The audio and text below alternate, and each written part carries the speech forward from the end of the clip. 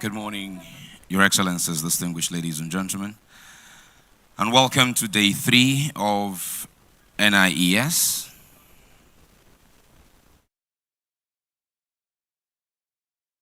And to panel session 4 on national oil companies.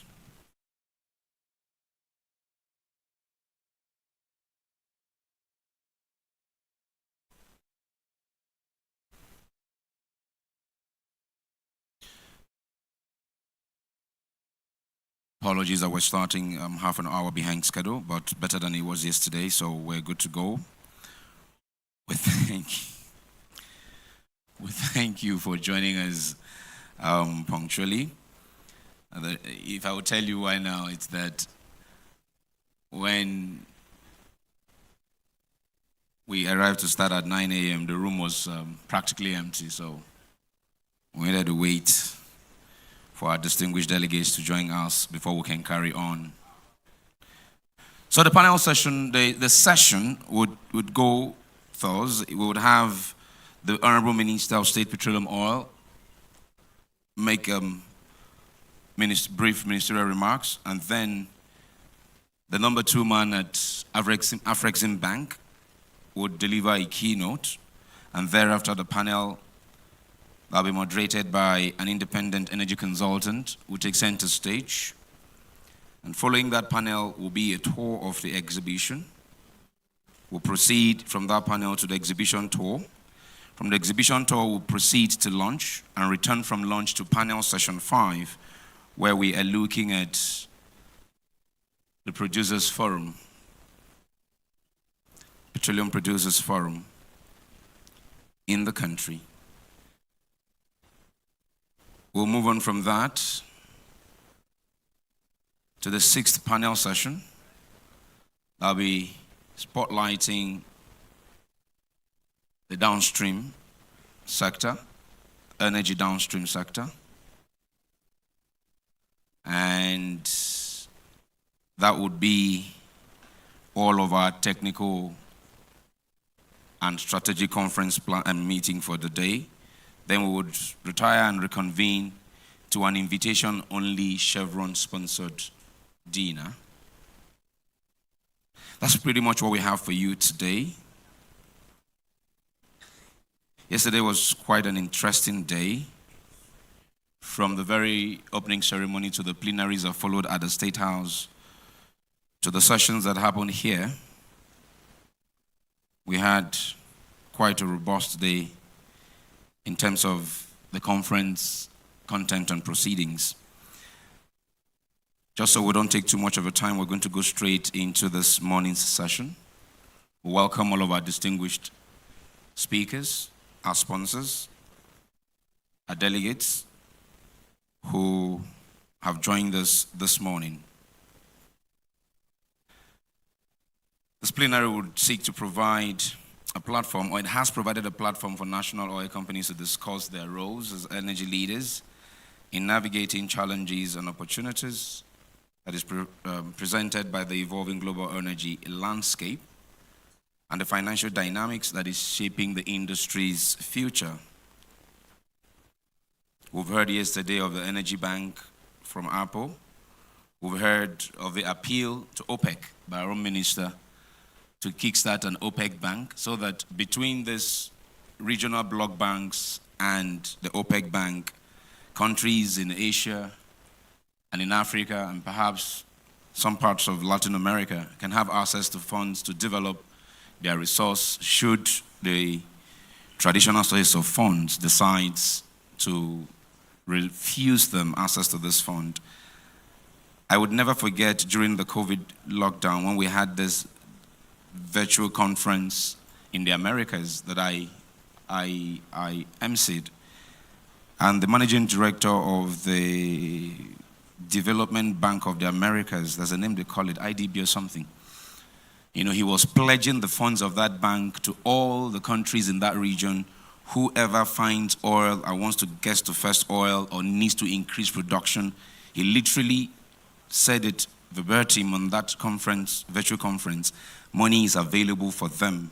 So countries in the emerging markets of Latin America would have no fear. And that's why you will see people like Guyana, the things happening in Guyana. I know the IOCs are doing big things there. They have their own deep pockets to do what they're doing. But I'm sure if any Guyanese or someone from that region would want to operate in that space in any capacity, those banks would definitely provide the assistance. I won't even be surprised. I doubt it, but I won't be surprised if they're providing any kind of financial support for some of the companies operating there by way of international companies. So yes,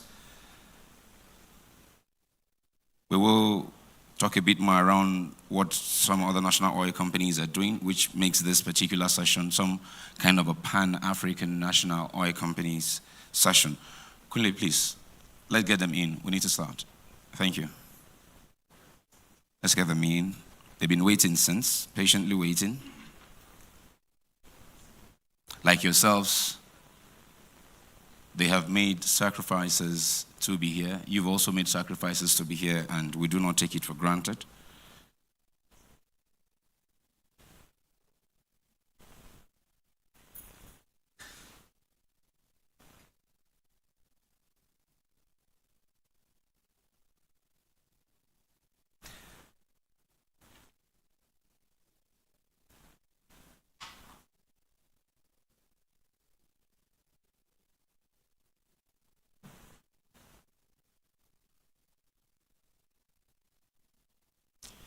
Mr. Harris is your first time at the NIES, so a warm welcome to you. I hope it's been worth your while. Mr. Shane Harris is the Chairman and Chief Executive of ExxonMobil Nigeria. Warm welcome to you. Thank you so much. All right, so welcome to His Excellency Senator Heineken Lokpobiri, our Minister of Petroleum Resources, Ambassador Nicholas Agbo-Ella, Permanent Secretary of the Ministry. We welcome you. Thank you very much. We're now set to get the ball rolling. As I invite the speakers to speak, the speakers will use the lectern to my right to speak, and then we'll take it from there. Before I bring up the panel, we'll first of all take this brief ministerial remarks. I have said enough about it already, and I will ask you now, distinguished ladies and gentlemen, to please join me in welcoming to give us this brief ministerial remark His Excellency Senator Heineken Lokpobiri, Minister of State, Petroleum Resources. Your Excellency, you're welcome.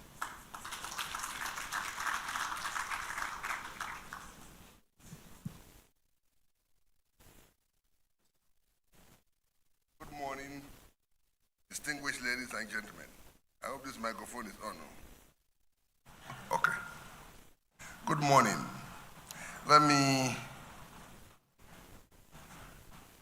start by welcoming all of you to this panel made for the national oil companies, to dialogue on, what is best for the future of national oil companies in view of the new global trend. But before I start, let me recognize the permanent secretary, let me recognize all the dignitaries that are here, let me recognize, chairmen or MDs of IOCs, leaders of the industry, and let me just say, distinguished ladies and gentlemen, protocol is always a problem in any event in Nigeria, but I think that we need to maybe pass a law so that we can streamline the protocol, so that nobody will be accused of breaching protocol. Let me start by welcoming all of you to this panel, and to say that it's our pleasure, to welcome all of you and to see all of you finding time to be part of this panel. The role of, national oil companies is very strategic because it is the IOCs, it is the NOCs that are carrying the burden of ensuring that the welfare and well-being of the people of their countries are taken care of. In Nigeria, we get 80% or more of our forex from oil. And we are represented by our national oil company, which is the NNPC Limited. And so, if NNPC coughs, Nigeria will be affected. If NNPC has a problem, Nigeria will be affected. And same goes for most of, the national oil companies that we now know, from the Aramcos to the Petrobras, all of them, they hold strategic positions in their respective, economies. And so today's session affords us opportunity to be able to listen to the national oil company representatives to tell us how they can come up with brilliant ideas to be able to fashion a new future, for the oil and gas industry. For me, the NOCs will define the way the oil and gas industry will go. In view of the new global trend where there is a smear campaign, that we should abandon fossil fuel. Those who are telling us to abandon fossil fuel are not abandoning fossil fuel.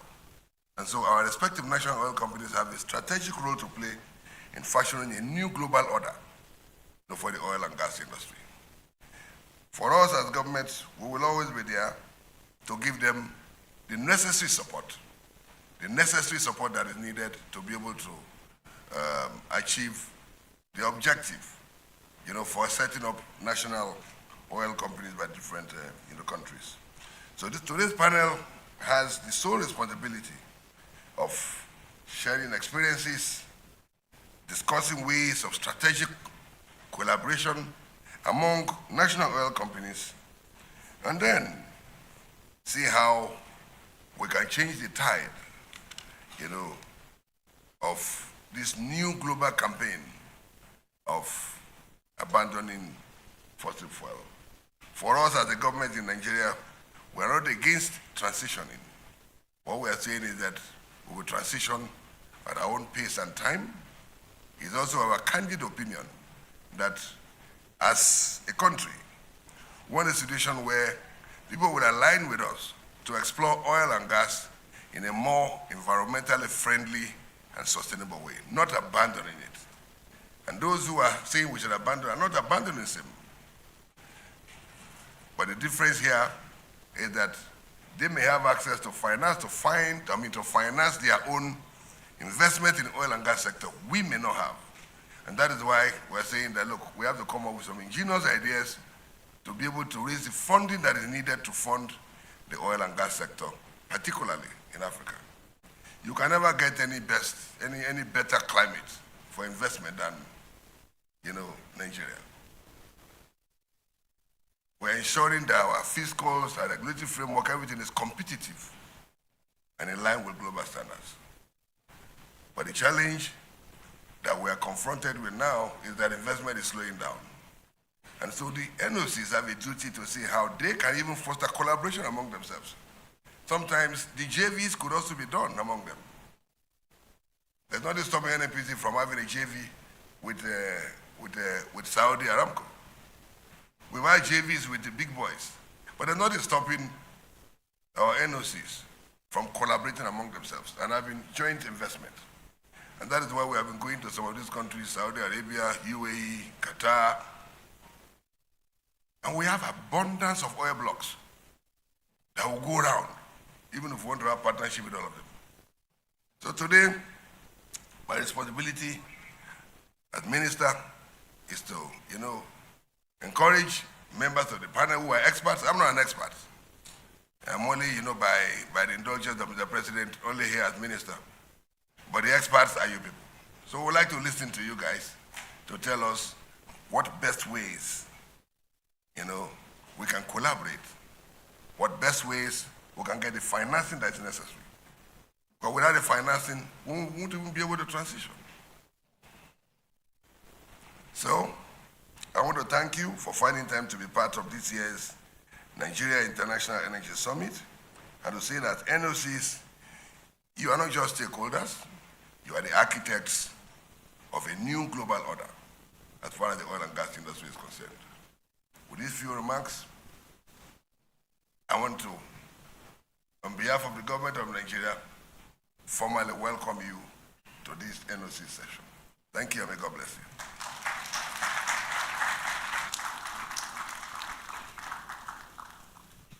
Thank you very much, distinguished Senator Heineken Lokpobiri, Honorable Minister of State Petroleum Resources, Oil, setting, or should I say, charging the panel on the direction to go, and to further provide some guide for the panel, we'd like to now go over to the African Export-Import Bank, whose Executive Vice President is here with us.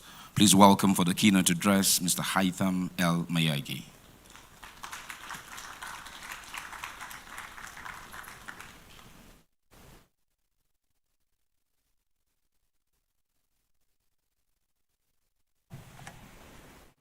Good morning. Senator Heineken Lokpobiri, Honorable Minister of State of Petroleum Resources, distinguished ladies and gentlemen, please allow me to stand on existing protocol. I'm highly honored today for the opportunity to address this esteemed audience of honorable guests on behalf of Professor Dr. Benedict Orama, President and Chairman of the Board of Directors of Afreximbank. And I would like to start by thanking the organizers for the opportunities, and I hope they will be able to enrich the excellent discussion that we expect and we have been going since yesterday. So the theme of the session, Sustainable Strategy for Energy Leadership, Navigating Security, Transition, and Finance in Challenging World of Today, is crucial in its focus on one of the most pressing issues of our time. And I'll cover this today in multiple dimensions. As Africans, it's pretend that we navigate the challenges of energy security, energy transition, energy finance, and we have a clear strategy and must be courageous and bold to implement it, and we follow what we agree. We gather today in this room some of the most important people required in shaping the future of energy for our continent, and we must therefore ensure that we take full advantage of this gathering to begin to create the right plans for making Africa the energy powerhouse. So let me start on energy security. For us, it remains incomprehensible that in a continent with abundant oil, gas, solar, hydro resources, the bulk of the population still lack access to reliable and affordable energy, and the energy deficit that we have across the continents actually hampers the economic development in other areas and undermine any social progress that we're trying to make. So the universal access to clean and reliable, affordable energy must be a priority for the continent, and government must work on the legislative environment to attract investors into the sector. We also must strengthen the regional operation in this area, enabling countries to share resources, balance demand in an effective manner. As we look to address the issue of energy security, it's important for Africa to pay close attention to energy transition. We believe that the climate change is real, and as Africans, we are already seeing this and seeing the consequences, and it's important, however, for Africa to pursue a just transition approach, which ensures that narrative around transition considers Africa perspective. It is a fact that Africa has contributed very little to carbon emission, and it's also true that Africa is a victim with regard to the consequences of the climate change. Although the continent contributed around 4% of the greenhouse emission, it bears the brunt of most devastating effects of climate change, floods, droughts, and heat waves, and so on. That said, we should not be blind about the possibility that the energy transition also open up a major number of opportunities for us as a continent. With the abundance of battery-making minerals along solar, wind, hydro, geothermal energy resources, Africa has the chance to become a world leader in this space. The continent lacks extensive traditional energy infrastructure, but actually this presents an opportunity for leapfrogging in a more efficient way to a renewable technology. Our aspiration in the area of energy security and energy transition will remain aspiration unless we have access to adequate funding resources that we control. With a lot of international banks withdrawing funding out of the oil and gas sector, the investment in the industry has become severely limited, with a corresponding impact on exploration and production. Afreximbank has intervened in a big way, quickly becoming the largest financier of oil and gas deals in the continent. The support provided to the sector by the bank is in excess of $30 billion. Nigeria has been one of the largest beneficiaries, accounting for almost 60% of the total funding of the sector. And it's important to point that Afreximbank has been able to make those modest contributions in the oil and gas sector because the bank is predominantly African in ownership and in control. Afreximbank and the Africa Petroleum Producer Organization, APO, are in the final stages of setting up the Africa Energy Bank. The Africa Energy Bank is being set up under a multilateral financial institution agreement, which will focus on providing funding for energy sector on the continent. And it will be structured to ensure African ownership and control again.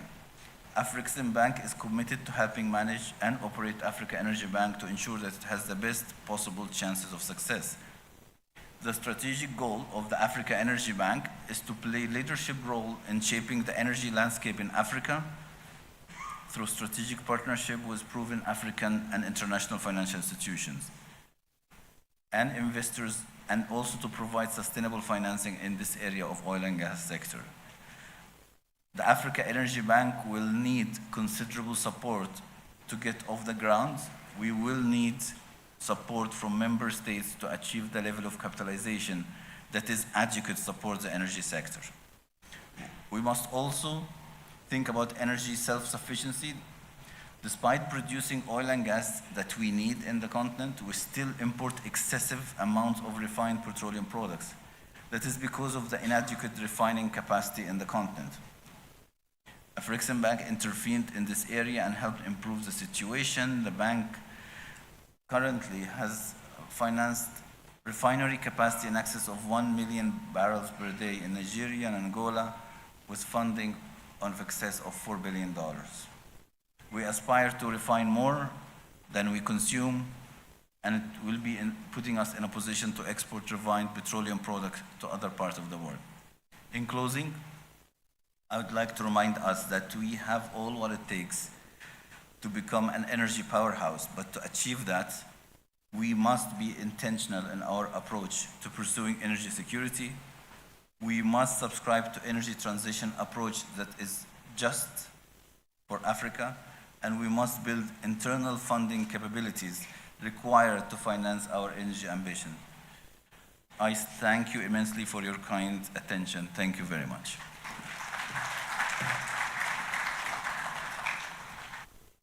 Thank you. Thank you very much, the Vice President of Afreximbank, more like the number 2 man at the bank, Mr. Haytham ElMaayergi, Executive Vice President, walking us through the investment of Afreximbank so far in the energy industry on the continent, and indeed their commitment to even increase that particular investment. I'm aware that Afreximbank is also planning to turn the Gulf of Guinea to a hub for refined products, and you're well on your way to that. So please, let's give him a round of applause. Thank you very much. We also thank our Minister of State for his comments. We're now going to the panel. The 2 of them have set the stage for our panel to begin the business. So let me start by welcoming, first off, the General Manager, Strategy and Investment at the Ghana National Petroleum Corporation. Let's welcome Dr. Kwame Bainuaku. Did I get that? No. The second one. No, this way, sir.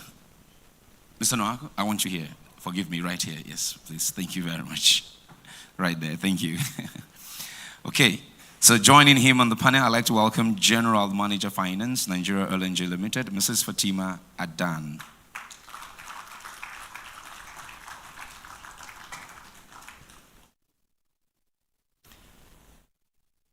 Mrs. Fatima Adana is joined by Chief Executive Officer, Strategic Fuel Fund.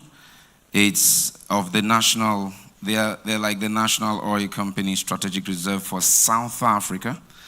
Their Managing Director and Chief Executive Officer, Mr. Godfrey Moagi, is not here. But representing him is the General Manager, Corporate Affairs of the Strategic Fuel Fund of South Africa. Let's welcome Natalie Taft. Natalie, you're welcome. Natalie is joined by the National Petroleum Corporation of Namibia's Chief Geoscientist. Let's welcome Anthony Chatu. Mr. Chatu.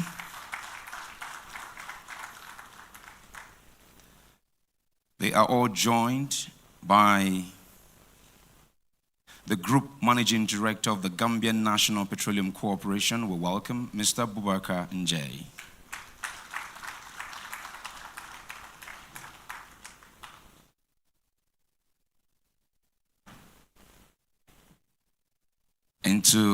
We welcome the Honorable Minister of State, Petroleum Gas, Honorable Kwerik Bayekpo.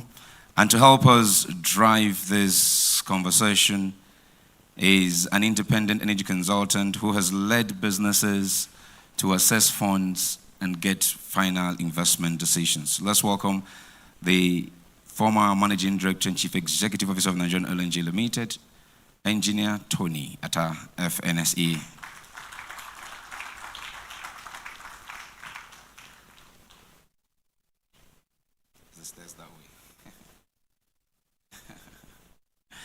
A warm welcome, sir. All right, boss. The stage is yours. Your Excellencies, good morning, and thank you for helping to already set the stage. And if you are a golfer, you understand when we say you helped us to tee off already. And it's on the back of everything we've heard from you that these panelists will speak to how they are managing the trilemma within their own countries and perhaps within their individual businesses. But I just must say that energy transition is not new. We speak to it against the background of sounding like it's new. Energy has always been in transition for a long time, from what used to be wax, paraffin, peat, animal fat, even manpower was a source of energy. Can you imagine the pyramids in Egypt and wonder what cranes they used to build those? So manpower indeed was a form of energy. But the reality is that with the advent of fossil fuel, the transition slowed down. So for over the last 100 years, it's been about fossil fuel. But within the realization of the need to save our planet and the implication of how fossil fuel is contributing to that, this transition is being accelerated.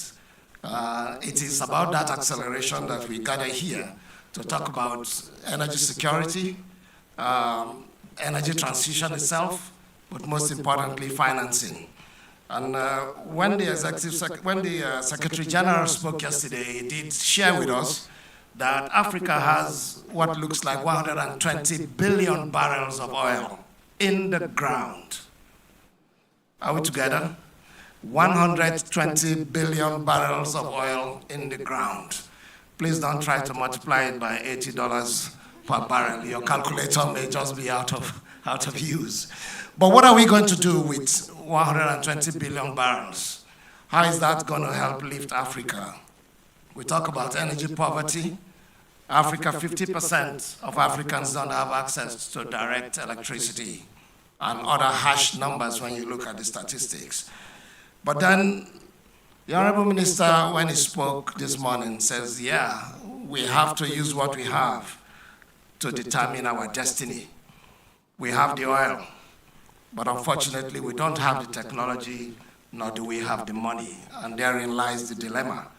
My panel today will speak to the trilemma of the world needing more energy and Africa having energy on the ground, but they will speak to the fact that the world doesn't need all forms of energy today. The world needs cleaner energy, but most importantly, the world wants it cheap. The world wants to be able to afford to it.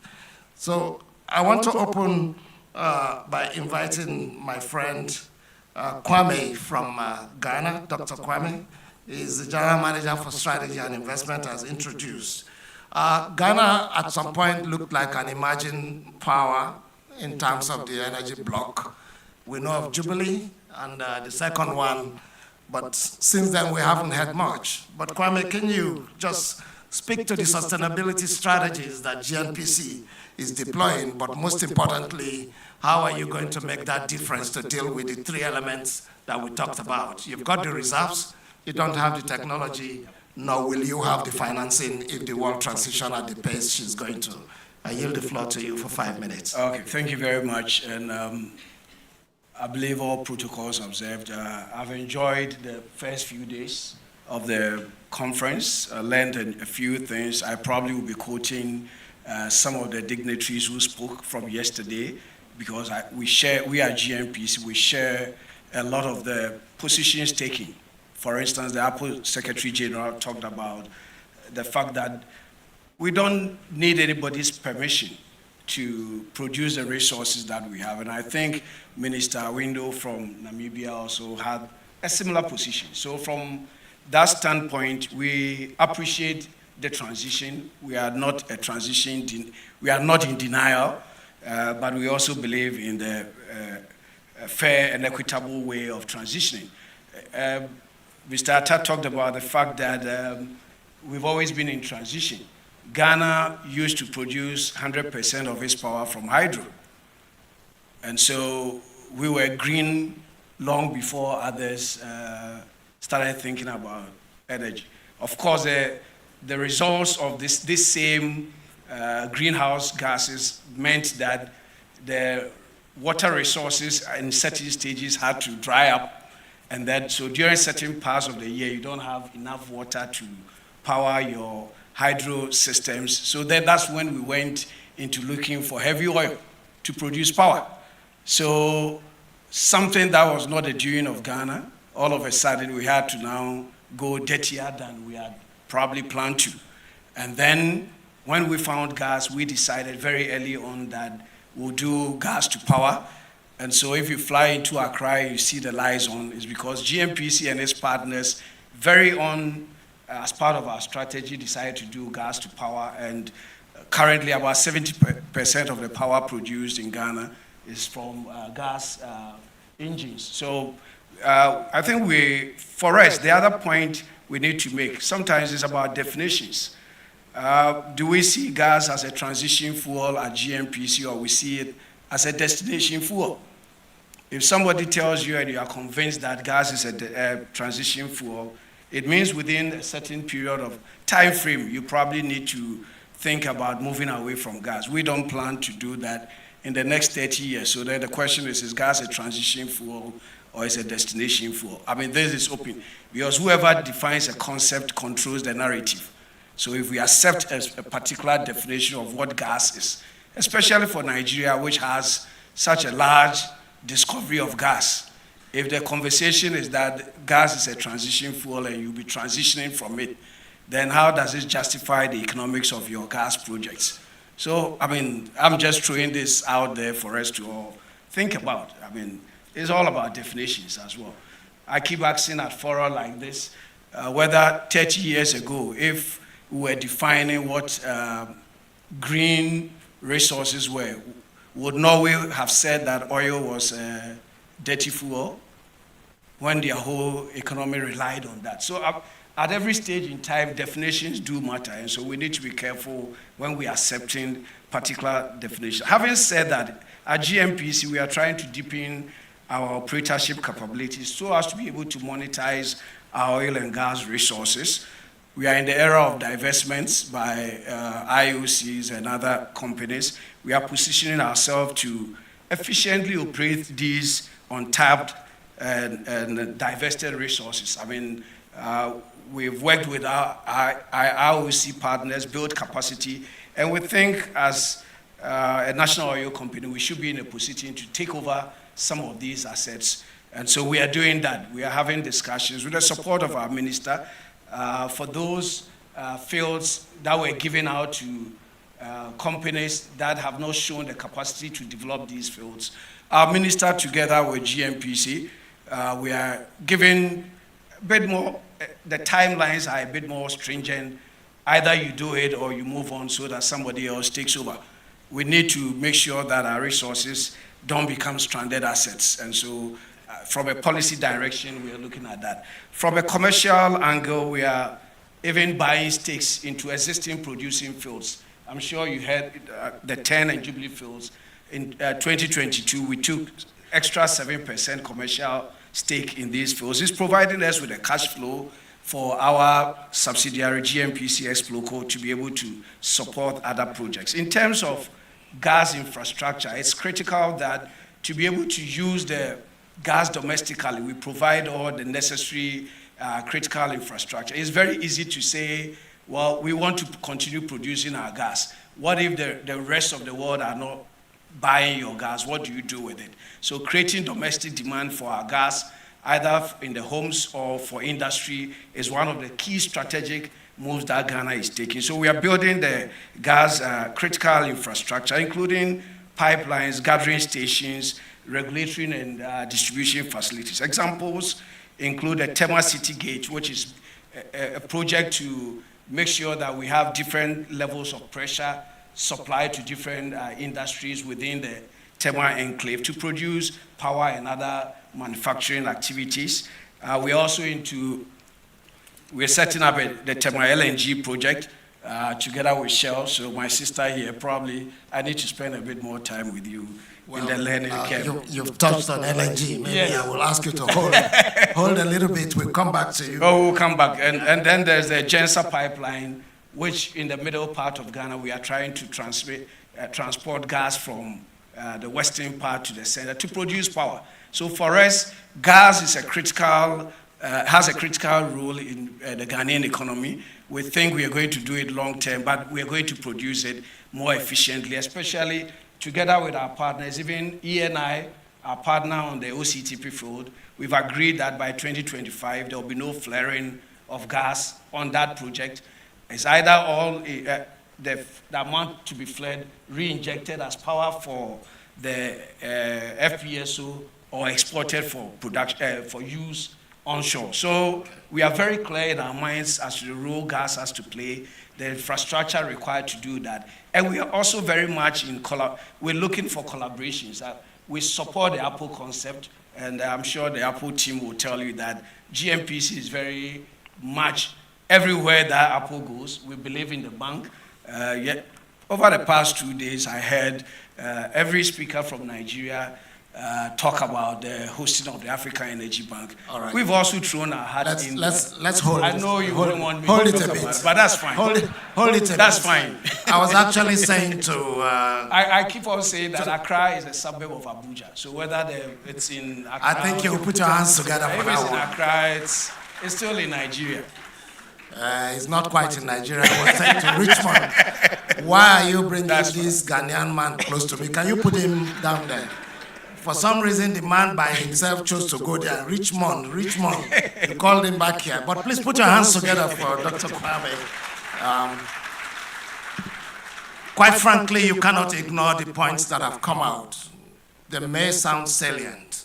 Yesterday, we heard from the Apple secretary, we are victims. You probably heard it again this morning, we are victims. But what I've heard from Dr. Kwame is, can you stop saying that? Hello? We should not take any approval from anyone. We should not be apologetic about what we want to do. We need to be very deliberate, as the Honorable Minister mentioned, but most importantly, we should work to reset the narrative. We're all accepting that gas is a transition fuel. For Africa, transition to what? But what Doctor has said is we need to reset that narrative and say for Africa, gas is our destination fuel. And I think we must take that as a key outcome of this workshop. Thank you very much. But he touched on LNG, and that for me is a good opportunity to segue to our next panelist here, Fatima. Fatima, this is incredible. He says they are setting up an LNG. You are a major player in the LNG space. At least I know something about that. But today, how is Nigeria LNG contributing to Nigeria's energy leadership? We've just reset the baseline on what we should do with gas. People will criticize us, and I still claim us for Nigeria LNG, that you only export. But the development of Africa and the development of Nigeria has got to be about domestic gas. Can you speak to that? I yield the floor. Thank you. Thank you, Tony, and good morning, Excellencies, and all protocol observed. Thank you very much for inviting us to the Nigeria International Economic Summit. I think it is a very important discussion about where do we want to be. And I totally agree with Kwame that we don't want anybody setting the narrative for us. Now, as Nigeria LNG, I know a lot of you are under the impression that we produce mostly for export. I would like to clear up that thought. In actual fact, Nigeria LNG, a few years back, we do produce LPG, which is butane and propane, and also condensate, in addition to the liquefied natural gas which we produce. And we took a decision to make sure that 100% of our LPG, now, for those of you who don't know what LPG is the bottled gas which you use to cook. So primarily in Nigeria, we're using butane.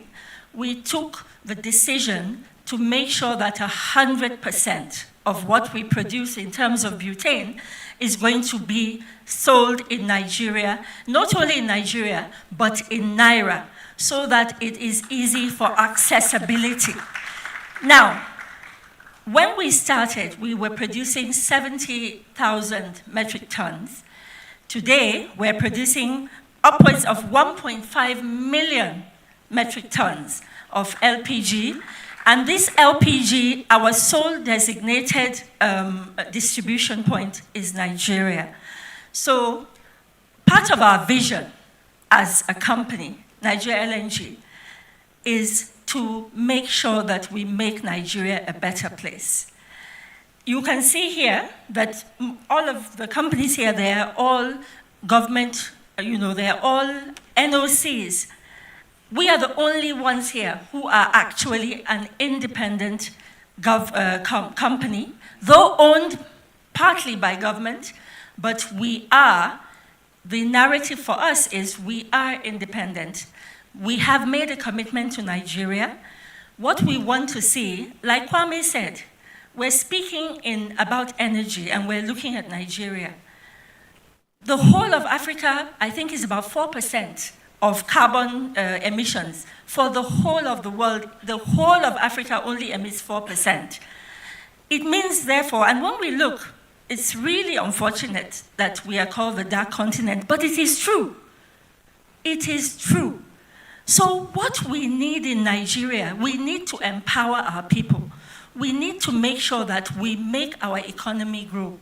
That multiplier effect, we need to make sure that it is homegrown, because we are the ones who will produce what will make our country better. We are starting with LPG. LPG, we're campaigning to move it into the market in such a way that the people who are using coal, using biomass to cook, we have a trajectory that in the next 2 to 3 years that we have at least 40% penetration of, changing the energy mix in Nigeria from coal and biofuel to using gas, which is cleaner. In a long way, that will go to alleviate some of the climate goals. And so our intention may not be to alleviate the climate goals per se, because our intention is to make Nigeria to grow.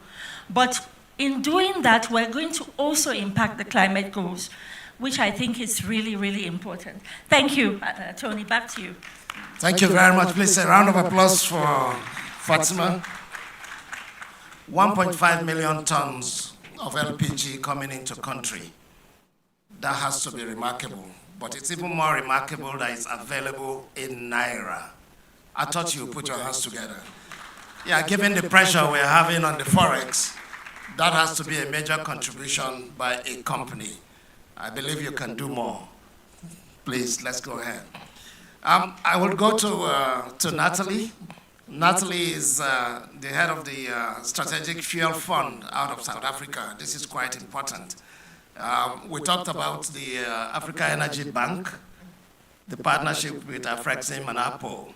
Yes. And you hold a fund. I should have checked how much is in that fund, but please don't ask for the headquarters to go to Joburg. We're seriously campaigning for that. The Honorable Minister is here, and he will sign a letter this afternoon officially requesting for it to be in Maitama. We already have a building. Excellency, sir, I have your word. Please put your hands together. Thank you. So please, Natalie, what are the roles of SFF, within the South African energy leadership space? I know coal was a big deal, still a big deal, from the standpoint of energy, but also employment and livelihoods. The entire energy transition today is challenging that. Yes. You want to speak to it? Yes. Please, over to you. Good morning, everyone, and thank you, Mr. Moderator. All protocol observed, ministers and excellencies. The Strategic Fuel Fund, and let me just clarify, yes, our hat is also in the ring. We also wrote the letter, and we are also vying for the headquarters for the Africa Energy Bank. So I'm just putting it out there. We are one of the 7. But we will let the process unfold as it must. Strategic Fuel Fund is the Strategic Oil Reserve Agency of South Africa. On behalf of the country, it is our mandate to store and procure oil, so that in the case of an emergency or energy crisis, we would be able to then supply the area and the country. Our role is, we have 3 strategic initiatives. It is, our mandate says that we are a fund who is supposed to go out there and promote, conduct, establish, facilitate, and assist the country with the procurement, storage, production, exploration, or managing other assets in the fuels and products committees for the good of the nation. So we report directly to our Department of Minerals and Resources, and we are fully a government-owned agency operating as an NPO. Like I said, we have, our business is in infrastructure. We store crude oil in Saldanha. We have the biggest crude oil storage facility in the Southern Hemisphere. if you could imagine 6 soccer fields, the length and breadth of 6 soccer fields, that's in-ground tanks. We are able to store up to 7.2 million barrels there, 45 million barrels, I'm sorry. We also have an above-ground storage facility where in Milnerton that we are in the process of refurbishing, that can store up to 7.2 white products. And recently we have just bought another petroleum products storage facility, also in Cape Town. So the anchor business for SFF is within the storage of crude oil and products, but as part of the country's IRP plan, the Integrated Resource Plan, we are also, one of our key initiatives is to fund infrastructure projects that can help with the transition of the country, to cleaner fuels, because we are part of Africa, we're part of the world, we're part of the conversation where we all realize we need to balance our need to look after our communities and to lessen energy poverty, but at the same time we need to work towards sustainable development as well. So to this end, we fund various projects. We have an LNG project that we will be building an LNG facility. Although coal is still 82% of our energy mix in South Africa, we are working towards various other plans as well. SFF itself is building or is busy with a project where we plan to build an LNG facility on the east coast of Africa. It's called the Kucha facility. We are also, prior to 2020, we had a terminal operator license just to import, because South Africa is a net importer.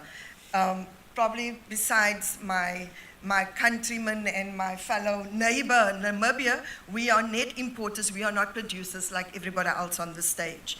So our approach to our energy mix is very different to everybody else. So in terms of that, we have also increased our terminal operator permit in Saldanha to include an LPG berth. So that is another project that we're working on. We will be bringing LPG into Saldanha, and we are building a storage facility and a pipeline so as to support the immediate environment, which is the Western Cape, where Cape Town is situated, to support that environment with especially LPG in winter, because it's a problem that we have. Coal is still a big problem, but coal, there is so much reliant on the coal system at the moment. If you visited South Africa in the last few years, you know we have a phenomenon which we call load shedding, where we have our power grid is subject to outages and shortages. And this is directly linked to the coal supply because it can be quite erratic. And there are many points within the supply chain that can be affected at different times. So to this end, the IRP was created, the Integrated Resource Plan, and this plan is pushing us or pointing us towards having a renewable system or focusing more on renewables with gas, definitely one of the part, and also we are looking at solar. We have parts of our country like the Northern Cape, very close to Namibia, which is almost a very arid land. So there they're looking at solar, looking at wind, looking at hydro, and all other things as well. Thank you. Wow. Please put your hands together for Natalie there. They have strategic reserves. Your Excellency, you heard right. South Africa, through this fund, has strategic reserves for oil, and did you say for white products? So when the chips are down, you open your reserves. By a ministerial directive, yes. Excellency, we need a strategic reserves. So bring the oil to the surface, that we know where it is. We don't need technology and financing to use it. That's part of your very bold narrative change, Dr. Kwame. I like that. Please put your hands together for Natalie there. Her neighbor sitting right next to her is Anthony Chatu, is the geoscientist for NAMCO, it's Namibia, National Petroleum Corporation of Namibia. So for a long time, it was all Nigeria, Algeria, Morocco, Egypt, recently Ghana. You had Mozambique, very big, Tanzania on the flanks, but the next big deal for Africa, as we're hearing, is Namibia. Anthony, you want to speak to how NAMCO is positioning Namibia as the next energy leader? As long as you don't ask for that headquarters to come to Windhoek, I'll be okay. Please, over to you. Good morning, everyone, and all protocols observed. As to the location of the bank, we will remain impartial. So we will support any country as long as it is in an African country. Thank you. So currently we are net importer of electricity, and NAMCO plans to play a very important role to ensure that Namibia becomes a net exporter of electricity. And in the next 5 years, already now we are partners with a company called BW Kudu, who are operating the once stranded 1.3 TCF of gas, which was discovered in 1974 offshore Namibia. However, we expect by the fourth quarter of this year to reach FID on that project, and by 2027 we will start production. We will start with around 400 megawatts gas to power plant, which will eventually be upgraded to around 800 megawatts. And leveraging on the new oil discoveries, we find that in the new light oil and associated gas discovery, we find that we have more gas available offshore Namibia. And the discovery keeps on coming. Just this year, another discovery came online. So we expect this to increase our capacity. Right now, government is upgrading our power transmission lines to Zambia and to South Africa. So in the near future, we will be able to support South Africa. Right now, we are importing power from South Africa and also from Zimbabwe through Zambia. So we intend to position ourselves in such a way that we will be able to provide power to our neighboring countries, Botswana included, Zambia, and South Africa with Zimbabwe. So in terms of conventional and non-conventional, in terms of renewable energy sources, our country is positioned in such a way that we have the best place to produce wind power and also solar power. Government has embarked on several projects which they are currently piloting, which has to do with green hydrogen. So we will produce the energy from renewable resources and produce green hydrogen that will be exported. So our company plans to play a very important role in this green hydrogen space. And we think that the position of Namibia as net exporter of electricity is well established. Thank you. Thank you very much, Anthony. I see your ambition. You are a net importer today, and in the next 36 months, you want to become a net exporter. That's very, very audacious. But do you want to tell us how you are paying for it?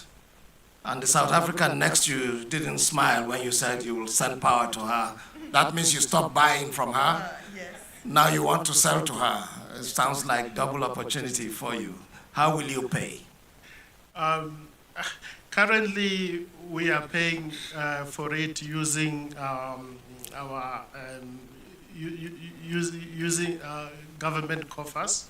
However, when we develop the field, We already have a number of financial institutions lined up. I don't think it would be good for me to forward sale. All right. No, thank you. Please put your hands together there. You probably forward sold some of it to finance, which is a very creative way of financing it. I would like to switch to my friend Boubacar from Gambia. You probably don't know Gambia as a producer nation yet. They are still really at the more infantile exploratory space. But Boubacar, you're trying to explore to produce what the world is saying we want to move away from. How does that feel when you hear people talk about energy transition relative to energy security for Gambia? Over to you. Thank you very much for having me. Good morning, everyone. And I'm standing on existing protocols. Those who don't know the Gambia, we are a very, very small country, 2.5 million people nestled inside Senegal. We gained independence in 1965 from the British. Yesterday, somebody asked me, why is it called the Gambia? Because we have a river that runs across the country, and the British were more interested in the river, so they carved out that tiny land that surrounds the river, and then they sold it off to the French. So in 1965, when we were about to gain independence, there was a very strong advocacy not to grant the Gambia independence, because everybody believed that we will not be a viable state. 2.5 million people with very limited resources then. Well, very limited known resources at the time. But you see, one thing about us, despite our small population, we are a very, very formidable force. When we gained independence, we realized that agriculture was the mainstay of the economy, and we did very well in agriculture. Then next, we realized that we have to train our populace, and the first government ensured that access to education, was very, very high. A critical mass of people were educated, even though we didn't have a university. Most of our children went to the sub-region, Ghana and Nigeria, to name a few, and of course the British and then the US. And then over time, we had a very, very, very strong civil service. This country that was called ungovernable, after a decade, became a beacon of hope. And we've had Nigerians, Ghanaians, Liberians coming to the Gambia to understudy our civil service. That is how we started. And then came tourism. We developed our tourism sector. Because of the peace and tranquility in the Gambia, our former president, the founding president, ensured that peace reigned in the Gambia, and we had the African Center for Democracy and Human Rights to be headquartered in the Gambia at the material time. So because of that peace and tranquility, we were able to leverage on it to expand our tourism sector, and then tourism became the mainstay of the economy.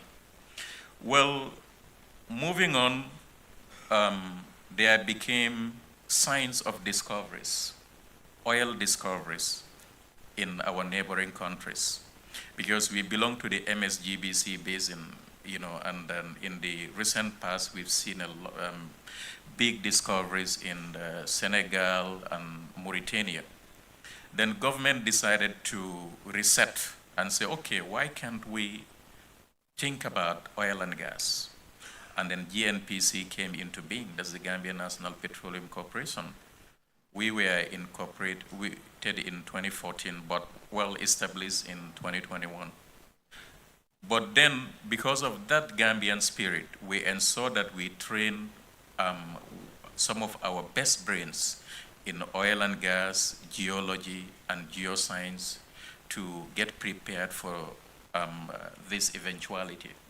Currently, if you're looking at electricity access rates, we are almost 70, and we are moving very, very fast to develop our rural electrification. And in terms of diversification, we've signed off to the existing ECOWAS policies on renewable energy, on energy efficiency, and of course looking at the 2030 targets.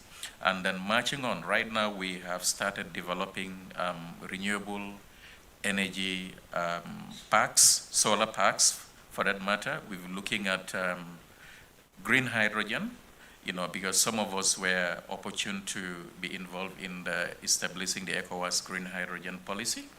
We are also looking at wind farms because we have a coastline very, very rich in wind. Moving on,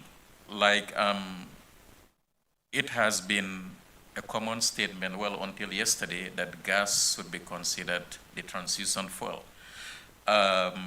Well, in the 70s, early 70s, there were some exploration activities in the Gambia, and then traces of gas were developed, and some of those wells were sealed. But with the recent discoveries in Senegal and Mauritania, given the GTA project, we decided that we can start looking at gas prospects. In doing so, what we have done is sign off partnerships with partnership agreements with Senegal and also Mauritania, and currently we are studying them. So we don't want to be left behind in the energy transition. So we have big brother Nigeria. Last year we signed an MOU with NNPC, and which we hope will yield a lot of dividends, because like I said, we have a trained workforce, we have a very, very robust regulatory framework. We also have a Petroleum Commission, which is doing very well, even though it's also in its embryonic stage. And in terms of policies, we are very, very flexible, and government of the Gambia is committed to attract all the international IOCs who are interested, to know that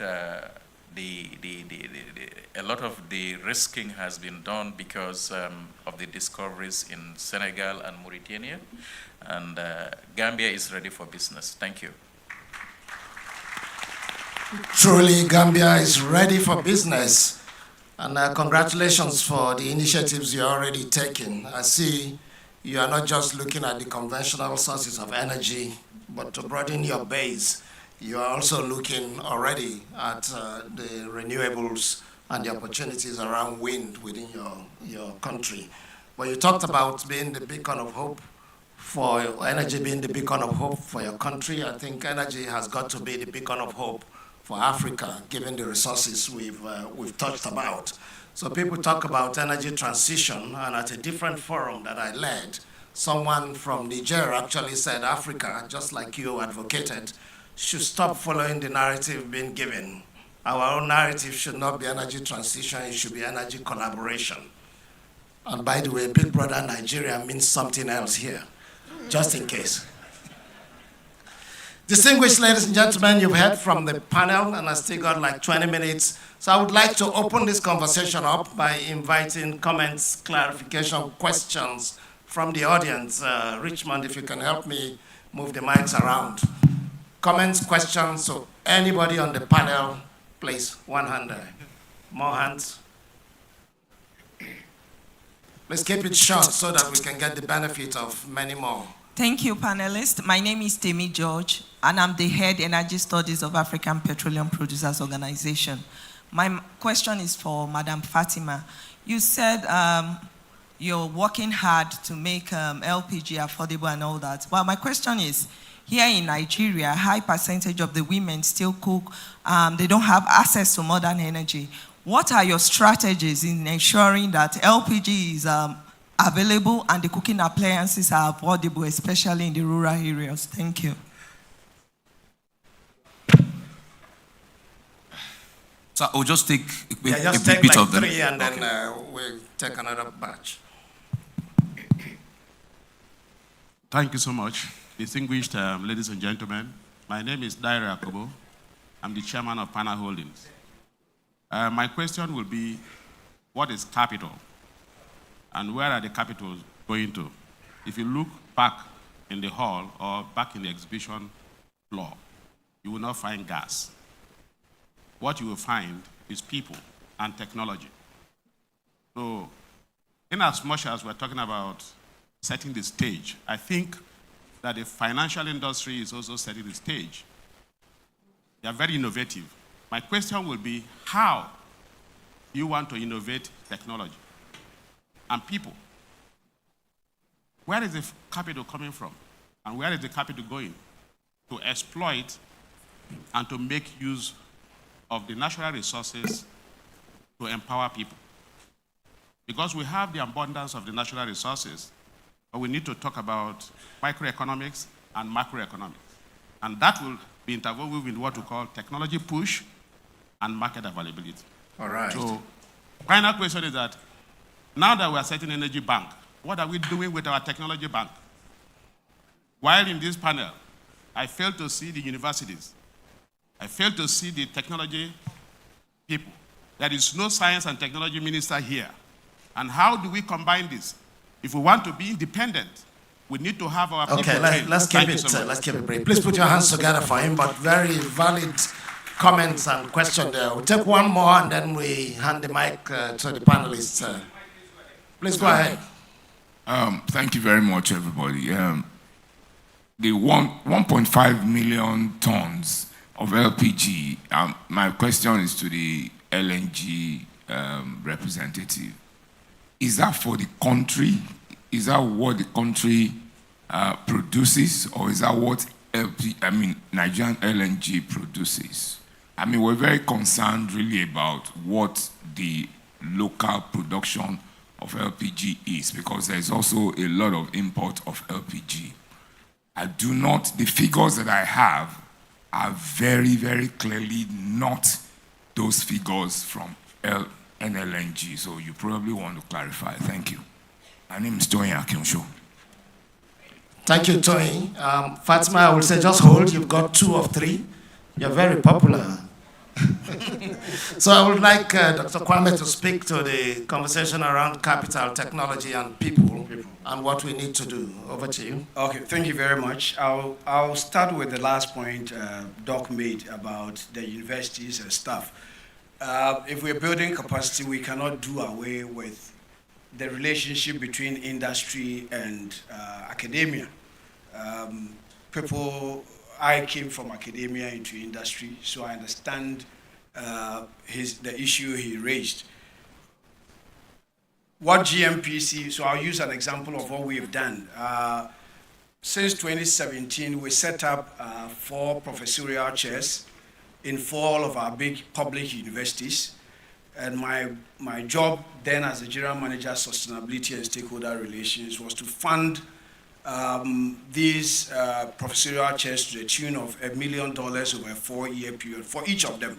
So $250,000 given to each of these universities, and the job is to make sure they upgrade their laboratories and their teaching equipment. Because when I joined GMPC, we were spending over £3 million a year on 26 students studying in foreign universities. And I thought that was not sustainable. But then we also realized that there's a gap in terms of the qualities that our universities could produce. So how do we do it? How do we bridge the gap? You cannot just send the students to the university and hope to use them later if they have not been trained with the best equipment. So the idea was to start equipping these universities. So if you go to KNUST, we selected Petroleum Engineering, gave their laboratories $250,000 a year, buy the equipment on an incremental basis, so that when I stopped sending a Ghanaian to Herod Watt to study petroleum engineering, I'm sure that when he goes to KNUST, he's going to be taught by the best, because the issue was not the professors. The professors have been trained in the best universities abroad, but the equipment to work with and to teach the students with was not there.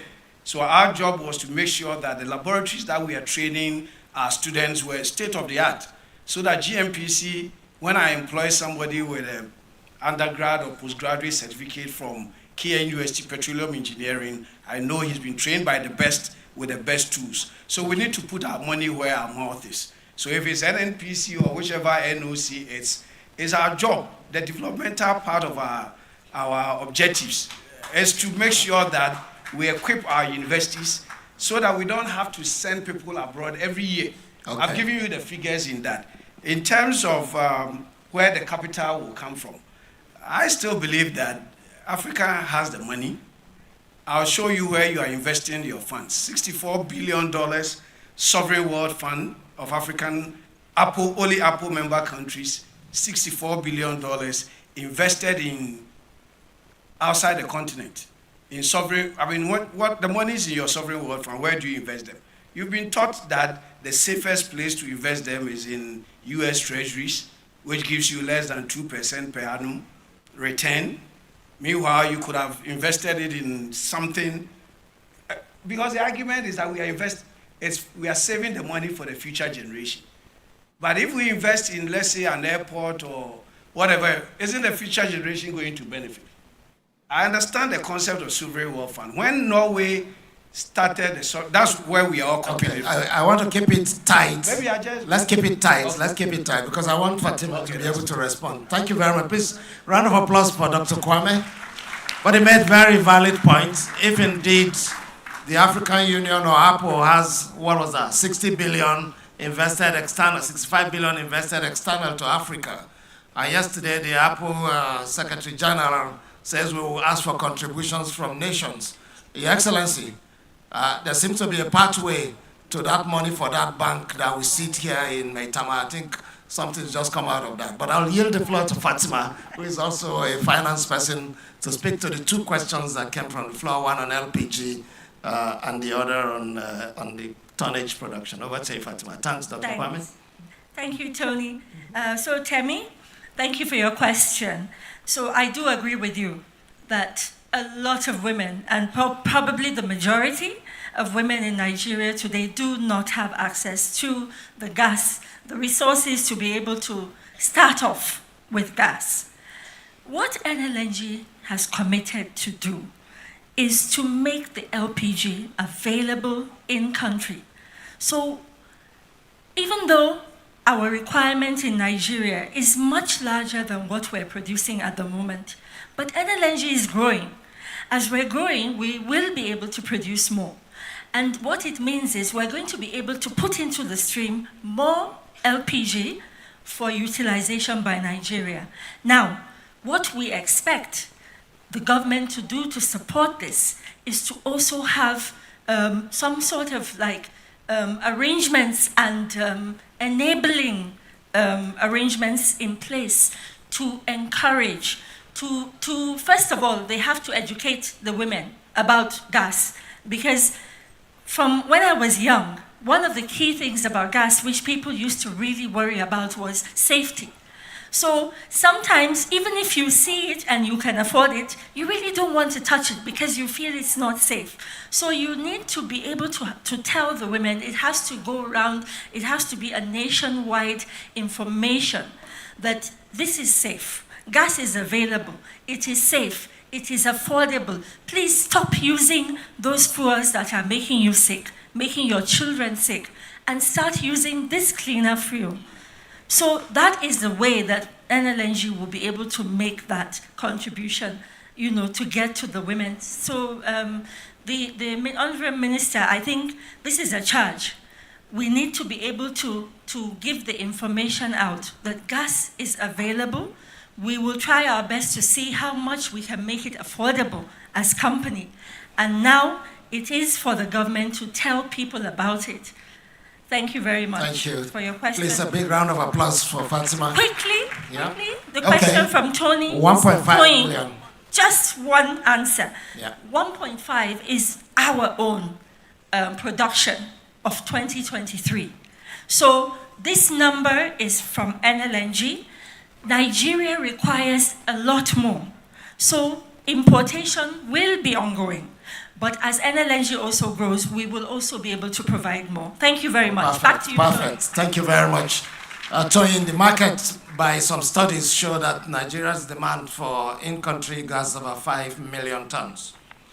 And NLNG is doing 1.5. If today you are at about 2, 3, then you see that there's a deficit which you have to meet via importation, unfortunately. but then the scope is open. I have time for 2 more questions, Richmond, just 2 more. If you don't mind, we can make it 3. If you All don't right, mind. let's Yes. go. I'm watching the time. You have the microphone, please go. Not the madam, not the madam. There's a gentleman with the microphone. Where are you? Okay, he's been addressed. Okay, please give the madam, give the madam. Yes, I'm coming to him.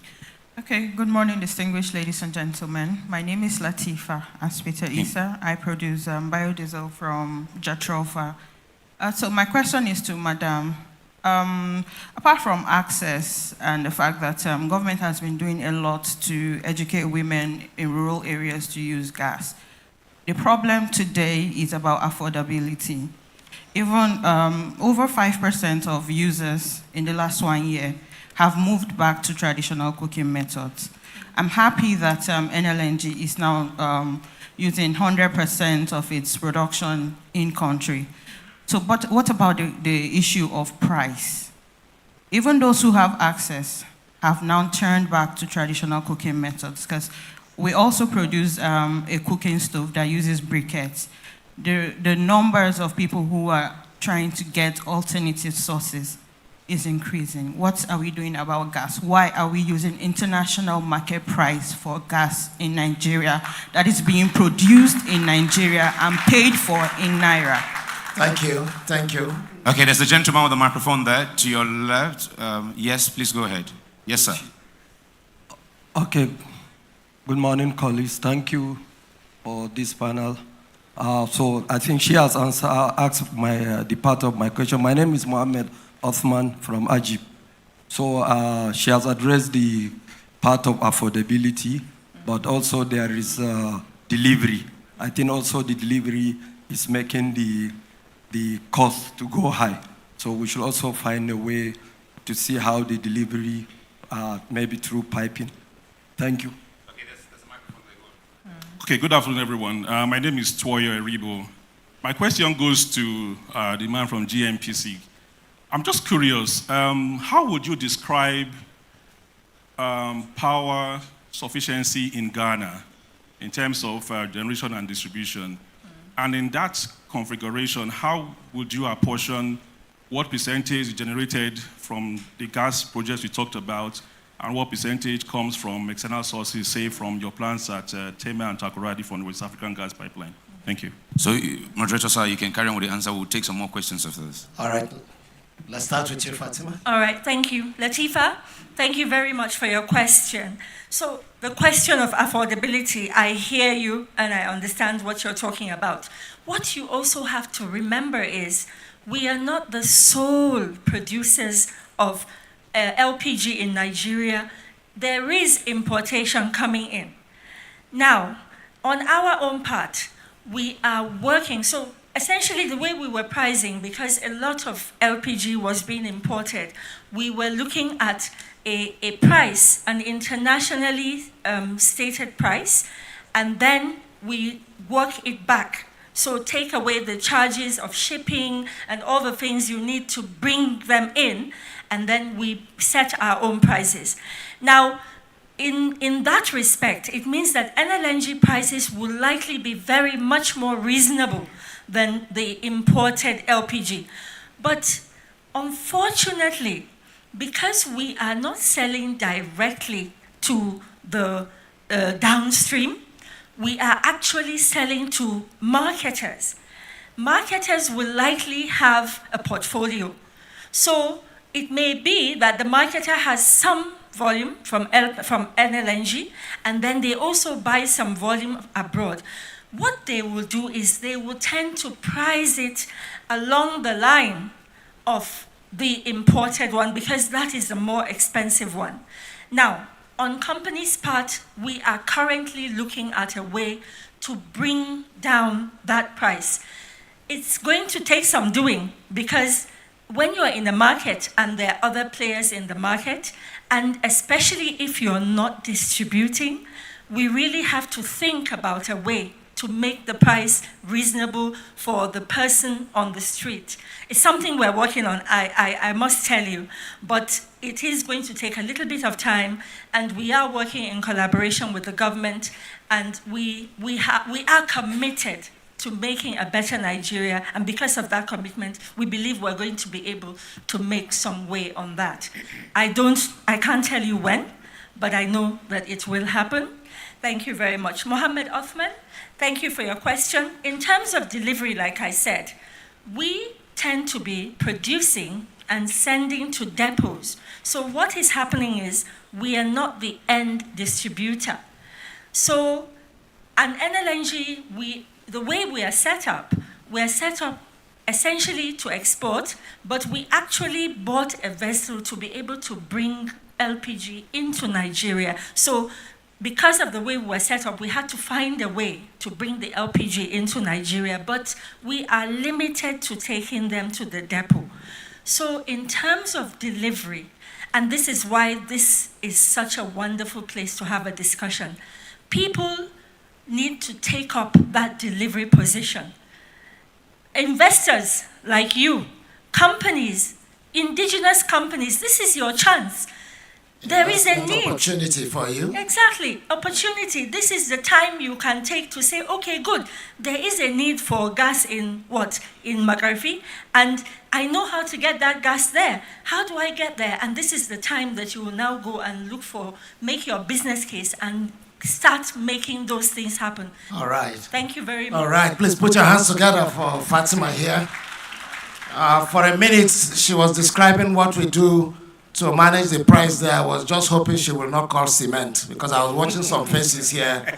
But at least from the gas space, you know something is being done, and there is hope there, because we actually do have the gas. There's a perspective from Ghana here. Let's hear from Dr. Kwame, with respect to how you've managed to put the price at the affordable level for people. Yeah, just quickly on it affects adoption. We found out in our system that most of the women were not adopting it because of the initial cost of the cylinder, so which was quite expensive. As far as a poor market village woman who was using firewood has to afford the cylinder.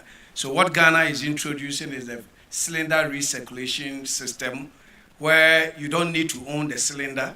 The sellers own the cylinder. You are only paying for the gas. So when it's finished, you take it back to the depot and pick a new cylinder. You're only paying for the gas.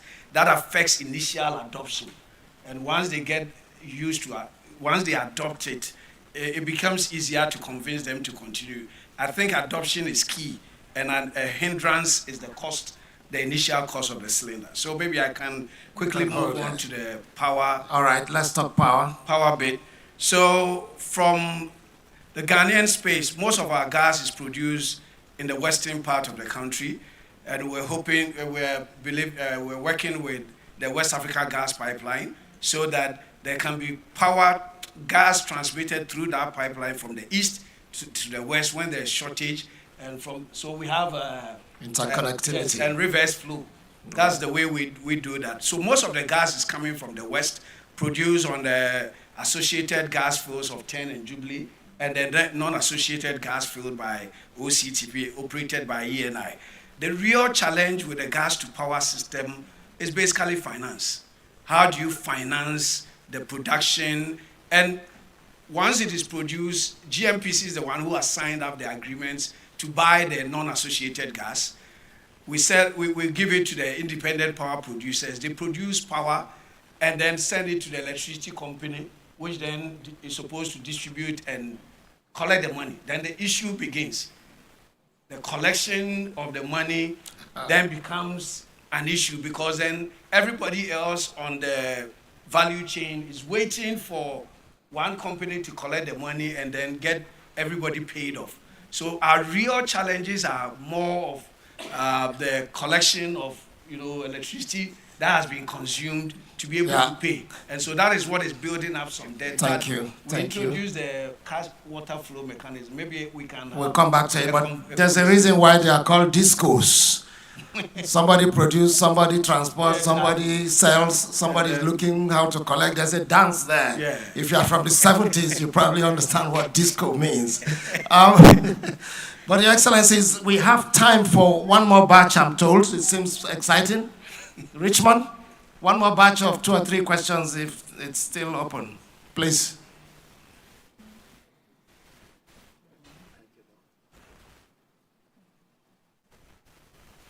Good morning, ladies and gentlemen, and I'd like to say a big thank you to the panelists. My name is Oladuni O, and mine is more like a contribution, actually, talking about gas. I'd like to say a big thank you to the man that mentioned that gas shouldn't be our transition fuel, but it should be a destination fuel. Thank you very much for that. We're going to change the narrative, I promise you. In fact, right away now, we are putting it all over the social media to say gas is Nigeria's destination fuel. Thank you. Secondly, I have listened to the conversation around the LPG and stuff, and everything still boils down to the fact that there is high demand, and demand is higher than supply. So the opportunity in there is for us to look at how we can then close that demand, close that gap, and that is processing. I'd like to say a big thank you to everybody that have gone modular in modular refining for oil, but guess what? The technology people, which Dari tried to highlight, are currently also creating modular gas processing plants that they are going to start shipping to Africa for us. So it's either we start seeing how we can collaborate. I was privileged to be at one of those plants about 2 months ago, and I saw it and they are bringing it to Africa. And I asked the question, so why can't you just come and come and couple this gas processing plants? Because the plant was going to start producing butane and all that. So the message is, let's start looking at how we can actually get those modular processing plants. Our students can actually do it, because I went through the entire plants. They are just engineering stuff that we can do. Thank you very much. Please, a round of applause. That was a comment. One more? Okay. Okay. Thank you very much, ladies and gentlemen. My name is Ahmed Matar from Iraq. Actually, I have 2 questions, and I will try to keep it short. So we heard about the transition and the climate change and the effect of the fossil fuel. You know, we have a lot of scientifically proved facts in the 60s and 70s. It turns out now it's no longer scientifically proved. The weed and marijuana effect, just as a case in point.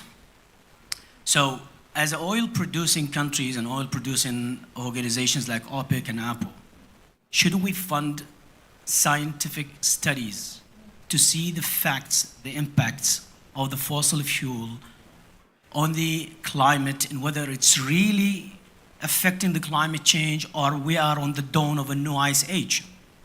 That's number 1 question. And the second question for Natalie.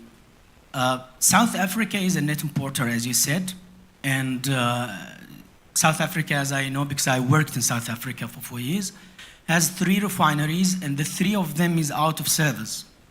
And my country interested in exporting oil, crude oil to South Africa, providing that there is refineries there in South Africa. So how long it will take for South Africa to build 1, 2, 3 refineries? Thank you very much. Thank you. Let's start with Natalie. One last one, okay. Okay, Livinus John Kibu is my name. Sorry, I can't NNPC see you. and serve. Where are you? Okay. Okay. All right. My question is to Mrs. Catherine on the Strategic Fuel Fund. Is this fund available for access to people outside of South Africa? If so, how easy can this fund be accessed? Thank you. All right. I think there was one burning one here, Ranchi. If you just give that, then we draw the line on that and let the panelists respond. Yeah, Ranchi Amole is my name, Vice Chairman of Petroleum. Just want to talk a little about the gas penetration to the women. I know of an initiative, Smart Gas, about 5-10 kilos, with a cooker inserted, collaboration with local governments to do like 3,000 in different local governments, that kind of initiative. So if we, both the corporates, NOCs, the government, support more and more of those initiatives, it can penetrate. And typically what happens is, by the corner side, you see somebody with 100 kilos. gas cylinder, refilling the smaller ones closer to them. So I think it's an initiative that we can actually promote properly. Thank you. Thank you. All right, thank you very much. I'll go to Natalie first. You got two of them. I hope you got the two questions. Yes. One with, can we access the fund? Is it available and how easy? And then the one from our friends from Iraq. Over to you. Thank you very much for the question. As I said in the beginning, the SFF fund is a government fund for the good of South African. So, no, to put it simply, it is not accessible for outside areas or for anybody else, but it's a tool that the government of South Africa uses to create stability and to fund infrastructure projects within South Africa for the good of the nation. So maybe I'm not sure if that answers your question, but just know. And then our friend from Iraq, yes, you are correct. South Africa, previous to 2020, we had 6 refineries. 3 of that refineries is not in working order. And therefore, the net importation of fuel in the country has gone up. And this is a huge problem for us. Hence again, the look or the great drive to increase our energy mix and to make sure that we also bring other sources of energy on board. But your question on how long it will take to bring the other 3 back on board, one of it will not come back on board. The second one is in the process of being refurbished, and that is the bigger one in what we call Secunda in Mpumalanga. And then the other one is still in discussion because remember one of the reasons that it was actually the one in Durban that is the one that we use for all the net imports. The refinery in Durban was actually damaged in a flood in 2021. And the cost of rebuilding that, it was one that's used by the big IOCs, and they are not interested in rebuilding that one. So in terms of answering your question bluntly, one of it is in the process of being worked on and will be refurbished to the new cleaner fuel spec. And then the other 2, it's still not sure when we're going to be bringing that on board. All right. Hence, our importation has increased. Thank you so much, Natalie. Please, a round of applause. She had to deal with 2 there. But Fatima, you want to speak to the smart, is it the smart gas? Yes. Okay. So I want 30 seconds, please. Just to speak to the financing. And this is, it's a call to our ministers, and the people in our governments and all the agencies that provide finance. For you to create any kind of economic development, it is very important that you are able to access finance.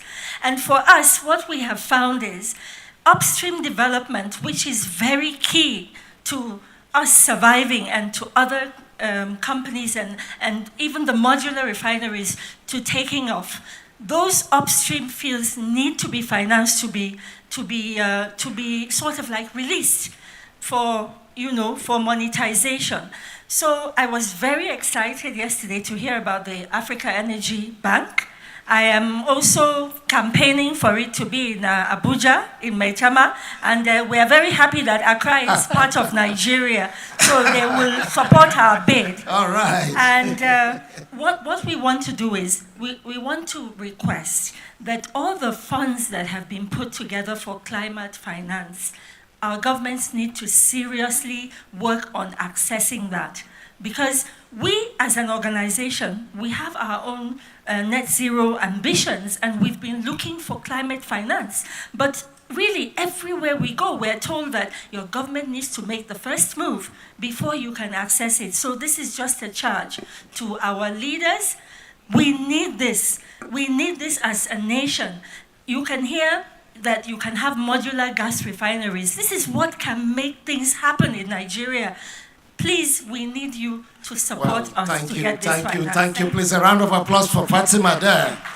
Modular gas refineries. When you talk modular oil refineries, I'm looking at Walter Smith, the chairman of Walter Smith. You're already doing refinery for petrol, diesel, and the likes. Please think about gas, is what Fatima is saying. Distinguished ladies and gentlemen, you've heard from the panelists, and they have advocated that we become completely unapologetic about our narrative and stop playing the victim. There's no more time left for Africa to continue to see herself as a victim. Let us define our own narrative, starting from defining what our own fuel is. We said gas was transition fuel, and standing from this panel, we like to say gas is now a destination fuel. We don't have any other source that we want to advocate for. Energy transition, fantastic. Will we go back to Ice Age? I don't know. And the Apple Secretary General is here. I know his views on energy transition, but this panel advocates energy collaboration for Africa, right on the back of AFCFTA or whatever is possible. We supply gas to Ghana through WACP. Let us collaborate and fight that energy poverty that has bedeviled Africa all these years. We touched on funds, the sovereign wealth funds. It's news that there's $65 billion that belongs to Africa being deployed external to Africa. I think, Your Excellencies, this is an opportunity to perhaps have your team research into where those monies are, and you just never know. Maybe this bank, Africa Energy Bank, will be one of the early beneficiaries. The SFF funds, I was very disappointed, Natalie. The answer straight, no, you can't access it. It's South African funds for South Africans. If you want your funds, do your own. But I like the bit around the strategic reserves, Your Excellencies. South Africa has strategic reserves for oil. They have strategic reserves for white products. They're probably thinking strategic reserves for gas, which is stored. This is not about go and drill. This is drilled, is produced, but it's kept. You probably heard about strategic reserves from the US, which they try to use to counterbalance OPEC a lot of times, but then it's something for Nigeria to think of. I think on balance we need to be bold. We've talked about the New World Order. That New World Order has been changing. It used to be all about Russia. It used to be all about OPEC. It used to be all about the Middle East. But today there's a flip. The United States is the #1 producer of oil. The United States is #1 producer of LNG. The challenge is now on Africa. How do we become the New World Order? Thank you very much, ladies and gentlemen. Please put your hands together for just remain seated. Please remain seated. Please remain seated. Please remain seated. Please remain seated. Just for a few minutes, let's welcome the Honorable Minister of State, Petroleum Resources, Gas, the Right Honorable Peripo Ekpo, for a few comments to close out this session. Your Excellency, sir. Let's give him a round of applause. Yes, sir. That one, sir. Yes, sir.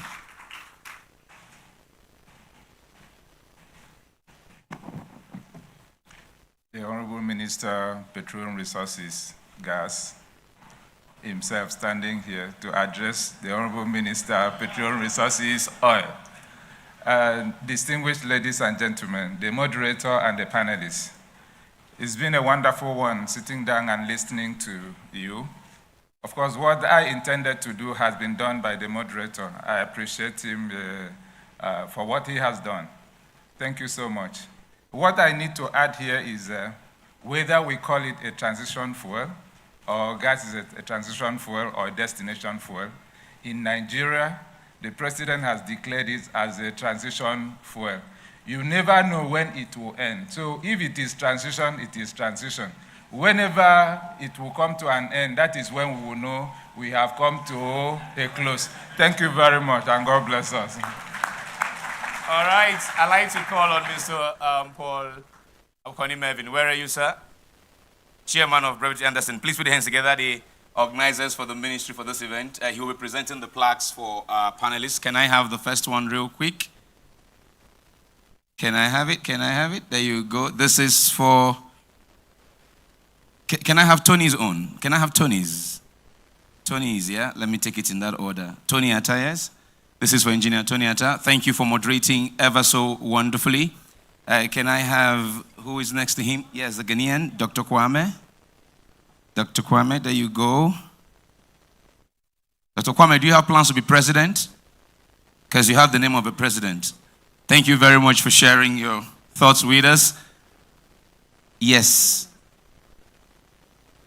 And of course, the GM is representing the MD of NLNG, Dr. Philip Michel Bila, on this panel, and will give to NLNG.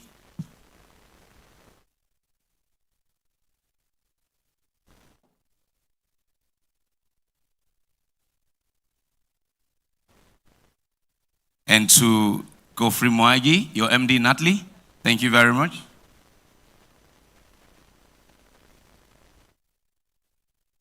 And to the man who is building infrastructure before he receives electricity, Anthony, that's excellent, Chatu. I love it. Like, I love what you're doing in Namibia. I just love it. You already know where you're taking it to, even before you produce the very first, watts of electricity. You know where it's going to. And to Mr. Abubakar and Jay, if the civil service is strong, then certainly the businesses will get the right support. We've learned that from the Gambia. Can we give them all a round of applause one more time, ladies and gentlemen? Now, as they rise to take this group photograph, please, I want to ask the exhibitors to kindly, quietly proceed to their booth. Exhibitors, please join them for the picture, sir. Please join them. Can I ask the two ministers to please come and join in this photograph? Honorable ministers, gas and oil, please, sirs. Please join the pictures. Is Senator here? Okay, so please, exhibitors, go man your booth. We will be heading out to the exhibition tour from here on.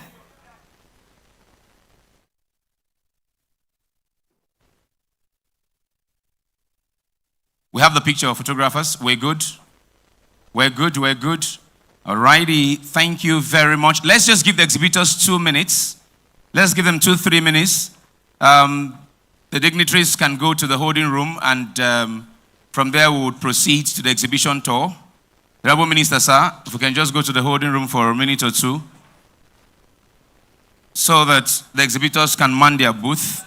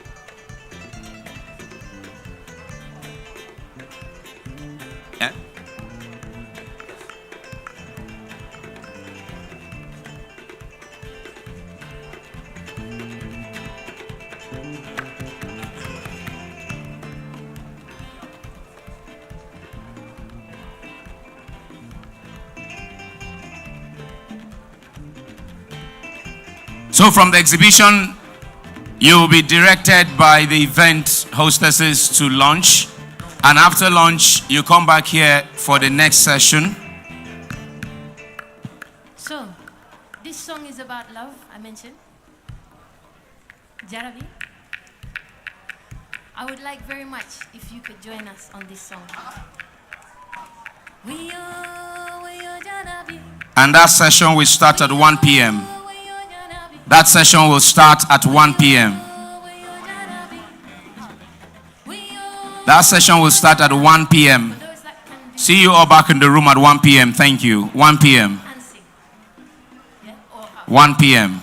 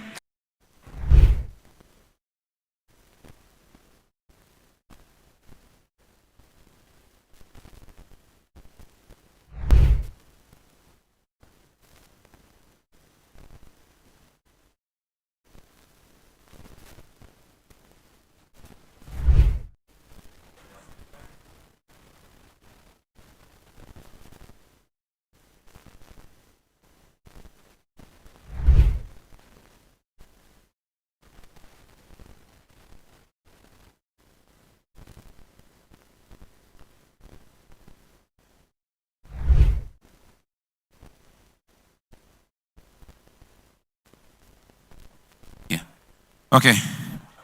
Good afternoon. Welcome back from lunch. And thank you for coming back in good time. As always, your punctuality is greatly appreciated. The panel is ready. We pushed it to this time because we realized that some delegates didn't catch the announcement about lunch and went out to lunch a little late after others had gone. So we'll give them a grace of 10 minutes, which we're over by a minute, but we'll make up for our time. We'll make up for our time. We'll have all the speakers in the room.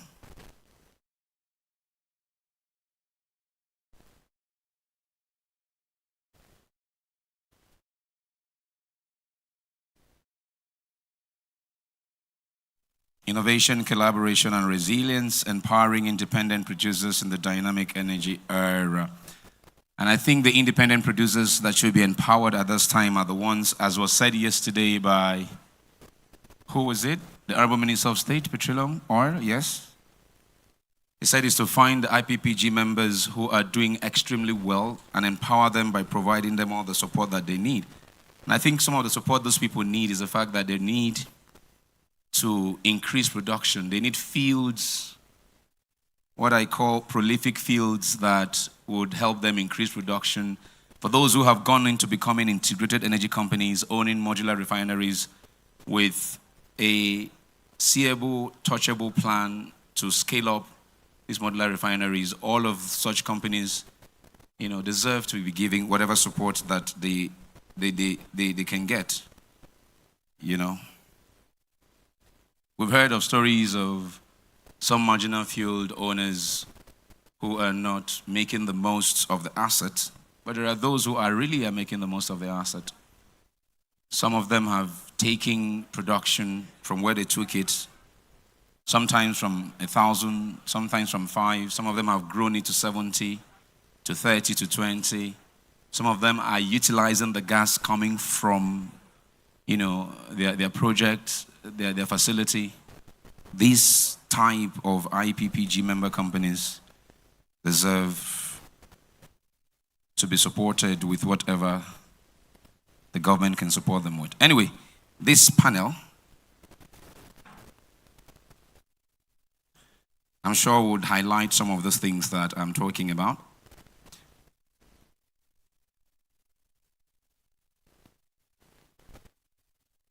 The panel will go first. We'll take an opening speech from the chairman of IPPG, followed by the chairman of OPTS.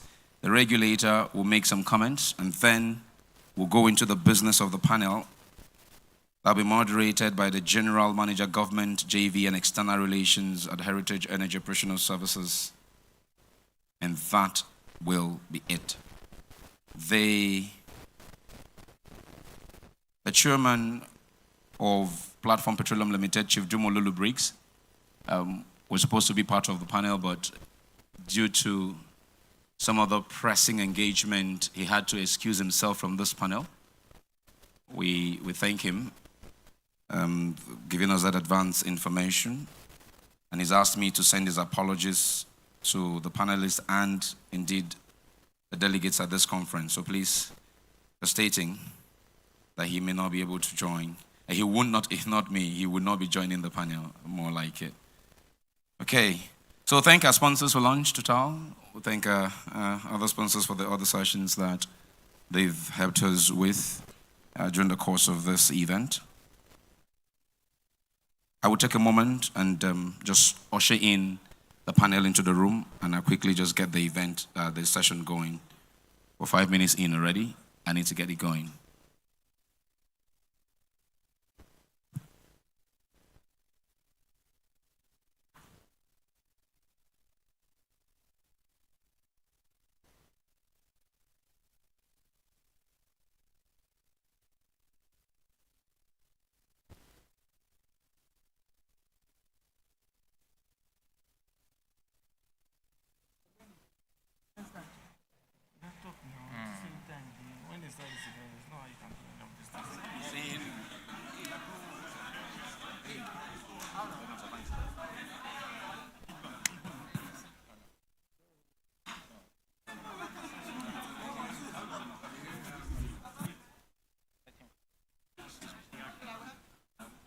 Nigeria's natural gas reserve is among the 10 largest in the world, and we produce approximately 8 billion cubic feet per day of natural gas.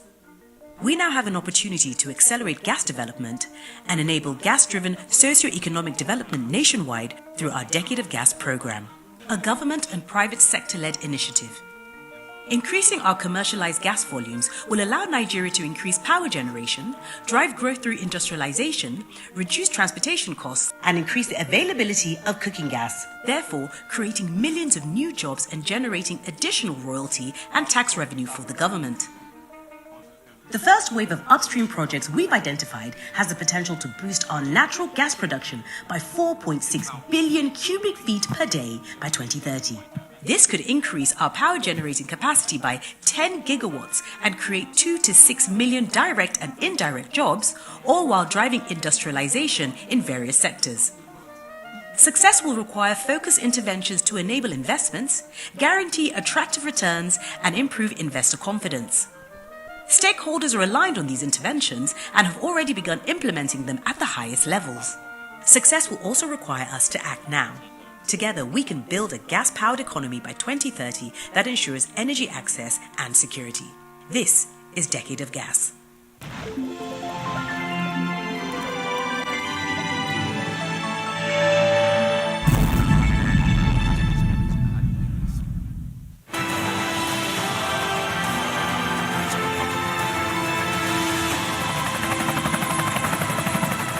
Since the discovery of crude in Lokpobiri, almost 70 years ago, the industry has been largely dominated by the international oil companies, IOCs. However, in the last 2 decades, a group of determined and resilient indigenous independents have emerged, largely due to government's indigenization policy and IOC's divestments. These new indigenous independents came together to form a group now known as the Independent Petroleum Producers Group, IPPG. We set up the IPPG in 2015 as an organization that will advocate for the oil and gas industry, particularly the indigenous companies. We wanted it to be those who were specifically involved in investing and producing oil and gas. And that's one of the criteria for being a member.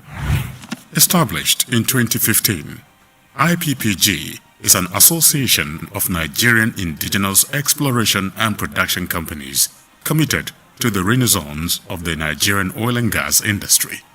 Their mission is to be recognized as the official unified voice for the Nigerian independent exploration and production companies, working with integrity and promoting efficient and diligent operations.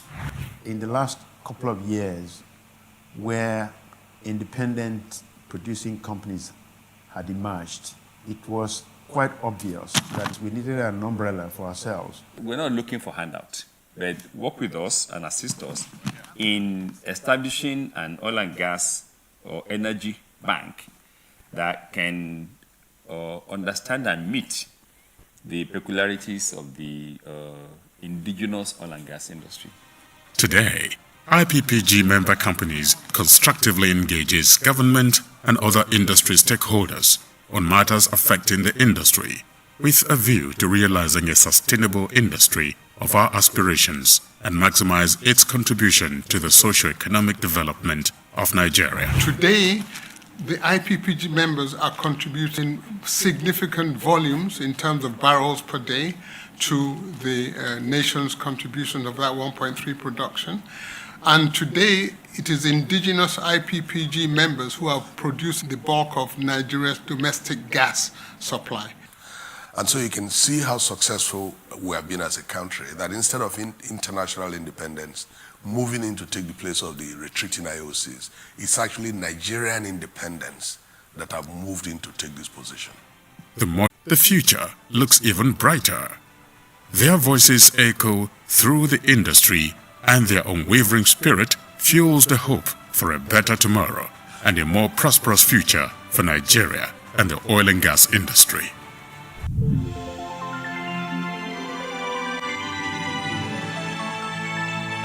All right. Thank you very much. Okay, without further ado, we just go straight into the panel session 5 on the Nigerian Petroleum Producers Forum. I did say earlier that we're building the theme around innovation, collaboration, and resilience, empowering independent producers in a dynamic energy era. Let's take our very first remarks from this session. I'd like now to welcome the chairman of Independent Petroleum Producers Group. Please welcome Mr. Abdulrazak Isa, who is also the chairman, that way, sir, that way, the chairman of Walter Smith.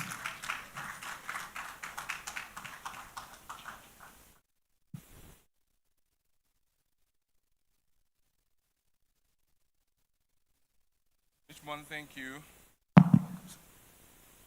Good afternoon, all.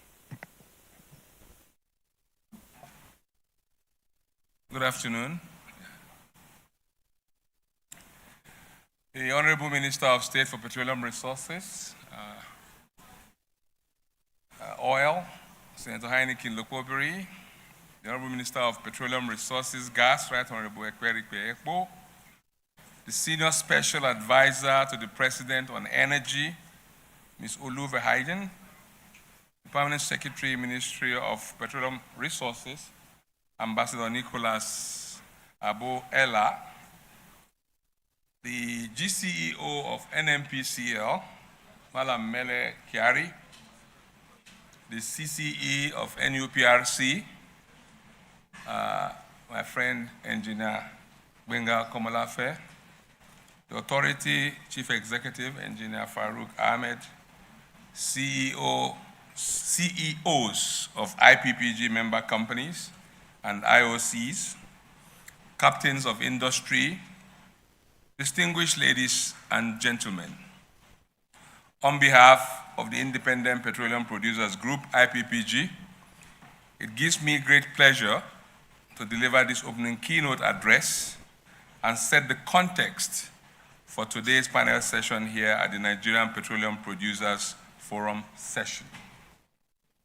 I must start by expressing my appreciation to our esteemed panelists for making our time to join us here today and share their invaluable insights as industry leaders. I have no doubt that they will dissect key industry issues and provide pragmatic solutions to some of the critical challenges facing our industry.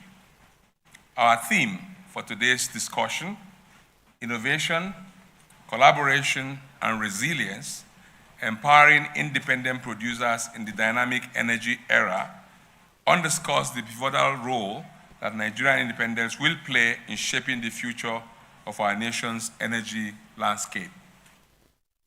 In the face of evolving global and domestic factors, Nigerian independents have always demonstrated resilience and adaptability.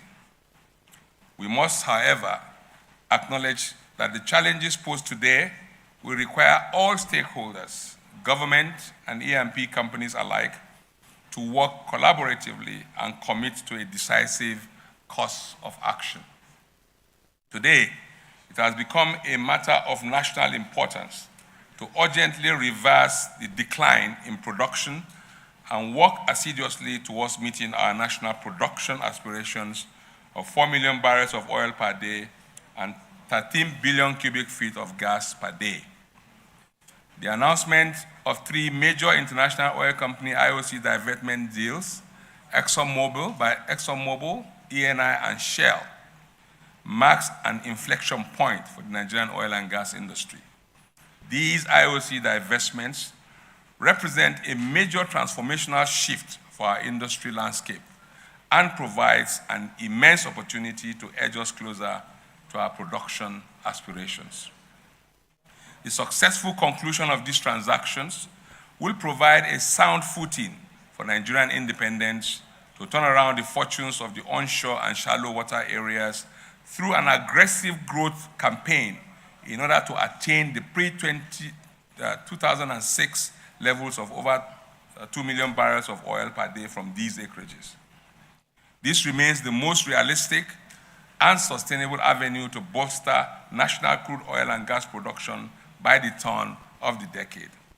Consequently, We must ensure measures are in place to avoid delays in concluding these IOC divestment transactions in a timely and efficient manner, thereby prioritizing national interests in order to derive optimum value from these transactions. This panel session has been framed to explore strategies that can empower Nigerian independence to effectively navigate the complexities of today's energy landscape and pave the way towards a more sustainable and resilient future for the industry.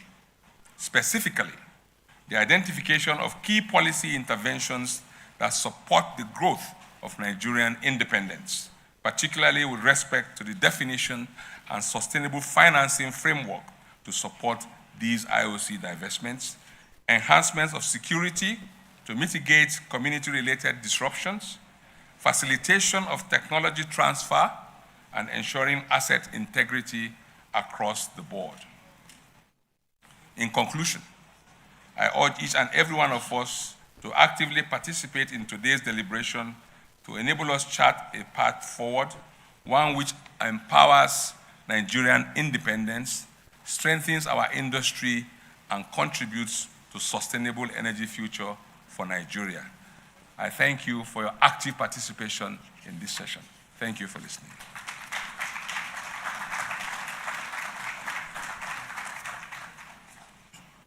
Thank you very much, Mr. Abdulrasaq Issa, the chairman of the Independent Petroleum Producers Group. Thank you so very much. We're moving on swiftly from him now to the chairman of the Oil Producers Trade Section of the LCCI and the country chair of Shell Companies in Nigeria. Let's welcome Mr. Sagi Okumbo.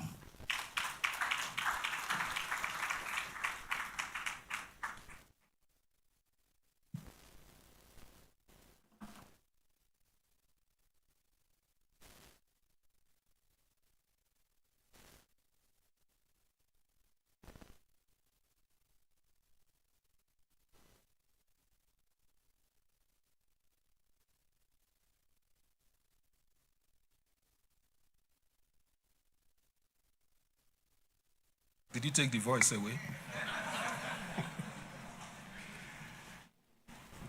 Honorable Ministers in absentia,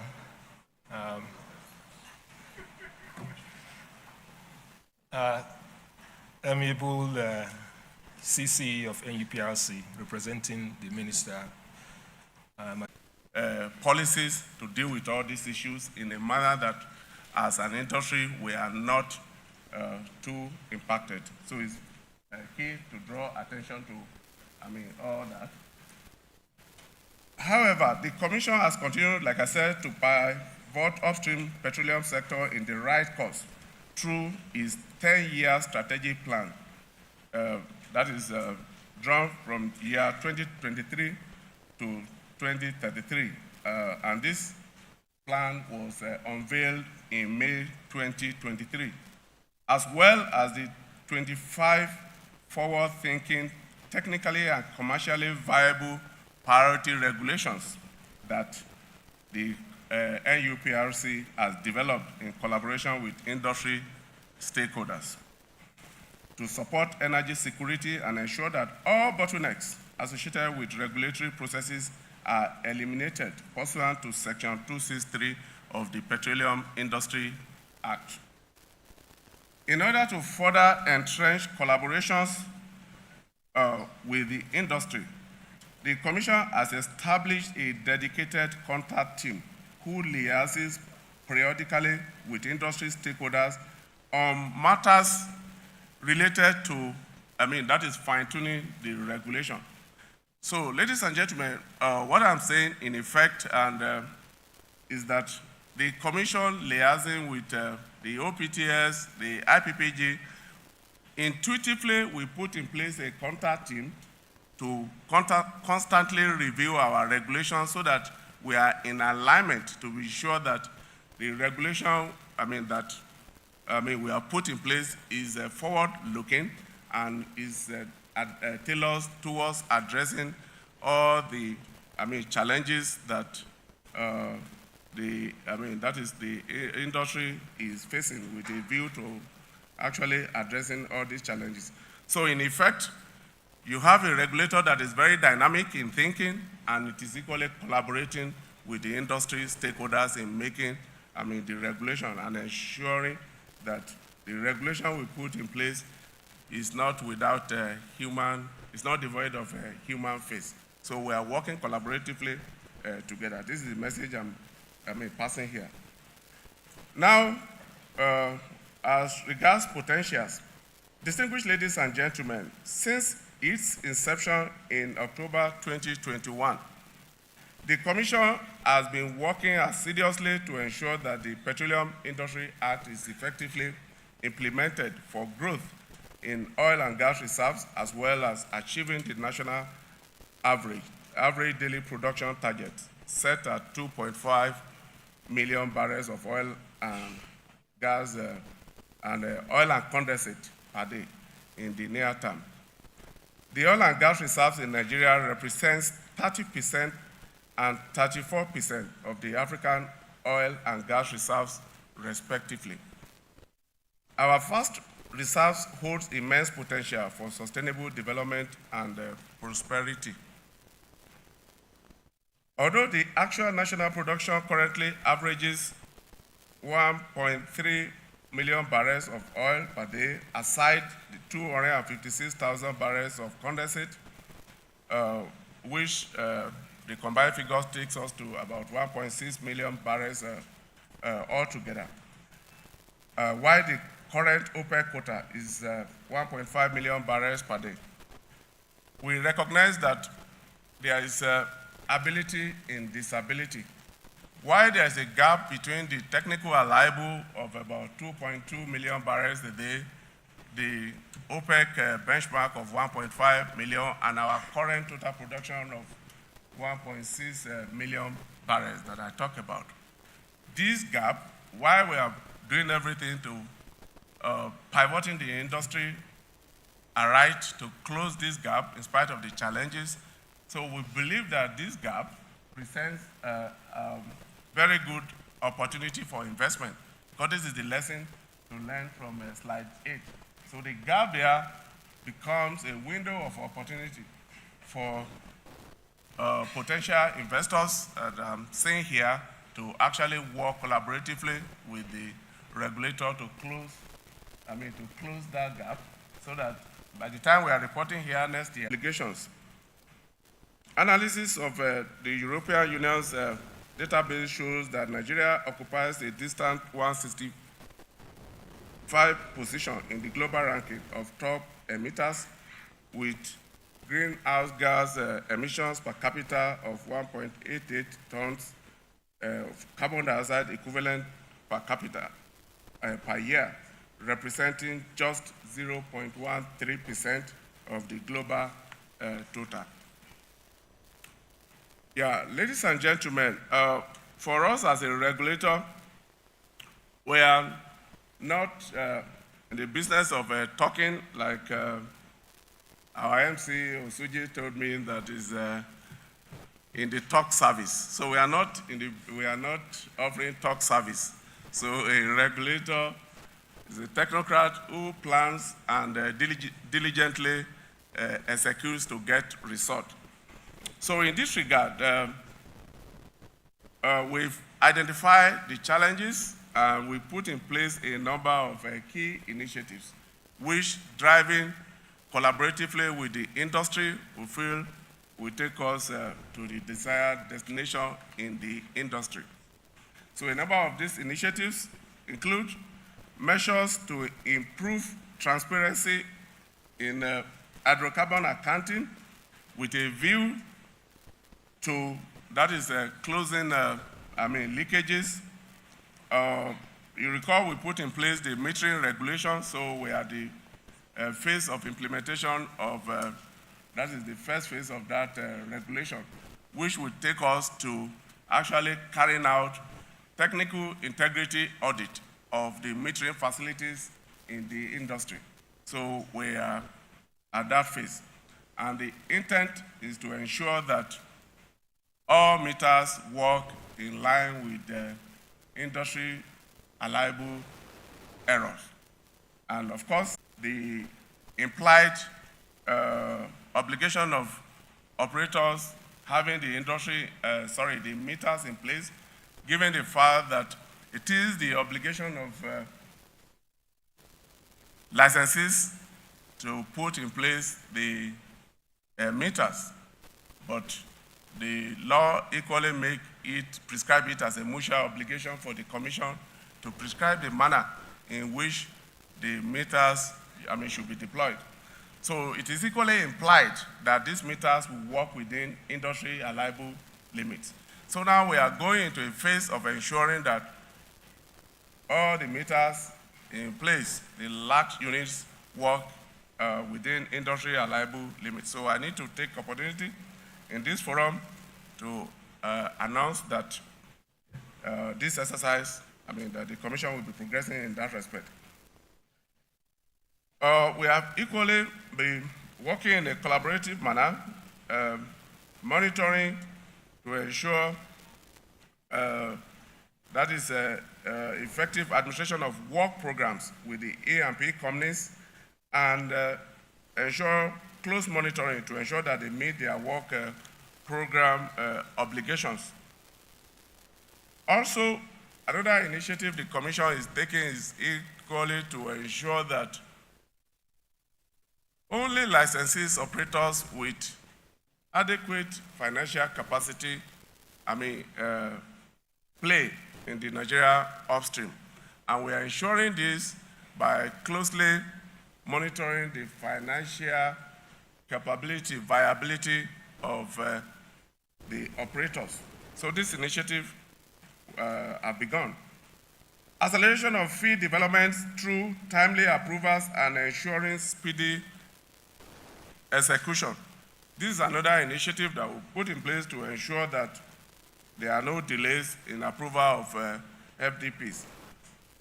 With the measure in effect, again, we address part of the issue raised by the chairman OPTS in terms of cost reduction.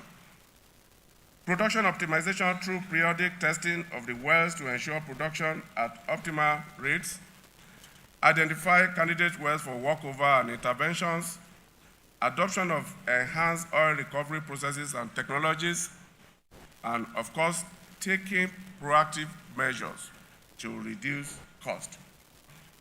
So, ladies and gentlemen, also recognizing the change in energy map, the Commission has put in place measures to vacate entry barriers, because the fact that there is competition makes it very imperative and compelling for us to vacate entry barriers. As a matter of fact, barriers at both entry, midstream, and the downstream of the investment.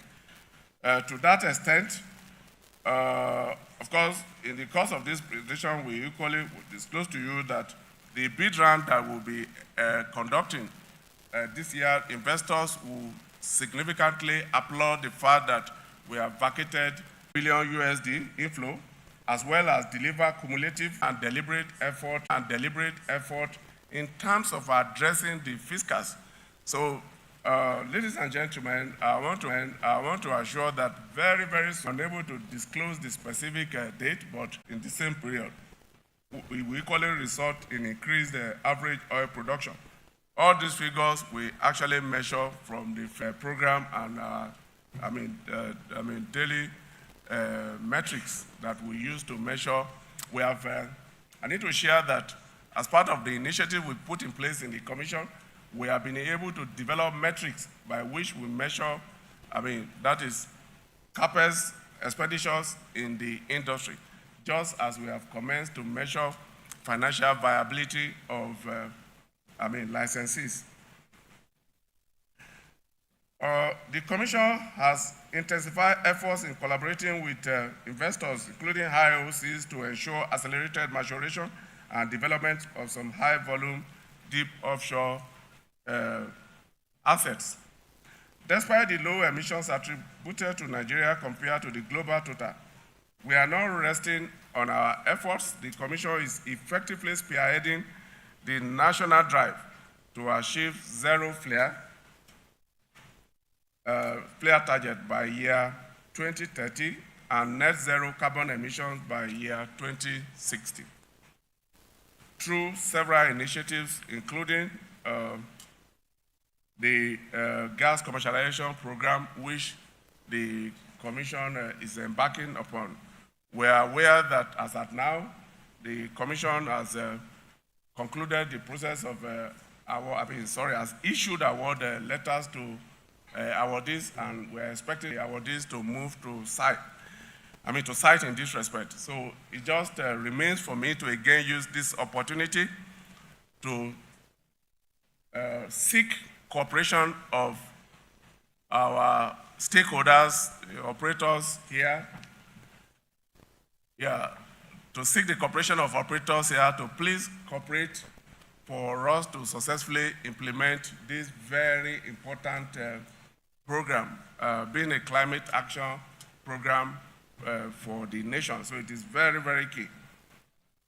It's very, very key. Ladies and gentlemen, the Commission has also made significant strides in the realm of innovation. For years, we have embarked on process automation and digitization of our processes. As at now, we've recorded about 52% funding for this host community development trust. So we urge operators who are yet to start funding this trust to please do so that we can begin to see development, project development in the host community and ensure social inclusivity. Because with social inclusivity, it is the best panacea that we have seen as a regulator for peace in the host community, and it is social inclusivity is the best form of security that we can have in the host community. So it is very key that operators, cooperate with the Commission in this respect. Also, since time is fast spent, let me take time to address, to respond to the issue raised by the chairman IPPG in respect of the issue of divestment, because it is critical for us as operator to respond, or regulator to respond in that respect.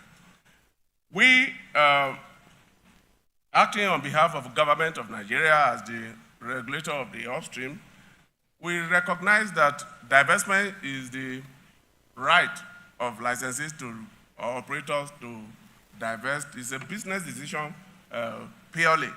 But in doing so, the position of the regulator is that the divestment must follow, due process, and for that reason, we have put in place a robust divestment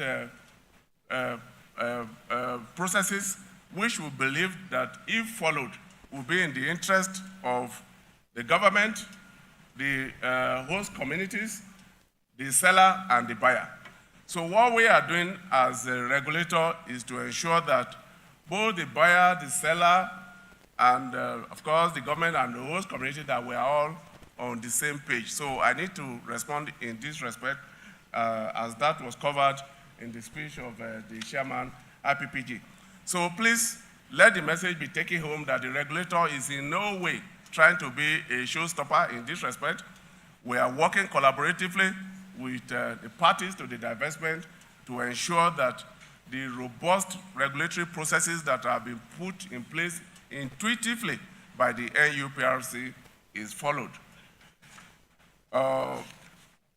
So, in conclusion, ladies and gentlemen, let me conclude by re-echoing the words of President Bola Ahmed Tinubu, GCFR, that Nigeria has never been more ready for business than it is now.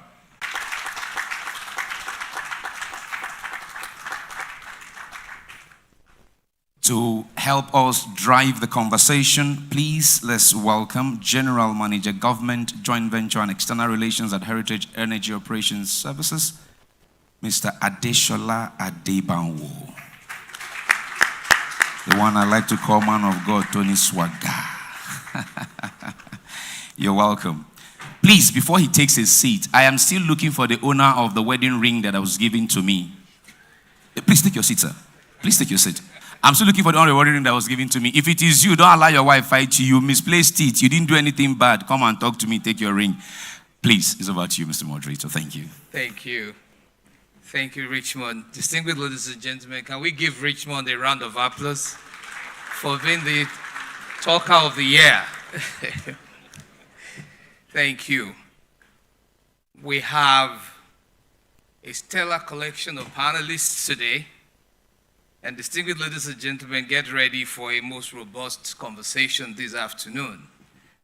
Let me just quickly tell you how this is going to go. Each panelist is going to have 2 minutes to respond to, 2 minutes talk time to respond at every round.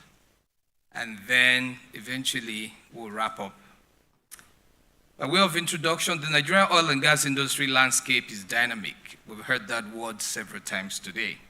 It's witnessed multiple changes, including regulatory, political, social, and investment appetite changes.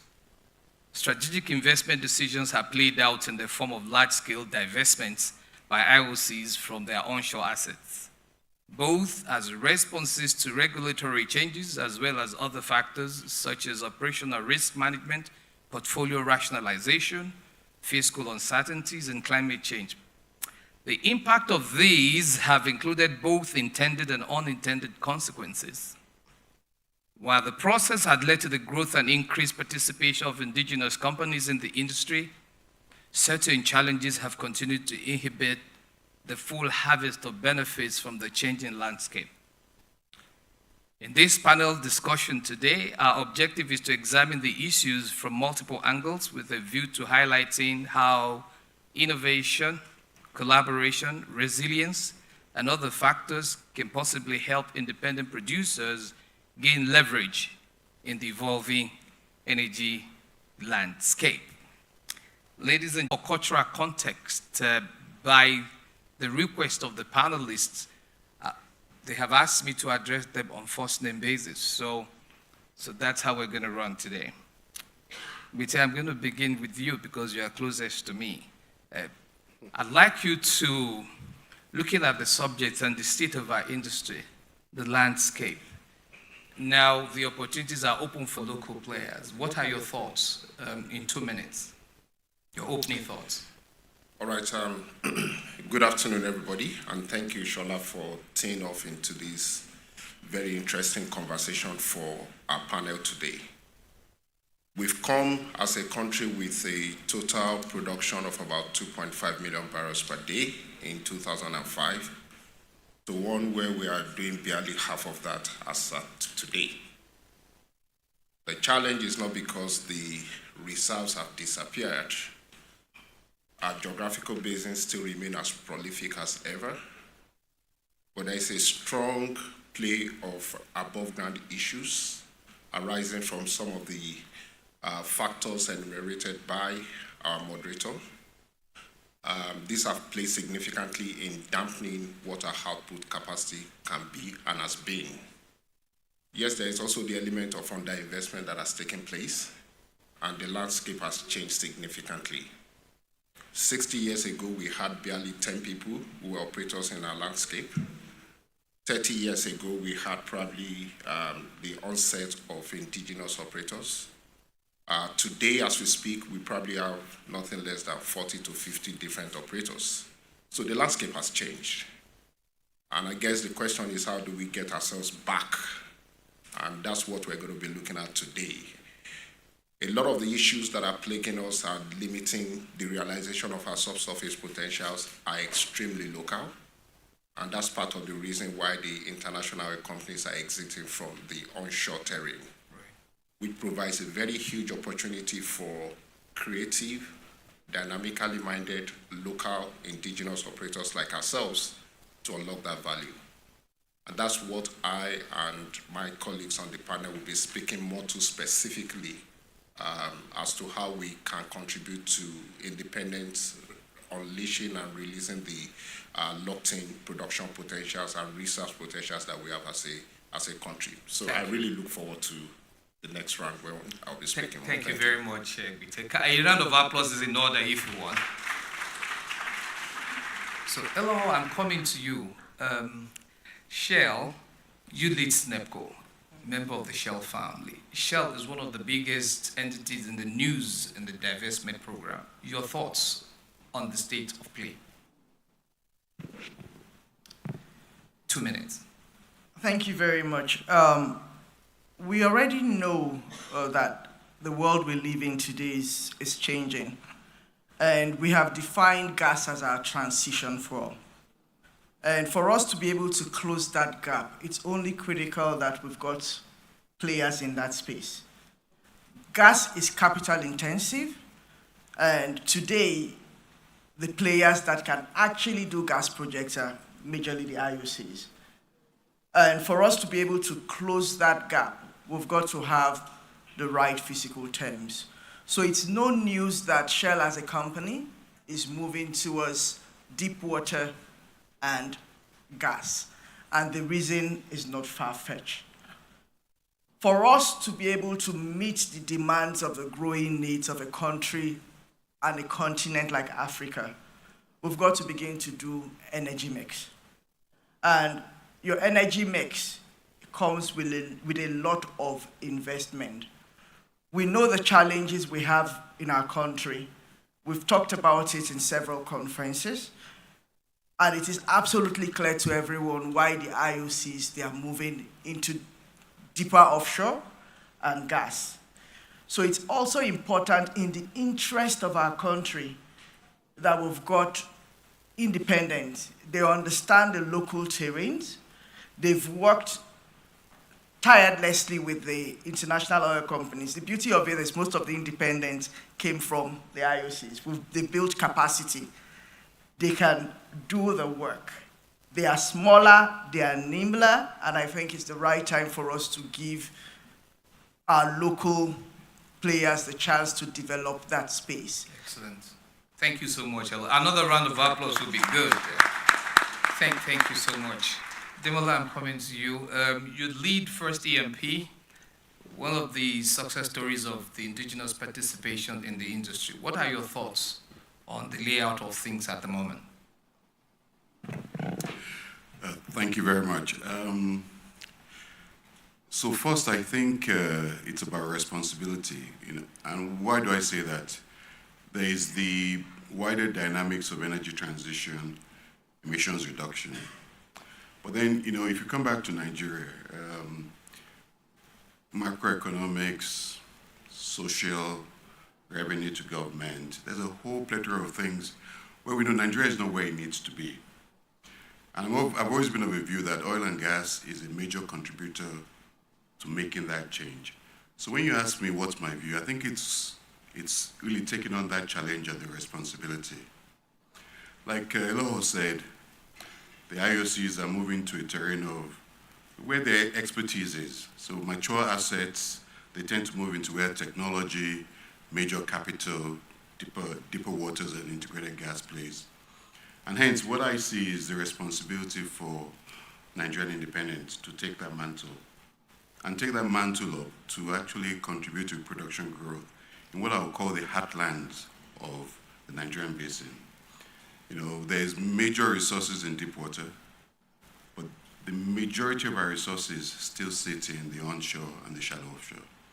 And if Nigeria wants to get to 2.5, 3 million barrels a day, easily 50% of that must come from that heartland. And I think when I mentioned that the important thing for us is responsibility, it's that we do that, we step up and we're responsible to do that for Nigeria.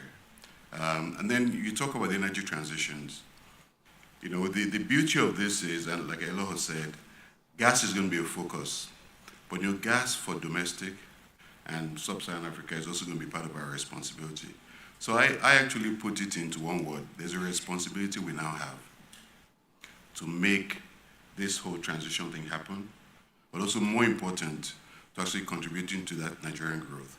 So we have to step up and live up to that responsibility. Thank you. Thank you very much. Thank you, audience. We have to step up. Matthew, I'm coming to you from the standpoint of an IOC. What are your thoughts on the change of guards that's ongoing? Good afternoon to all. So from our standpoint, in Nigeria, it's not a problem of resources. I mean, the figures have been presented. There are a lot of resources everywhere. It's a matter of how we manage collectively together, collaboratively, to bring these resources out of the ground. There are enough resources, I think, for IOCs and for local companies. Clearly, what we need is just to grow the pie, to grow the cake, to make them available and productive. As far as we are concerned, TotalEnergies, we are on all terrains, and we have been there for more than 60 years, investing massively, significantly in the last 10 years in particular, to grow the production of the country in oil and gas, both. We have more that we can put on stream in our production, I mean, in the coming 5-6 years. Those investments need support from the fiscal standpoint, from our partners, from the authorities, to be able to develop them successfully and grow the production, which is, I think, the mandate from the regulator and from the highest authorities in the country.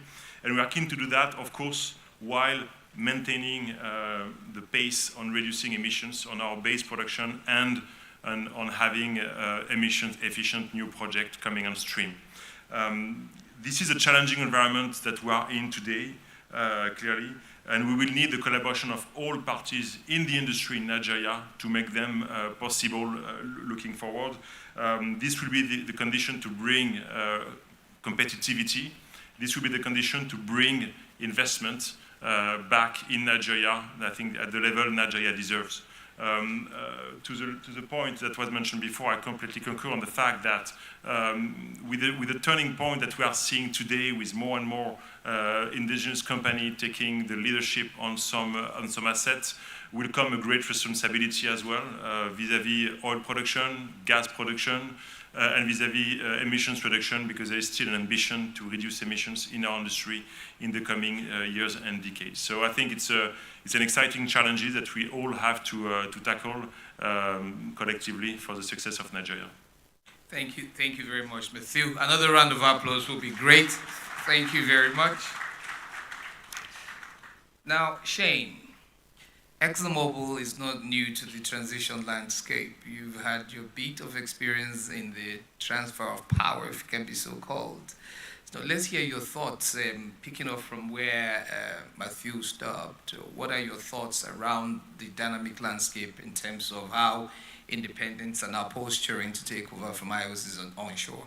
Yeah, thank you, and thanks for the opportunity to be here today. Let me first anchor it in the fact that we've got a long and proud history here in the country, nearly 7 decades, and we intend to be here for a long more time to come. I want to kind of circle back to comments in some of yesterday's sessions. I mean, in no way is ExxonMobil planning to exit Nigeria. And it's a proud history. It's a proud history that has evolved over time through many dynamics, be it the changes to geopolitics, changes to market factors and environment, changes to the macroeconomic environment. That's the ups and downs of the business that we're in and the one that we have to navigate.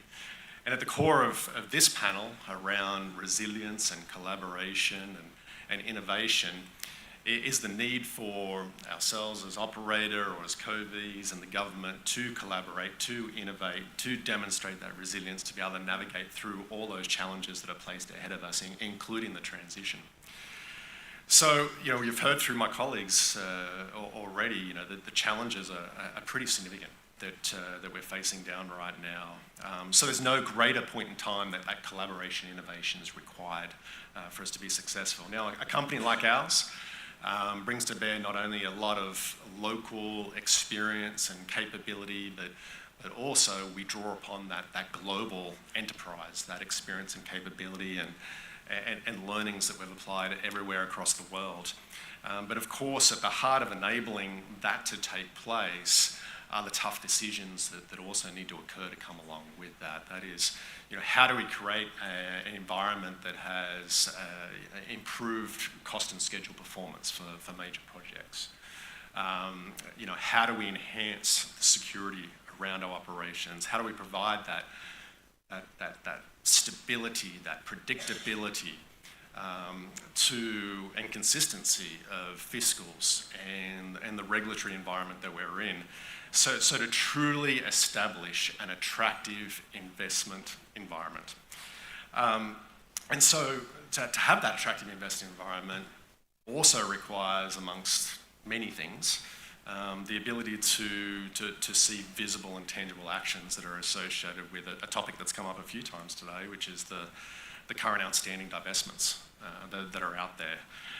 It's not new to anyone here that the shareholders of Mobil Producing Nigeria require support from all stakeholders to resolve legal issues that have held up that divestment for what now is about 18 to 20 months. And we need to get the conclusion of that share sale to Seplat Energy. So it's an imperative that that's concluded and that clarity is provided to everyone involved. And then there's some important outcomes or objectives that's associated with that. Is one, it immediately provides some revenue to the government that comes along with such transactions occurring. It also unlocks potential growth, not only in existing fields, but of course new fields, echoing some of the comments that I've made already. Supports the development of our indigenous operators. And for me, what's really important is it helps resolve a significant amount of uncertainty that currently clouds thousands of people.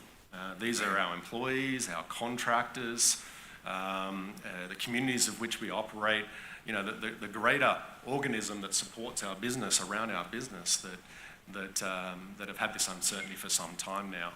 So enabling that to happen then enables an organisation like ours to pull on that full strength and support of our global business to really focus on how we can most contribute to the prosperity and future of this nation, and that's in the deep water business. Thank you, Shane. A round of applause would be good for Shane. Thank you.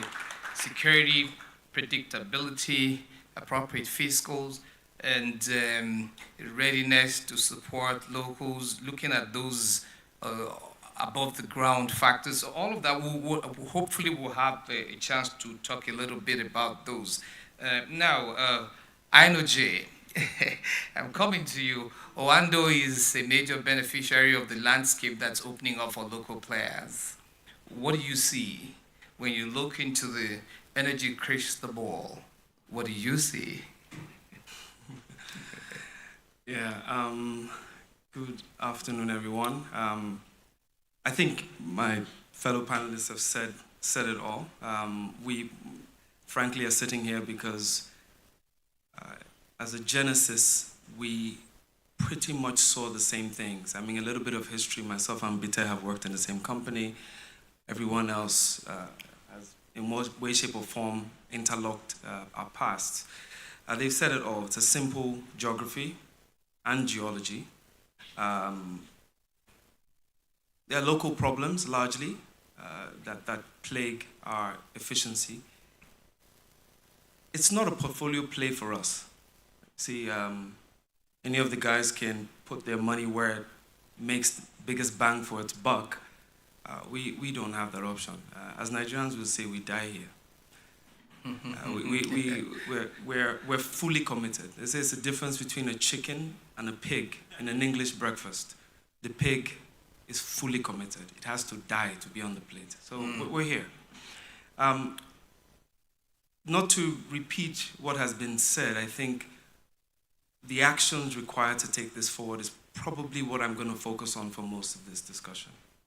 The first thing is a higher calling for every single one of us as business owners, regulators, government. We are now presently facing problems that we should have dealt with 20 years ago. History will be written about this age, and we need to have something good against our names. I hear CC talk about approvals. I think the entire oil and gas sector, in my very humble opinion, not on a Wando comment, is in a state of emergency. We can dance around the issues and talk about an approach. We have to act now. The last time I was on the stage, I spoke about being impatient about developing our oil and gas sector and creating value for our people. Today, we face as simple as a currency escalation. And the one single industry that can provide the buffer and the foundation is ours. To support is ours. Thank you, Energy. So for me, those are the things. Local value creation is the last point I'm going to make. When these assets transition to independent, local independence, all of that value stays in country. Fantastic. Thank you very much. I appreciate that. Cosmas Iweze, Executive Director, Joint Venture for Chevron. You've had your experience with divestment. Now, as someone who is neck deep in the industry and a major player, my former employer, your view. Now, independents are posturing to take over from whoever is willing to give up. So what do you think? Thank you very much, Shola. Let me first of all thank the organizers of this summit for inviting the chairman and managing director of Chevron Nigeria Limited, Rick Kennedy, who I represent here today. You know, it's been said quite a lot. I mean, if you look at the topic for this panel session, it provides an opportunity to talk about, you know, those factors that we need to embark upon to empower all the stakeholders, not just the independents. All the stakeholders need to be empowered. And I tell you why. Because that's what is required to grow and develop the energy sector. One of the panelists mentioned it. The size of the pie is big, very, very big. Everybody can participate. What we should all rally around is how to make that work. At Chevron, we pride ourselves as, you know, providing and delivering, you know, affordable, reliable, and ever-greener energy. And that's our calling, that's what we do. Now, back to what we need to be doing to empower the stakeholders to help us continue to develop the pie we already have in place. It's been said earlier on, capital investment is key. You know, technology is key, people is key. People development is also important. Collaboration is very, very important. Now, what does that mean, capital investment? Capital investment can only happen if we create the environment for that to happen. You know, for us in the energy business, we've been talking with the government around that. Thank goodness the government is continuing to hear us and listen to us.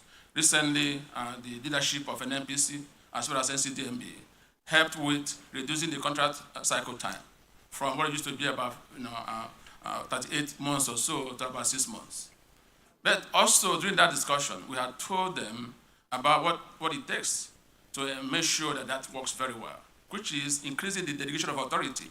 Right now, $500,000 is what you need before you start going for approvals. We have recommended for you to go to more than that, and the team has worked that. And I'm glad one of the executives of NNPC is here. That team has made that recommendation to take it to a higher number. The same with the contract duration. Right now, it's 2+1. What we need to do to push that even forward, to make it 5+2 or even higher. You know, so those are kind of things that we need to be talking about. The other thing we're looking at from that point of view is cost of doing business. I'm glad my brother is here. A lot of work has gone into that space, but we still have so much plethora of fees that's really causing a problem for the industry. And we need to begin to clamp down on those things to be competitive, because all of us go to an enterprise level to borrow to ask for these funds, and so we can compete. And they look at that and also look at the security disposition. Those are the key factors that, if we handle very well, could help us to even harness these opportunities that we have. That's good for everyone. Thank you. Thank you, Cosmas. Thank you very much. Well, you did mention some of the things I'm going to be asking you later, so I'm hoping you remember to elaborate on them a little bit. Sure. We'll be waiting for that. So on this round, Orishameiwa, I told you I'm going to get that name so right. Now, you sit in a particularly peculiar place as Executive Vice President in charge of upstream. this is all in your backyard. Now, with all of these changing landscape, what do you see? What are your thoughts in terms of, do you think the independents are ready? Do you think there are other factors that need to be pushed in place? What are your thoughts? Yeah, thank you very much. I think it's no news that most businesses are moving from the basic bottom line to the triple bottom line, where they are concerned about profits, about people, and the planet. Mm-hmm. We've done several rounds of divestments in the past, and I guess in the industry, if you want to measure success, there are some basic indicators that you will utilize. Production growth, reserves growth, and asset integrity and asset value growth as well. So these are some of basic indices that you will evaluate. If I were to roll back the prior investments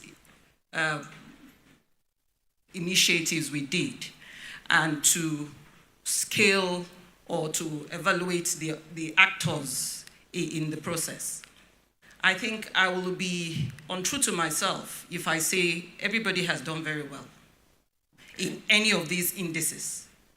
We acquired assets, but today we are worse off than the assets, in terms of production, than where we were when we did the acquisition. In terms of even the reserves, because we've not been able to even produce as we should be, we've just been flat on the reserves.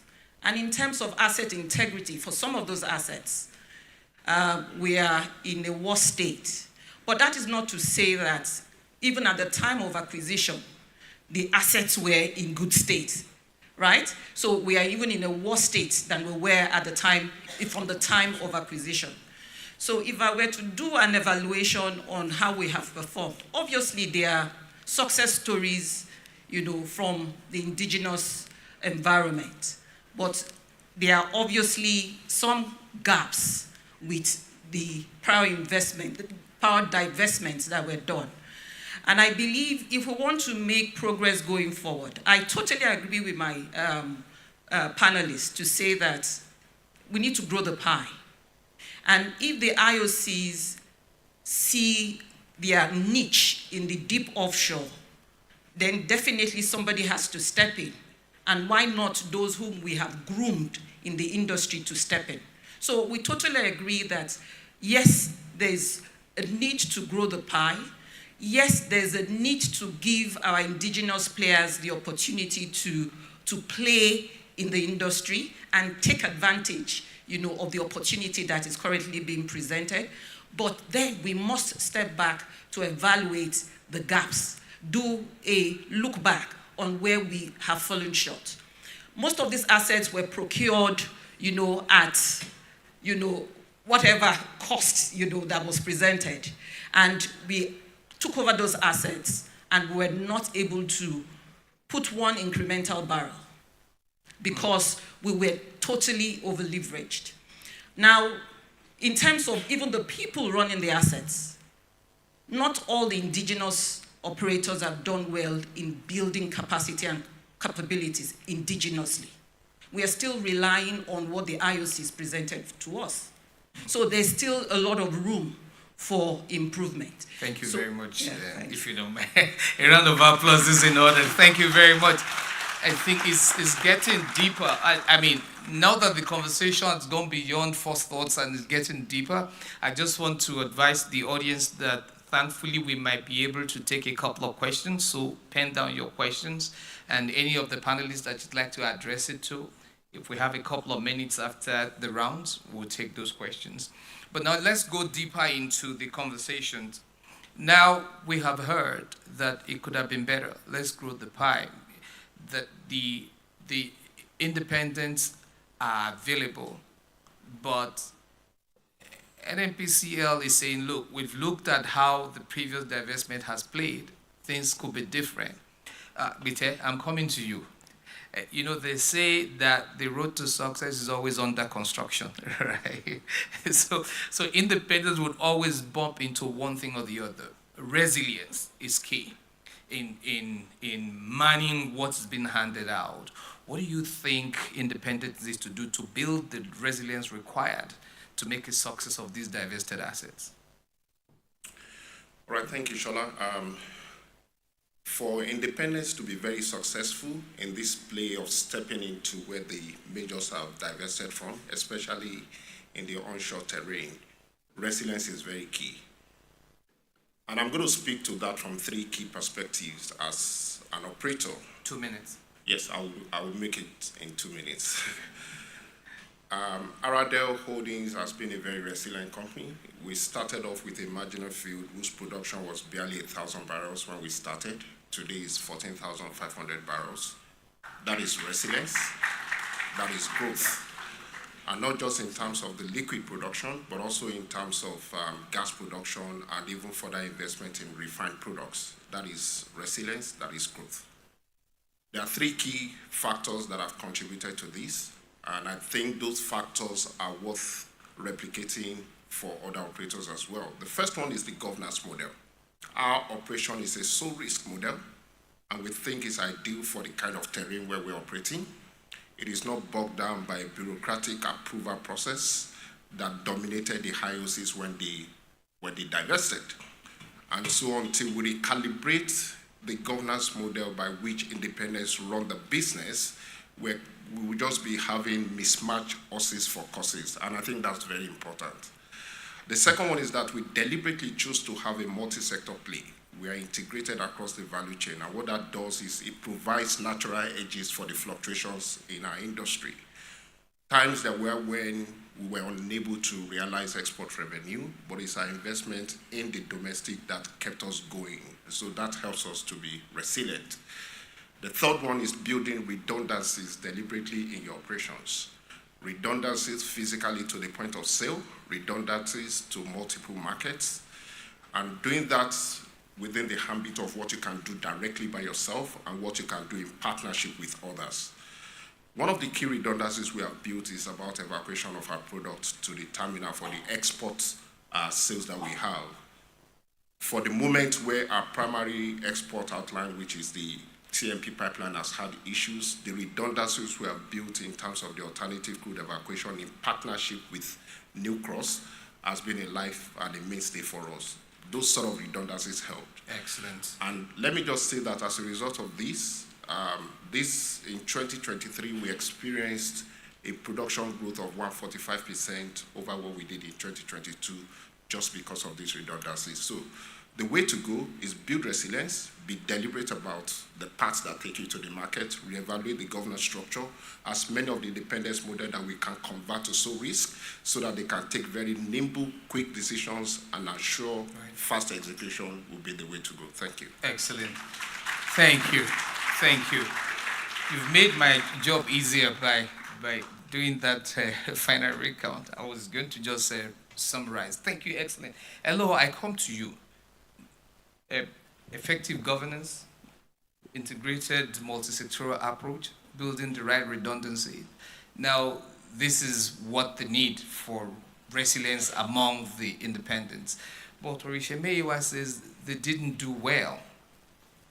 But from your standpoint, now, Wide has spoken about building resilience. This is inward looking. But from the regulatory standpoint, what form of regulation, what do you think is required in the regulatory landscape to support the capability of independence? Thank you very much. Regulations, as we know them, are supposed to be enablers for business performance. And every business is there to be competitive. In every country, regulatory framework can be very complex. But I think in Nigeria, it's not just about the complexity. It's also about having multiple regulatory agencies to deal with. Okay. That actually creates a lot of issues for the industry. And this is not going to be peculiar to just the IOCs, but also for the independents. We need to be able to do that end-to-end review of mapping the regulation to avoid regulatory overlaps, and also to address some of the ambiguities that we see today. And there are processes to help. It has started, but we can further improve on it. We know that there's RegTech that is now being used in several countries that can also help us with addressing this. The second thing for me is, it's not only about multiplicity of regulatory agencies. We also have issues with execution, right? And we heard the GCEO say yesterday that the independents, when they acquire these assets, they must grow them. And Mele has also said it this morning, that they need to grow production and they also need to grow the reserves. For the independents, they took loans to buy these assets, so they've got to pay back. Right. But the regulations we have today, we've got to make them such that it can incentivize them to begin to think of growth from the onset. And the structures and policies would help in that case. So we need to also begin to look at that. The last one for me is reviews of policies. They are necessary, but it should be done to aid doing business in Nigeria. We always talk about the ease of doing business in Nigeria. Where we have reviews that harm investment, there's no way we can attract investment. So we need to look at that. We are not saying it's not good. It is good from time to time to do reviews, but let it be with the intention to drive competition in the industry. Thankfully, you have the CCE spoke earlier, that this is a regulator that is willing to collaborate and enable business. I think that is worth an applause for, because, I mean, it meets on both sides. Multiple regulations, complex regulations, unfriendly regulations. The chief regulator says, we are happy to work with you to look at all of this. So it seems that the conversation is moving in the right direction. So I'm coming to you, Demola. Now, one of the key factors that independents are worried about is the subject of financing. Now, from your standpoint, firstly, what are the challenges, the type of challenging financing challenges, I beg your pardon, that independents face? And in your view, how do you think this can be addressed to facilitate growth and increase in investment? No, thanks. 2 minutes. 2 minutes, yeah.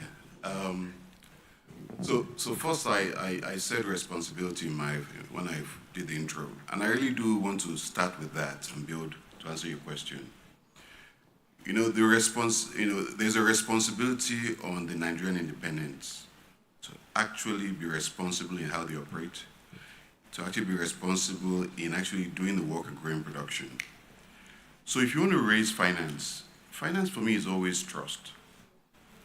They don't, banks and the financial institutions may say, we're going to invest in the asset, and they will run their cash flows and they'll look at that. But they come back and say, who are we investing in? And in my own experience, they invest in that C-level. Do we trust that C-level to deliver? Are they accountable? Are they responsible for what they have taken as loans to pay it back? And so I'm so big on the responsibility one, because that's the biggest challenge for us, the indigenous today. We have been given a burden, and the burden is grow Nigeria's production alongside the IOCs. And we have to grow it as fast as they're growing theirs as well. So financing is responsibility, is trust. But I think the second one, which I'll quickly touch on and then add one more before my 2 minutes are up, is you must know the business. We took an asset, we bought 40% of Chevron's interest in OML 83 and 85. It wasn't producing. It had discovered resources. And in 5 years, not wanting to sell ourselves, but have to also pitch first TMP, we took it to 40,000 barrels a day. And I think by end of April, we'll be at 60,000 barrels a day. But it's about doing the chain properly. Explore, drill wells, produce wells, build facilities, ensure asset integrity. and be compliant to the regulator. And we've heard from the CC that says the enabler. And I must say this, the regulator has been a fantastic enabler. But let me also add, your counterparty must come to play. And in our JV, our counterparty is NNPC. And people don't say it enough. And I always say it in every part we've been. We've been lucky to have a counterparty that when we were struggling to raise finances, they stepped up. I think they stepped up not because they said we were their friends, no. They stepped up because they said, we believe your plan is right, we believe you can deliver, and we'll support you to get there. So when you look at all of these factors, I would say, number one, it's about confidence in those financing entities to say, can this party actually deliver? And they look at not just the company, but the individuals. Then they say, who are the counterparties? And they see a synergy between the counterparties. When we were talking to financial institutions and entities who wanted to finance us, we're actually in the same room with NNPC. It wasn't us doing it separately. And what they brought to the table was the confidence that they believed in this plan. And I think lastly is they want to understand that when you look for your drilling rigs and your facilities, you will get the approvals from the regulators and all of that. So that's a factor, and we can't take it away from this. Right. A round of applause is in order. I understand. I wish we have more opportunity. However, you're going to have one more chance to give your final thoughts. So please hold it, and you can inject that final word at that point in time. Matthew, I'm coming to you. Now, we've talked about what independents need, but one of the things that we believe is very important for independence, and of course for our industry, is the issue of sustainability. Now, but I'm coming to you. Recently, Total Energies announced that it has achieved zero routine gas flare elimination in all these JV assets in Nigeria. Now, independents are moving in big, stepping into the places where the IOCs are living off. So, from your experience, what do you think, how do you think independent can balance profitability with environmental and social responsibility, following the footsteps in some of the success stories you have achieved? Thank you for the question. So, 2 minutes. 2 minutes, yeah. For me, it's a responsibility that is not varying from one operator to the other one. Actually, you cannot oppose profitability and respecting your communities, respecting the environment, because this is the area in which we evolve, and it's a matter of respect after all. It's quite challenging for an operator to thrive in its business if there is not this constant care of what's surrounding my operations, both in terms of people with the communities and in terms of environment, of course. It's a matter of sustainability and resilient operations on the long run. So I will clearly not oppose profitability and sustainability. I think they go hand in hand, and it should be the strategy, if anything, of every operator in Nigeria and even beyond. If I take one example, which is the one that you just mentioned, we actually stopped all the routine flaring on all our operations in Nigeria, and we are very proud of that. It took a lot of effort of the company. And by doing so, okay, we invested some money, but we saved not only emissions, we saved gas. And this gas, because this is the transition fuel, now is utilized and sold on the domestic market and also on the LNG. So we create also value out of this emissions that we have saved. So it's good for the environment. It's good for the country because we grow the production and we grow the value overall. So and I can say that we can do that, and we are lucky enough to do that with the largest local company, which is NNPC, which we are very supportive of this initiative. So yes, it can be done, and we can balance profitability and sustainability. Excellent. Thank you. Now I'm coming to ExxonMobil. Now, some other countries are beginning to be very investment attractive to IOCs. Given the low cost of production and the low risk in those environments. In your view, how do you think the environment can be de-risked so that there could be better profitability, better growth for the independents as they move into taking over these assets? Yeah, thanks. And I think that growth also needs to apply to the IOCs. Correct. And the deepwater as well. But it all is about bolstering investor confidence.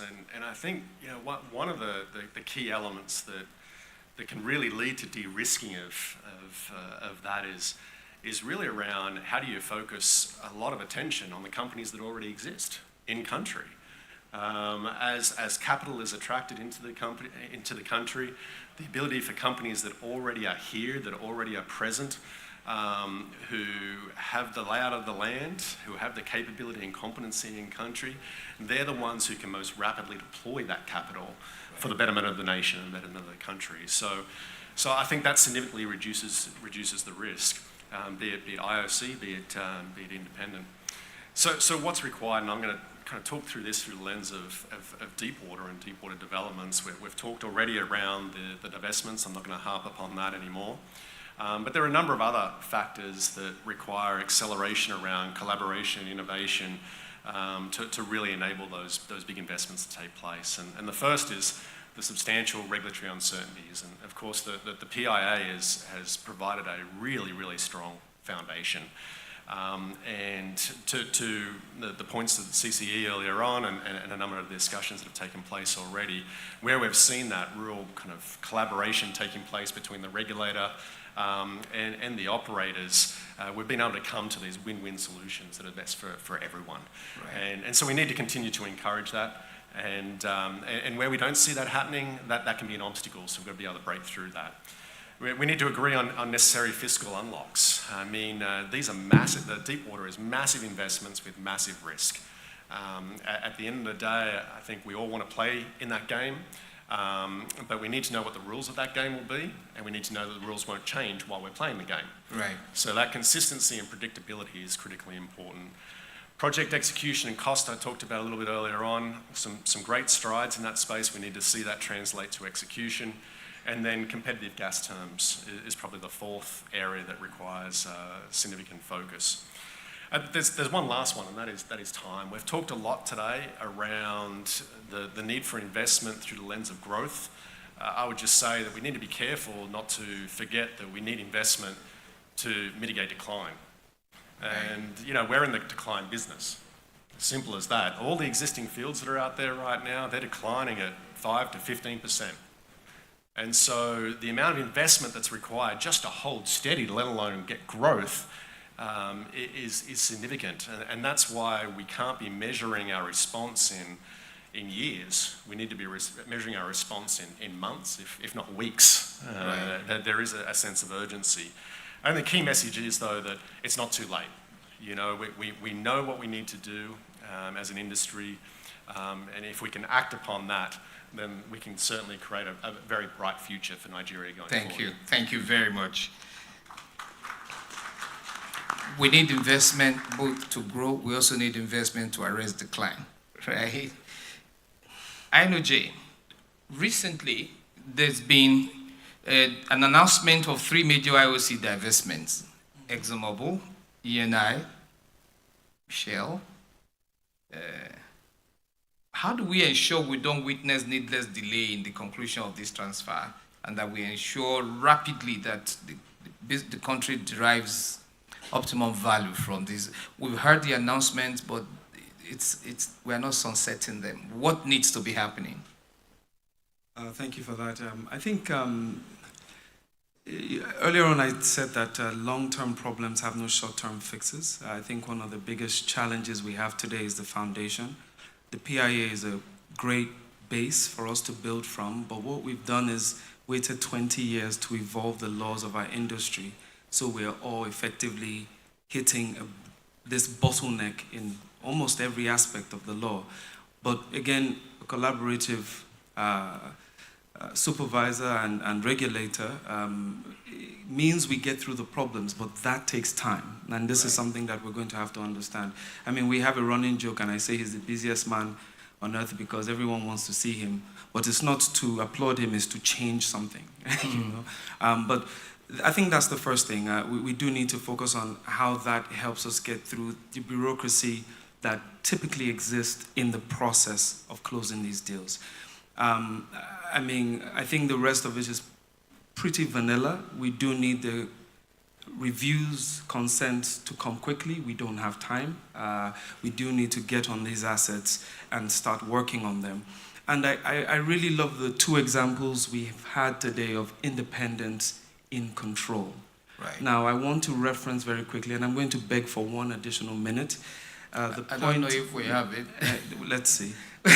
The point my sister was making with regards to decline in production, I can tell you for a fact it's about operating philosophy, okay? We are on an asset where, even though we bought into the asset at a significant amount, we're not in the driving seat. Now, you must understand operators have a very, very big engine when it comes to their operating footprint. Right. As these assets decline, as we just spoke about, 5, 10%, 15% in most cases, that big engine still needs to be looked after. So effectively, you're running a very huge cost base on a very low production volume.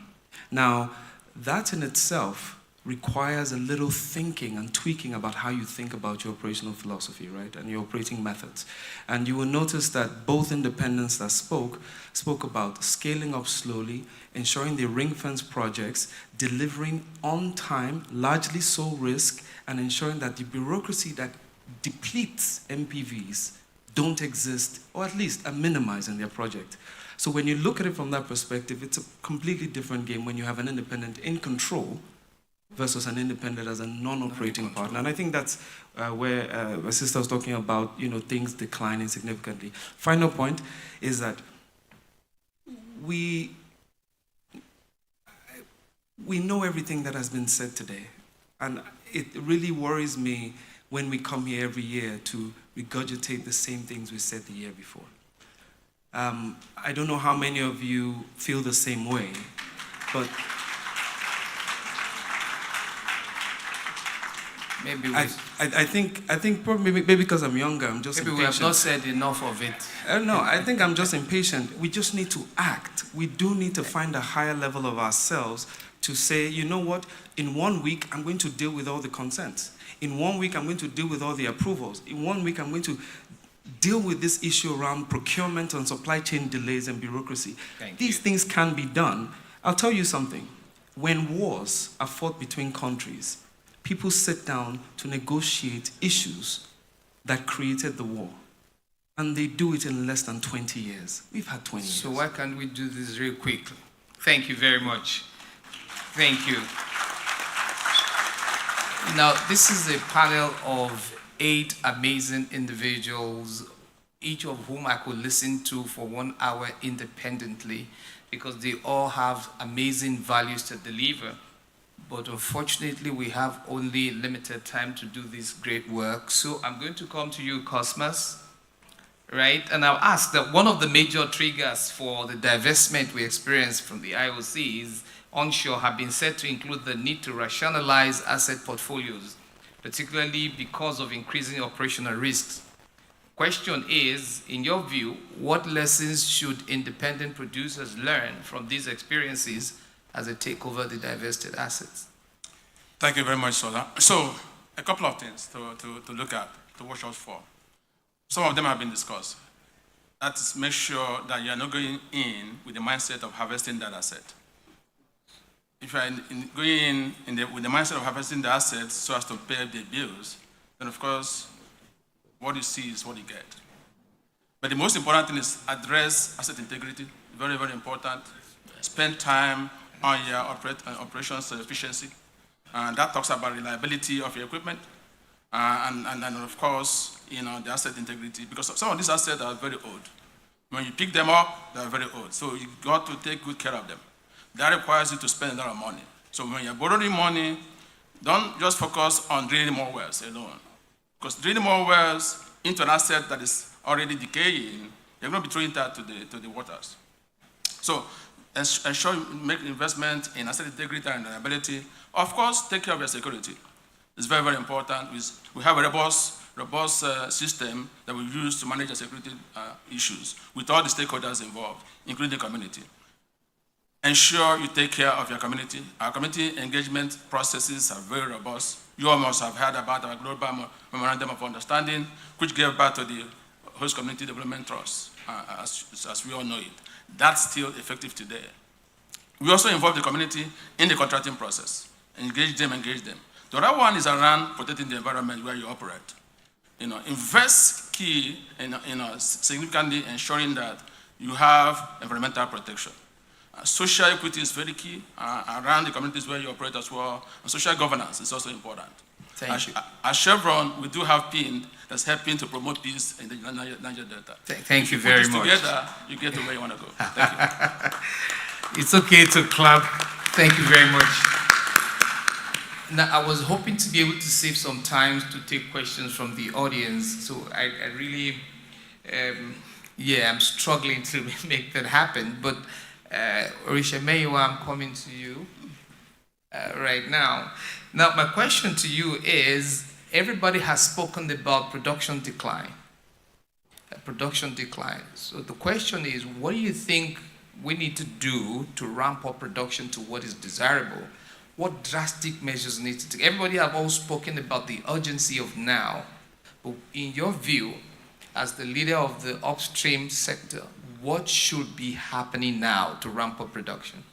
So I think the first thing is to address the security challenges, because like you rightly know, we've been inundated with major security issues. We have an architecture that the industry is currently working on, but I think we need to upgrade to something more efficient, right, to safeguard production. That's number one. Number two, asset integrity. Just to ride on what Cosmos just said, most of us are sweating our assets without recourse to the health of the assets. And as long as we continue to do that, unfortunately, we will not get the production out. I look at my numbers every day, and I expect the numbers to go up, but yours truly, I hear this asset is out because of asset integrity. So again, future-proofing our operations, setting aside a deliberate plan and the financing for asset replacement and upgrade is critical to the survival of this industry. We cannot compromise on that. Then Demola talked on governance, responsibility. That was the word he used. But I will want to term that as governance. Now, today we see people who have come into the industry who want to make quick money, and that's it. They disregard basic operating procedures just to turn around quick money to pay off debts, for the asset they acquired in the past. But I tell you, if we continue on that tangent, we will kill the industry, we will not get the production. Today, we are working with several partners to see how we can mend these governance issues that has plagued us for so long. And until we deal with that, it will be difficult to make much progress. But the good thing, it's not all gloomy. I think we are seeing the light at the end of the tunnel. I think as Osage said in his intro, we've held out production since January, reasonably, not where we want to be, but at least we've held it out. And I think with the efforts being put in by everybody, we will continue to grow. And lastly, collaboration cannot be overemphasized. Somebody said, we should be in a state of emergency, and I totally agree with you. It's not about sitting down and talking about this. I think we should have a war room where we are talking about these things and setting out concrete plans to how we will unlock these issues, rather than wait on stakeholders individually to take them on. Collaboration. Thank you. Thank you very much. Please, let me have a better round of applause for these panelists. Distinguished ladies and gentlemen, my intention was to see if we could create some 5, 6, 10 minutes for the audience to give feedback and ask a few questions. Unfortunately, we do not have that. Where we see it here, we see the timer that you may not see, and it's just a few seconds to 0. Nevertheless, we were hoping to also have 1 minute for final thoughts, but even that we do not have. However, I want to thank the panelists, because today this conversation could go on and on and on. And I believe there are many of you that are interrogating what is coming from up here.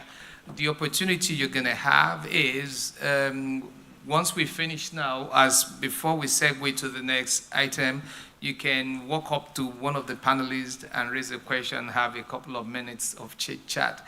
Can we put our hands together for my panelists once again? Distinguished ladies and gentlemen, thank you for this moment. All right, let's just give you your plaques real quick. Thank you, thank you, thank you. Can we present the plaques to our panelists and our timekeeper? You are the one they're referring to. Yes, just take a seat. Can I have the next one real quick?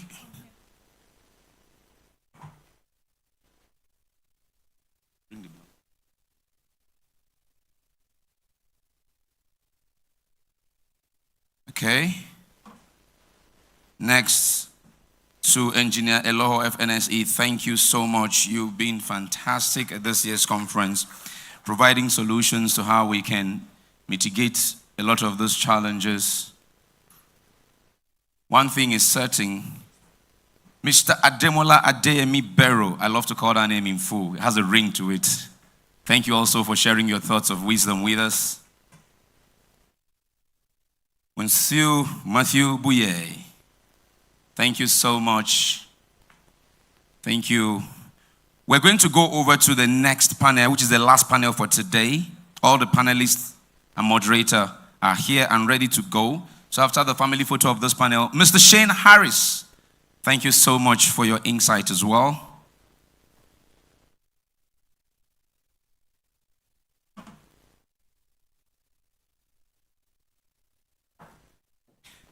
Mr. Alex, or should I say Dr. Alex Irune, representing your group MD, Mr. Wale Tinubu, thank you so much.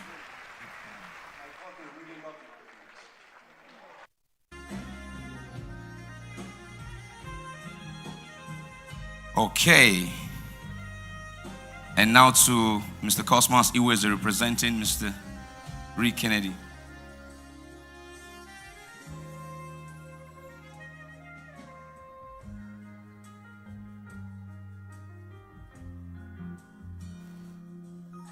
And of course, EVP Upstream, Mrs. Ayeson, thank you so much. Thank you, thank you, thank you so much. And then I'd like to call on our very first speaker, Mr. Abdurasak Isasa. We have one for you. You spoke on the panel as well. Thank you so much. Thank you for setting the tone. Thank you so much. I'd like to also call Mr. Sagi Okumbo. Mr. Abdurasak drew the line for the foundation and you dug into the foundation. You dug and dug. And Engineer Komolafe, FNSE, CCE, filled up the foundation on which the panel laid the blocks that we are walking away with from this panel. So thank you so much. Thank you so much. Thank you. Okay, you're taking picture with the panel as well, please. Yourself and Alhaji Isa are taking pictures with the panel. So once Oga Komalafe receives, you, the two of you can come back and join them for the picture. We have it. All right. Ladies and gentlemen, please rise. Blessing, you're with them. Take the picture. That's it. We're done. Please take the picture. Give them one more round of applause, ladies and gentlemen. What an amazing panel we've had with them. I like the way Dr. Alex Ainoje Irune made his concluding thoughts. Let's do what we must, set timelines, and do what we must do. I pray that His Excellency, the President and Minister of Petroleum Resources, listens to his crack team of advisors who are experts from this industry, who are in the room since we started this conference, and who will take away these nuggets and draw up, quick wins for us as an industry. And we pray that the minister would take on those quick wins and run with them. So thank you. I can assure you that if we put together talks from these conferences, the likes of NAPE, SPE, PETAN, NOG, SIPEC, this one we're doing NIES. If you put all of them together, you would see that there are certain policies that has been formulated that has come from these conferences. I can tell you for free. Some of them, one day I was driving in my car, listening to radio, and I heard a policy, pronouncement from the government, and I remember the conference where I was, and when it was said, and I'm not joking. Fact. So these things happen. So thank you. Thank you. Give them one more round of applause. One more round of applause as they take please allow them take their seat. This is not time for networking. Allow them take their seat. If any one of them wants to exit, that's fine, but allow them take their seat. It's not time for networking. We're moving over to the next panel immediately. Please do not keep them standing. Thank you. Do not keep them standing. Allow them take their seats. Thank you very much. Thank you very much. Thank you. We're moving on now to borderless energy market and investment frontiers in the downstream, where we would listen to the authority chief executive. Please take your seats. Please take your seats. Please take your seats. Please take your seats. Please take your seats. Yeah.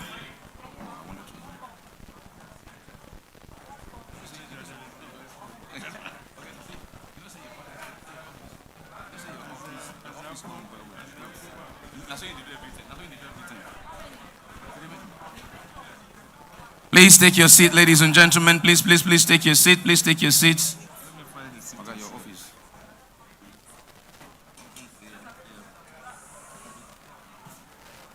Please take your seat. Please take your seats.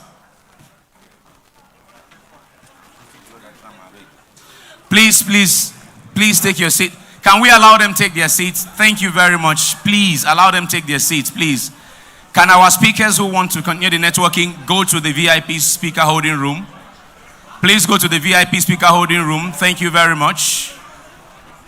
Please let our speakers and our VIPs go to the VIP speaker room if they want to do some chit chat and networking, please. Thank you very much. Kindly take your seats. Kindly take your seats. Kindly take your seats. Kindly take your seats. Please take your seat. Can we take the networking to the VIP speaker room, please? Please take it to the VIP speaker room. All right, sir. Thank you very much. Please take your seats.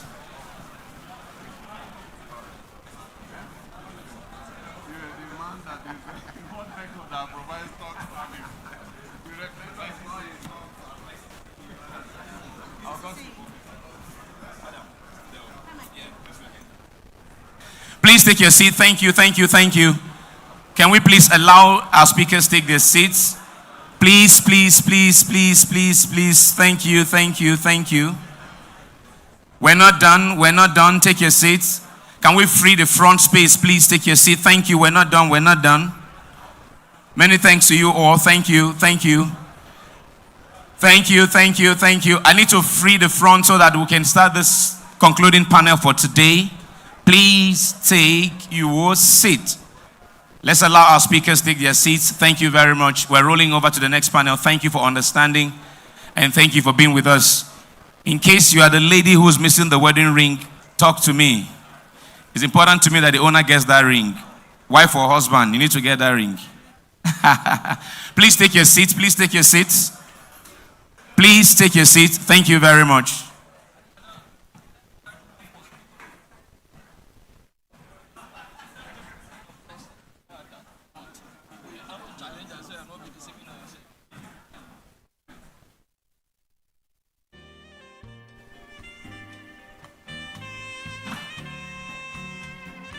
Thank you very much. Thank you very much. Please take your seats. Thank you.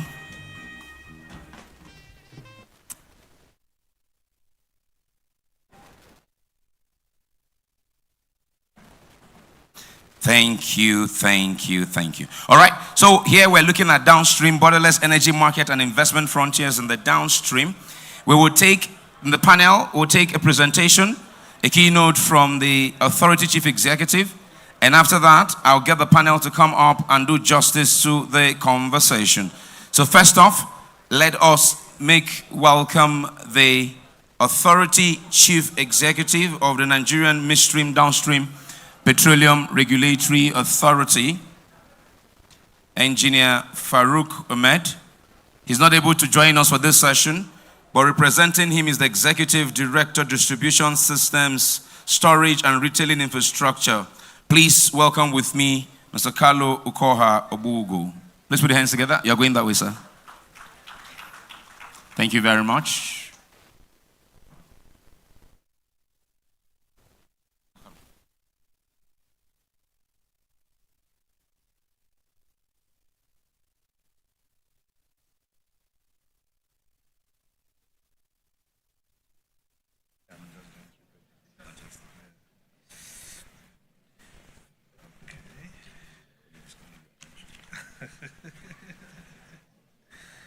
Thank you all very much. Ladies and gentlemen, good afternoon. The day is far gone, so please allow me to stand on established protocols already. First, let me begin by conveying the regrets of the Authority Chief Executive, who is unavoidably absent. Up till the last minute, he was scheduled to be here, but he's otherwise, should I say, detained by other very important state functions. And so in his place, I'll be reading a very short presentation in his behalf. Borderless energy markets and investment frontiers in downstream. Let me begin by thanking Mr. President for his visionary and transformative leadership since assumption of office. The authority also acknowledges the Honorable Minister of State for Petroleum Resources Gas, the Honorable Minister of State for Petroleum Resources Oil, and the Special Advisor to the President on Energy for their critical support towards building a virile midstream and downstream energy sector in Nigeria. We congratulate the organizers and hosts of this annual summit for their resilience and progressive improvement in the quality of this event, and say thank you for this 2024 Nigeria International Energy Summit. The sub-theme for this session's panel discussion on borderless energy markets and investment frontier in downstream is very inspirational and sets a strategic goal worthy of deliberation at this conference. From the regulatory outlook, we see the strategic and active regional economic landscape with programs in Africa that support the development of markets across transnational borders, such as the Economic Community of West Africa, ECOWAS, and the overarching African Trading Framework, the African Continental Free Trade Area, AFCTA, which was adopted in March 2018 and ratified by over 46 African countries. While market trading protocols, such as AFCTA, aim at creating a single liberalized market for goods and services to enhance movement of capital and natural resources through enhanced transparency, quality standards, improved trade volume, and elimination of product smuggling in energy trades within the continent. Transborder infrastructural interconnectivity will support the development of reliable supply chain across the African energy markets. To achieve borderless energy markets and investment frontier in downstream, let me highlight other significant enablers and more which must all work together. 1, Organization of Petroleum Exporting Countries, OPEC.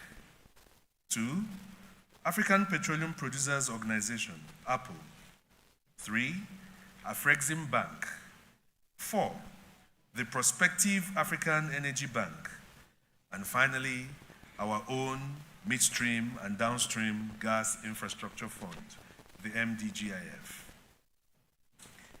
Given the nature of the value chain, it is also important to underscore the fact that the realization of the sub-theme will be largely dependent on increased upstream outputs, guaranteed evacuation, and optimum performance of the midstream. The midstream in particular has the highest growth potentials in terms of revenue, employment, and productivity.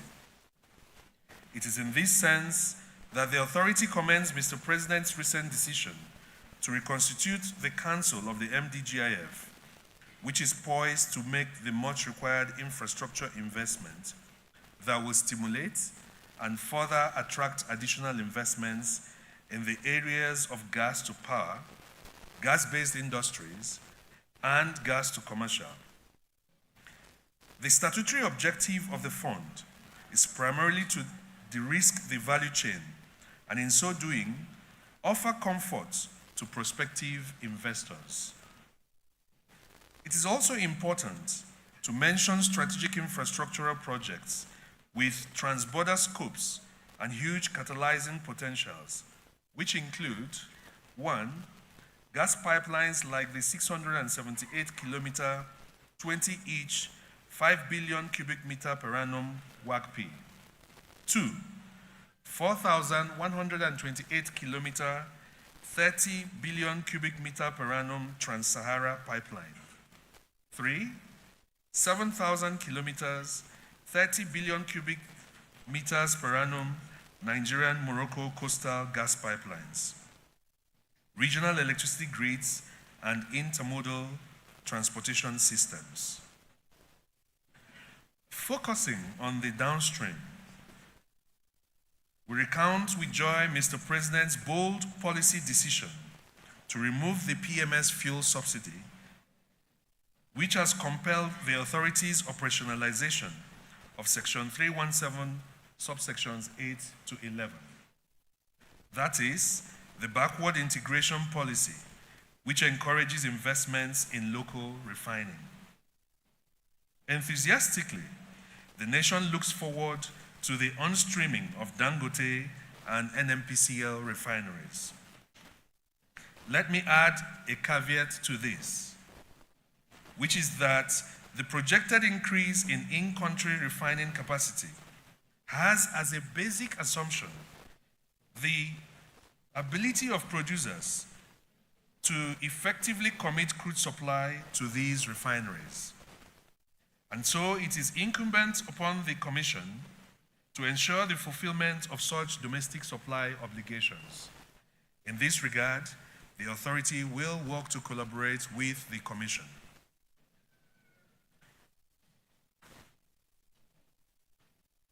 These successes within the refining space will transition Nigeria from a petroleum import-dependent market to an export-driven economy, which promises to be the catalyst for borderless energy markets and additional downstream investment drive. A discourse, ladies and gentlemen, on the downstream will be incomplete without acknowledging our journey towards a cost-reflective market and the elimination of all price arbitrage within the sub-region. The achievement of the above will ensure sustainable and legitimate footprints of Nigerian businesses across the sub-region in a manner that eliminates cross-border diversion. It is also commonly said that the downstream is a mature market. Nevertheless, there are significant investments that must be unlocked to transform the Nigerian downstream sector to a regional hub, eliminate cost inefficiencies, and increase the sector's profitability. For instance, the provision of a level playing field that ensures competition amongst all operators. Encouraging exports, which improves foreign exchange earnings and reduces the pressure on the naira. Promoting quality control by ensuring efficient product testing. Enabling a robust marine operating environment with sufficient coastal vessels. Upgrading reception facilities in the form of midstream jetties and single-point mooring. Laying new pipelines for optimized distribution of petroleum products. Technology upgrades that result in automation for transparency and improved efficiency. Retail outlets with value-added services and more product offers, such as CNG and LPG. And finally, the authority's national strategic stock, which will guarantee energy security and price stability.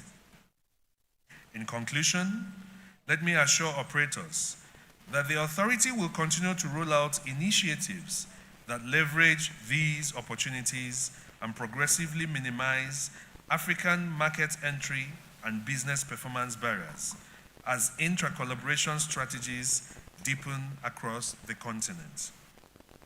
As a response, for instance, to the feedbacks received by the authority is currently reviewing its fees and in some cases, the currency as well. And there will, of course, be consultations prior to the final outcome. And so, ladies and gentlemen, on this note, let me once again thank you for the opportunity to share our thoughts on this sub-theme. And I look forward to a fruitful deliberation this afternoon, as well as a continuous engagement with all stakeholders on investment in the mid and downstream sector. Thank you very much.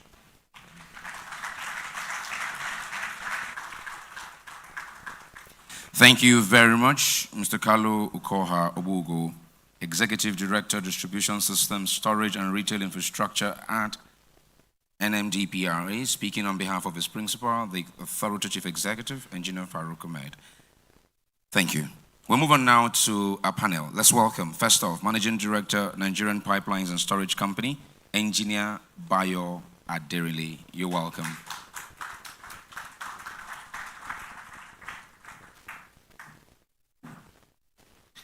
Joining him, let's welcome General Manager, Retail and Card, Total Nigeria PLC, Mr. Abdullahi Umar. You're welcome.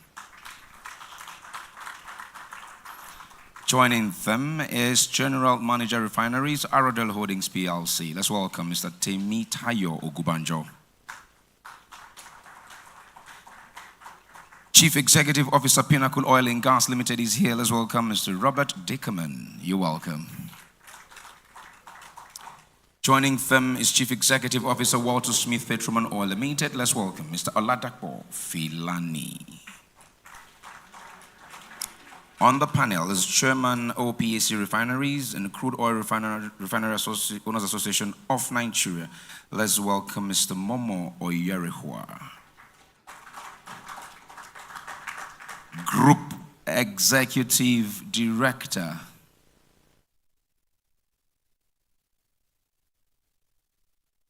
Mr. Yarehua? All right, you're welcome. Thank you. Group Executive Director at Rain Oil Limited. Let's welcome Mrs. Godry Ogbeche. You're welcome.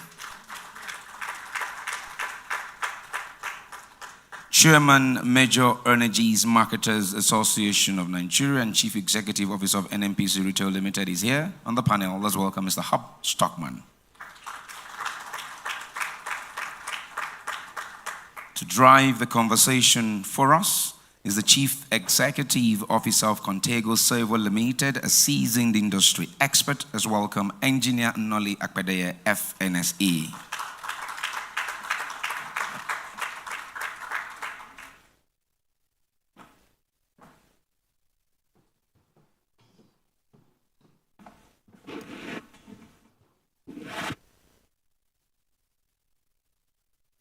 Thank you, Richmond.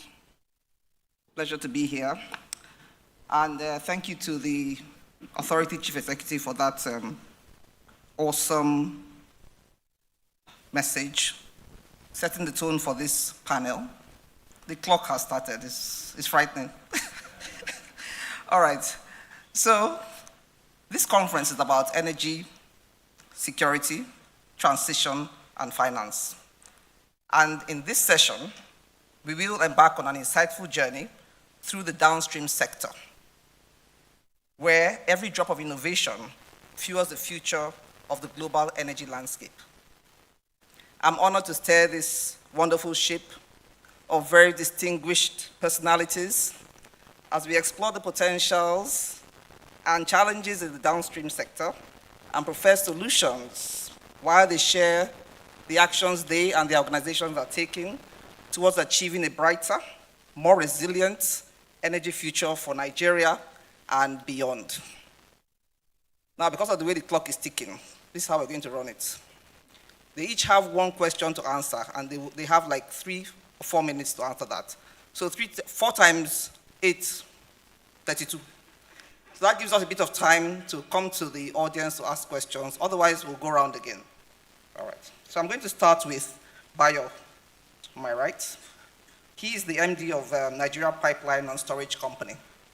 So Bayo, please tell us, what are your insights on NNPC Limited's strategic approach to navigating the evolving energy landscape, particularly in downstream activities? Okay, good afternoon all, and thanks for having me here, and thank you for the question. I think in NNPC Downstream, our business is directed by three key mandates. One is to ensure energy security, and also be profitable, and also run our business in a sustainable manner. And that means future-proofing our business to deliver value to our shareholders. Now, the evolving energy landscape, no other business is impacted by it better than downstream. And downstream is where the rubber hits the road, and it's where we have impact on the daily lives of everybody in the country. And it affects how we refine our products, how we store, how we transport, and how we retail the business, and also how we trade in the energy space. Over the past 8 years, we've been prepared for this change in energy in the landscape. And one of the things we first did 8 years ago was to unbundle what we call the former PPMC, Pipeline Products Marketing Company, to make sure that we are ready for the future. And now we have 3 separate entities. We have the retail, we have trading, and we have NPSC that I lead. And one of the other things we do as well is we play in the shipping space as well. So we diversified our business, and also we're growing the market share. And one of the other things we have done is we have invested heavily in human capital development. And what we have done is also exposed our business to building the competency and the skill gaps that we have experienced over the years. And we now have a refreshed and dynamic workforce to help us in the downstream business. One of the other things we've done as well is we're looking at efficiency improvements. And as you know, we are now a limited liability company, the NNPC Limited, and every single business is a limited liability company, and you have to make your own profit. So in that challenging world, we are competing for revenue with different businesses as well. And what we have done is we're now improving our operational efficiency. We have assets across the country. In the business where I lead, we have over 5,000 kilometers of pipeline, all the storage terminals and depots. They're all already 40 or 50 years old. And what we're doing now is we're partnering and collaborating with international oil companies and stakeholders to concession some of our assets to grow our market share. And the other thing we're looking at as well is also we're restreaming our refineries. As you know, we have Port Harcourt that is on stream at the moment. Warri is next, and Kaduna is next. So if we grow our refinery capacity, we'll be able to have more products to distribute across the country. So in this nutshell, we're guided by 3 pillars, and that's what we work on a strategy to ensure that we can ensure energy security to the country. Thank you very much. Thank you so much. I just heard you say that Port Harcourt refinery is operational. So what is it producing? How many tons? Very soon. Of PMS. All right, moving on, thank you. So let's go to Mr. Abdullahi Umar, who is the General Manager, Retail and Card Total Nigeria PLC. Now Total is the front runner in the downstream. We have lots of Total filling stations around the country. I think at last count about 500, yeah? And we heard that you had your first solar-powered service station somewhere in Lagos in 2014, and by last year, about half of those 500 stations were actually solar-powered. So I ask you, how is Total Nigeria PLC deploying innovative technologies to improve efficiency and sustainability in the downstream sector? Okay, thank you. Good afternoon, everybody. Just to let you know that we have transitioned as a company. We have changed our name from Total to Total Energies. And as you're very much aware, that comes with a lot of responsibility. We are moving from a regular oil company to an energy provider.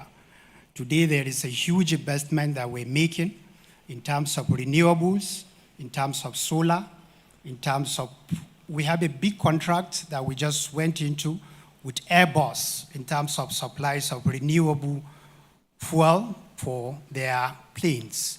So with that, you can see clearly that the landscape is changing.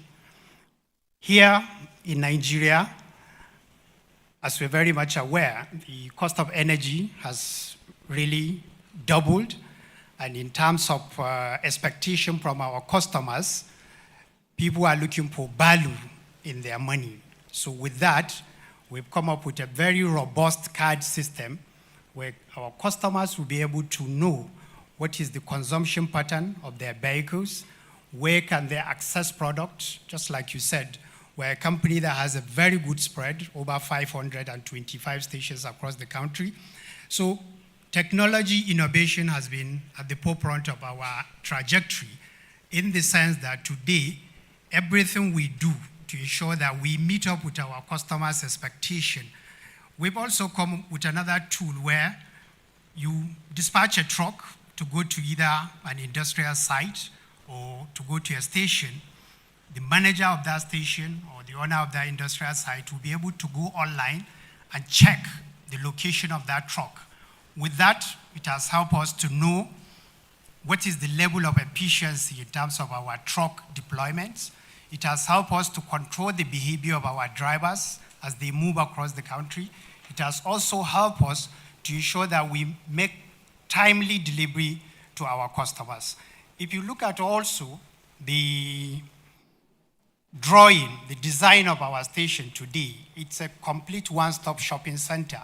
It's not just for you to go and fuel. You can fuel your cars, you can wash your vehicles, you can service your vehicles, you can do shopping, you can access our restaurant. So with that, we are completely innovating and we are moving as the demand of the customers continue to improve. Likewise, just like you stated, most of our stations today, more than half in this country, are operating on solar. In Abuja, we have one of our stations that has operated for more than 2 months without any energy backup. It is 100% on solar, and it doesn't have usage for generator. It doesn't repair to the national grid. And this investment will continue to make sure that all our stations continue to have this sustainable transition. So this is what we are doing, and with that, we are just leveraging on technology and innovation. Thank you. Wow, awesome. Round of applause for them, please. So Total is now Total Energies across the full value chain of anything energy, from upstream, midstream, downstream, power, renewables. It's awesome. And then the deployment of technology is something that is really key. Thank you. All right, so I'll go to Mr. Tayo Ogubanjo, who is the General Manager, Refinery in Aradel Holdings. Let me congratulate you again, you and the Aradel team, for receiving the Petroleum Industry Award for Best Integrated Energy Company of the year 2023 at yesterday's gala night here. Round of applause. Okay, so from your own perspective, what are the key opportunities for expansion in the downstream sector within Nigeria and cross-border? Okay, thank you very much. So I'll speak industry-wide first, and I'll come down to a few things that relate to us. When we speak borderless energy markets, we're talking about the free movement of resources, whether it be capital, whether it be technology, whether it be human resource skills, without constraints, without borders, essentially. And the idea here is to be able to create a common market beyond, say, the conventional. And there are two ways you can look at it. You can look at it geographical, which is the quickest one you look at, meaning not just the Nigerian space, for instance, or not just your local captive market. You're looking at a much larger market without restrictions. But you can also look at it sectoral. So across the sector, you have players who are then able to play across sectors to be able to move, within the upstream, midstream, downstream.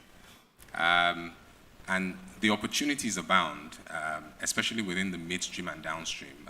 If I take from what the ED and MDPRA spoke about the fact that increasingly you have, driven by the AFC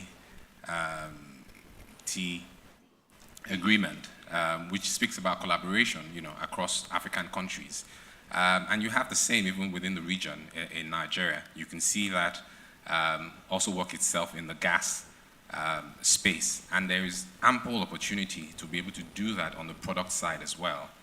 But there are key constraints. One of the constraints, I think the key constraints he spoke about is infrastructure. Having the infrastructure to be able to leverage that, to be able to move products across, our regions. There's a huge deficit in that. A lot of infrastructure, if I come back home to Nigeria, and it's the same in the different countries if you look at them, a lot has been put in place in a non-coordinated manner, if I put it that way. And there is a need to then better coordinate all of these assets to be able to achieve, if you will, the efficiencies that are required. And that's geographical. When I then speak sectoral, similar challenges. So for us, for instance, we started out as an upstream company. For those who do not know, 30 years as an E&P company. But then the opportunity opened up where the founders said, you know what, we've got the skill set, we've got the people to be able to do this. We have an idea of what it is that this is required to be able to take it further down the value chain. And then we went into refining about 13 years ago. And now we have, our refining business, which I run, 11,000 barrels per day, wherein we provide products into the local market. And we want to be able to grow that footprint, not just into the local Nigerian market, but to be able to take it beyond this into the region, as it were, because you've got a deficit of downstream products, not just in Nigeria, but in West Africa and even in Africa. So the opportunity is there for us to be able to do so, but we need to be able to deploy, the investment that is required for it. And of course, justification for that investment has to be made to be able to raise that financing. It's the same with products, it's the same with gas, where the challenges remain being able to make commercial sense of a lot of the infrastructure development projects that are required to be able to grow, and be able to have a borderless market and a much larger market. But it's absolutely imperative that we do this. One of the key ways I believe that we can do this is actually collaborations.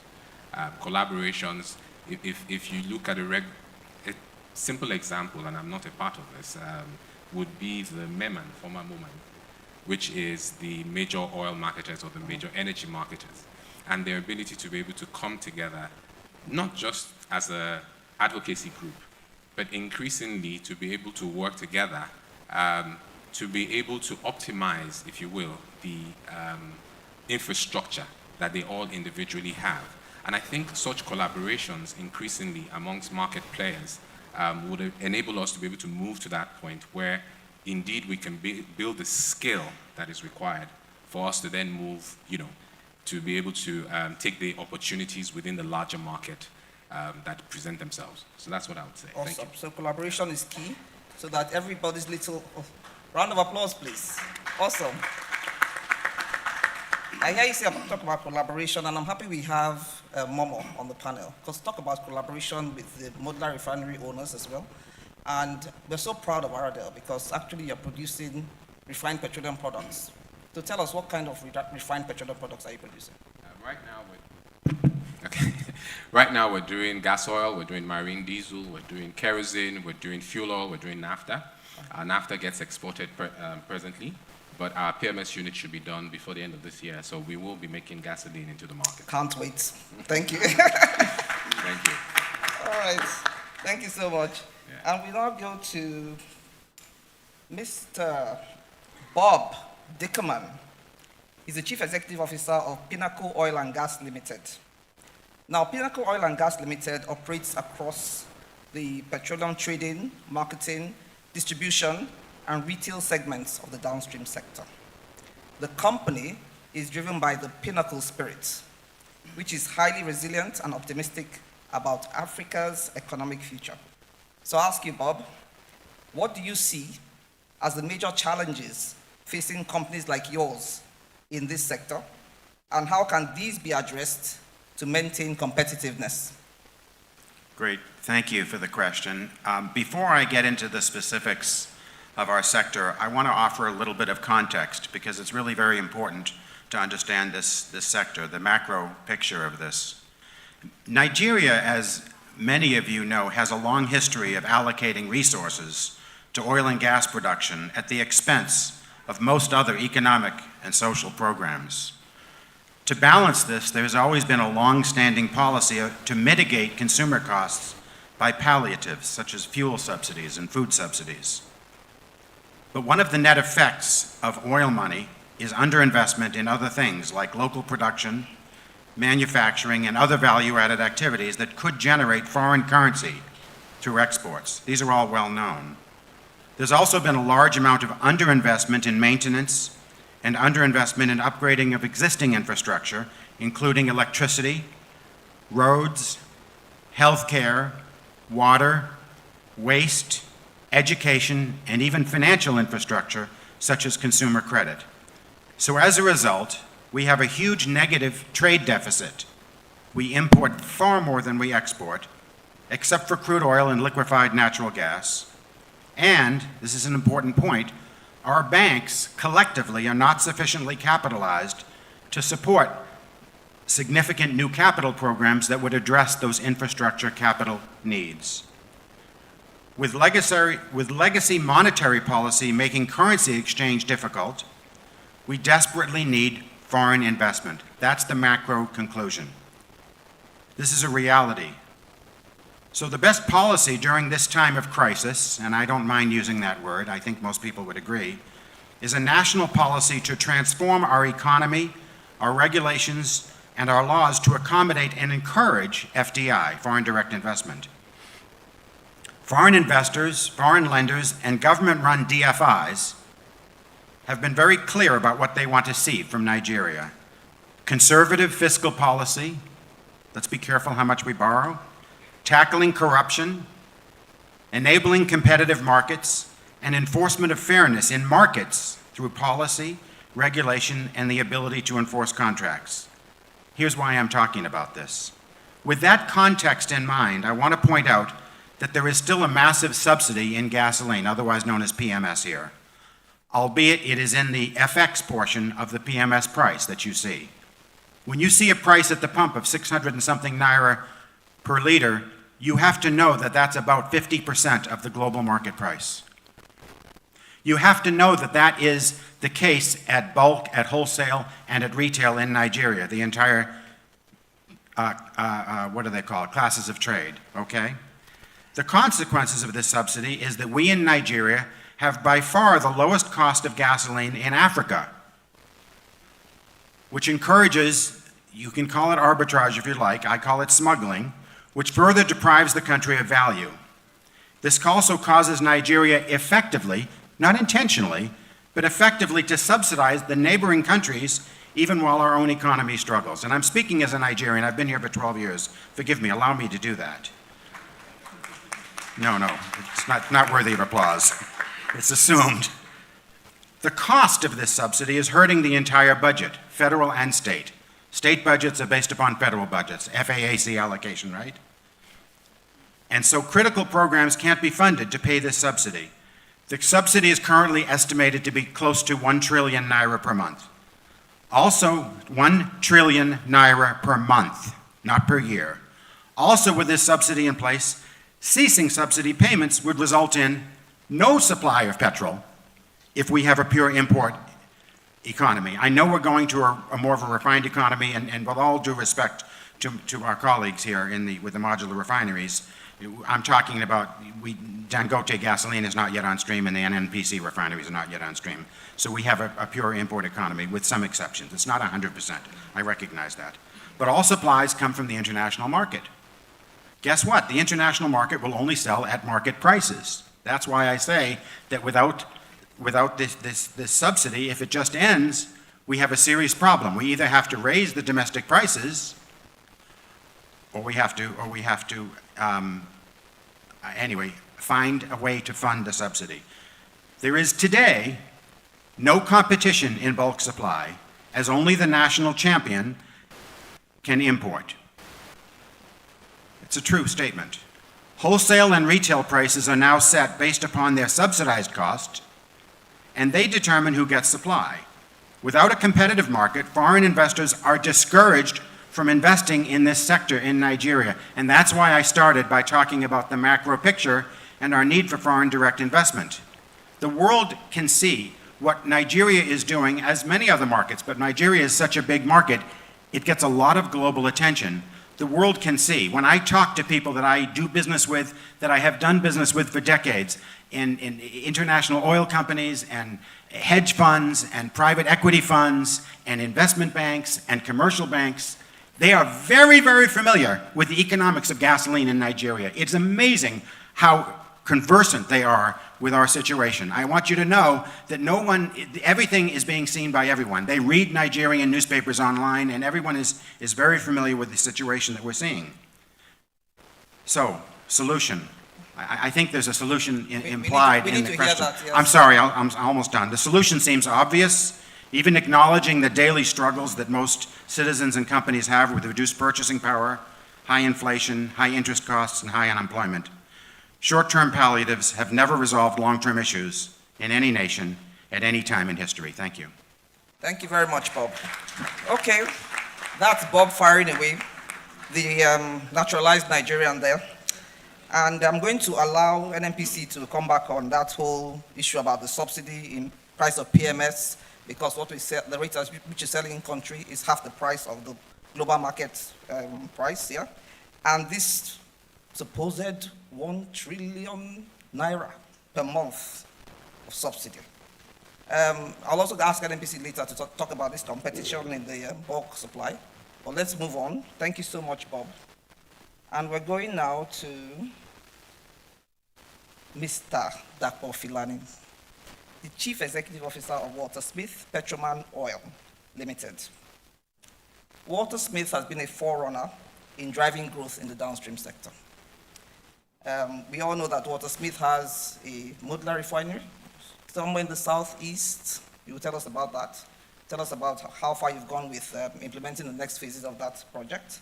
Okay. But while you're doing that, could you elaborate on your company's strategies for expanding its investment frontiers in the downstream sector and contributing to energy security? Okay. Thank you very much, and good afternoon to everyone.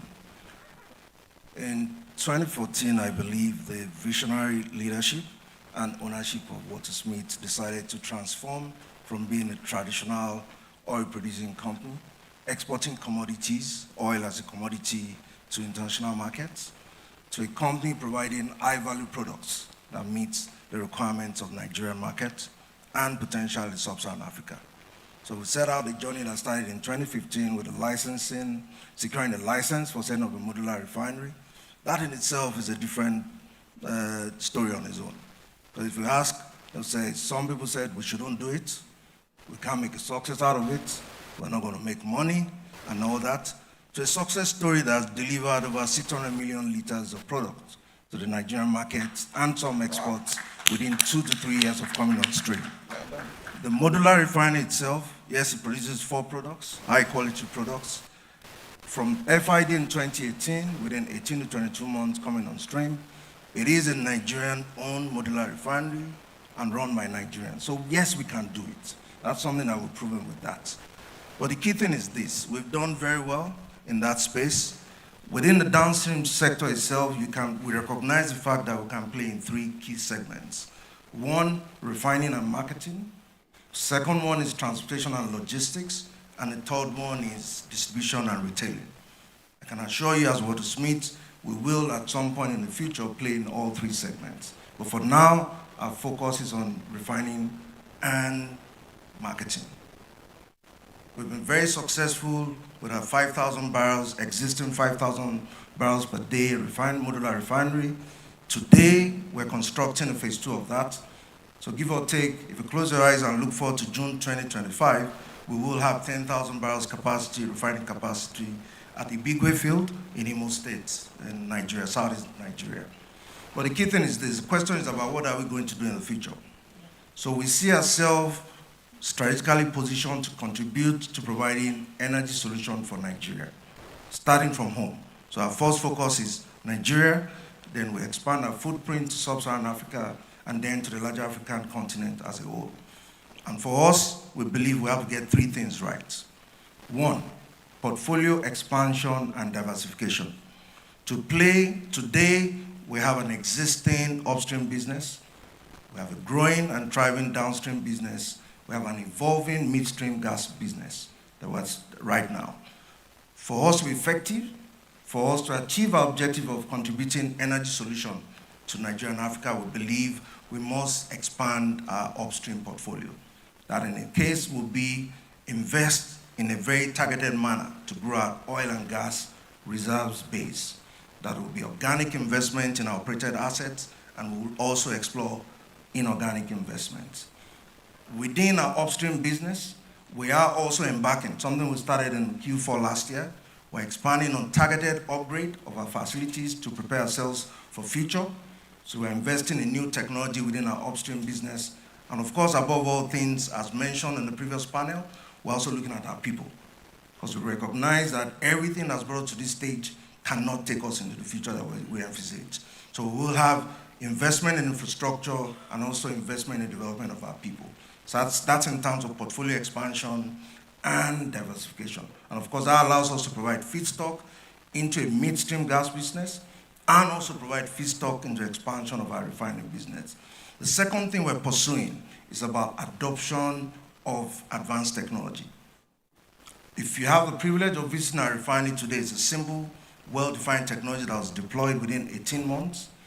Our refinery phase 2 is building on the learnings of our phase 1.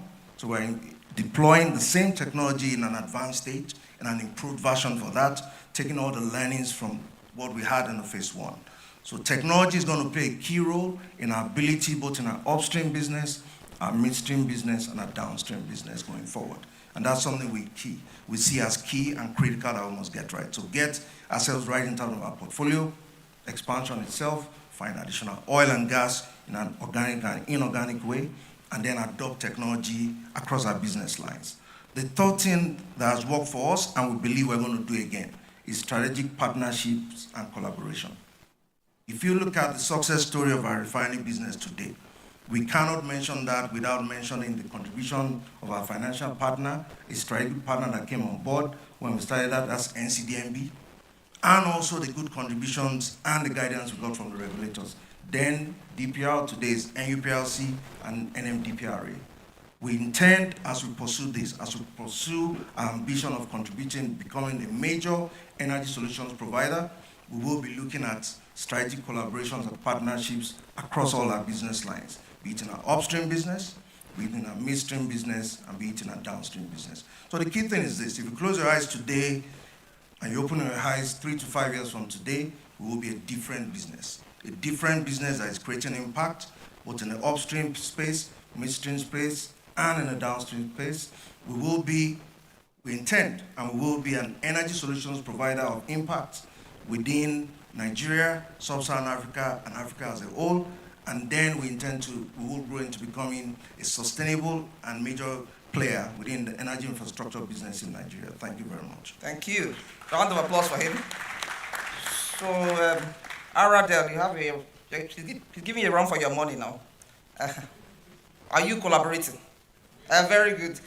You both talked about strategic partnerships and collaborations, which is good, and talked about expanding your upstream business, investing in people, infrastructure, and advanced technology. Thank you so much.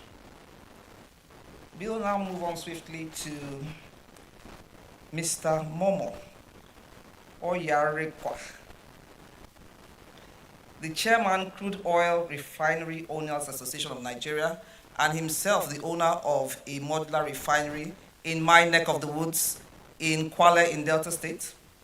So I ask you, Momo, as the chairman of the Crude Oil Refinery Owners Association of Nigeria, What collaborative efforts do you advocate among stakeholders to enhance the capacity, reliability, and sustainability of Nigerian modular refineries to meet local and regional demand for refined petroleum products?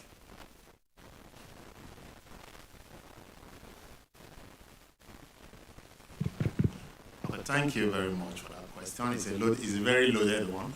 And also, I think sitting here today, I'm wearing a double cap for modular refinery owners. Actually, Koran is actually meant for refineries. It's not meant for modular refinery owners alone.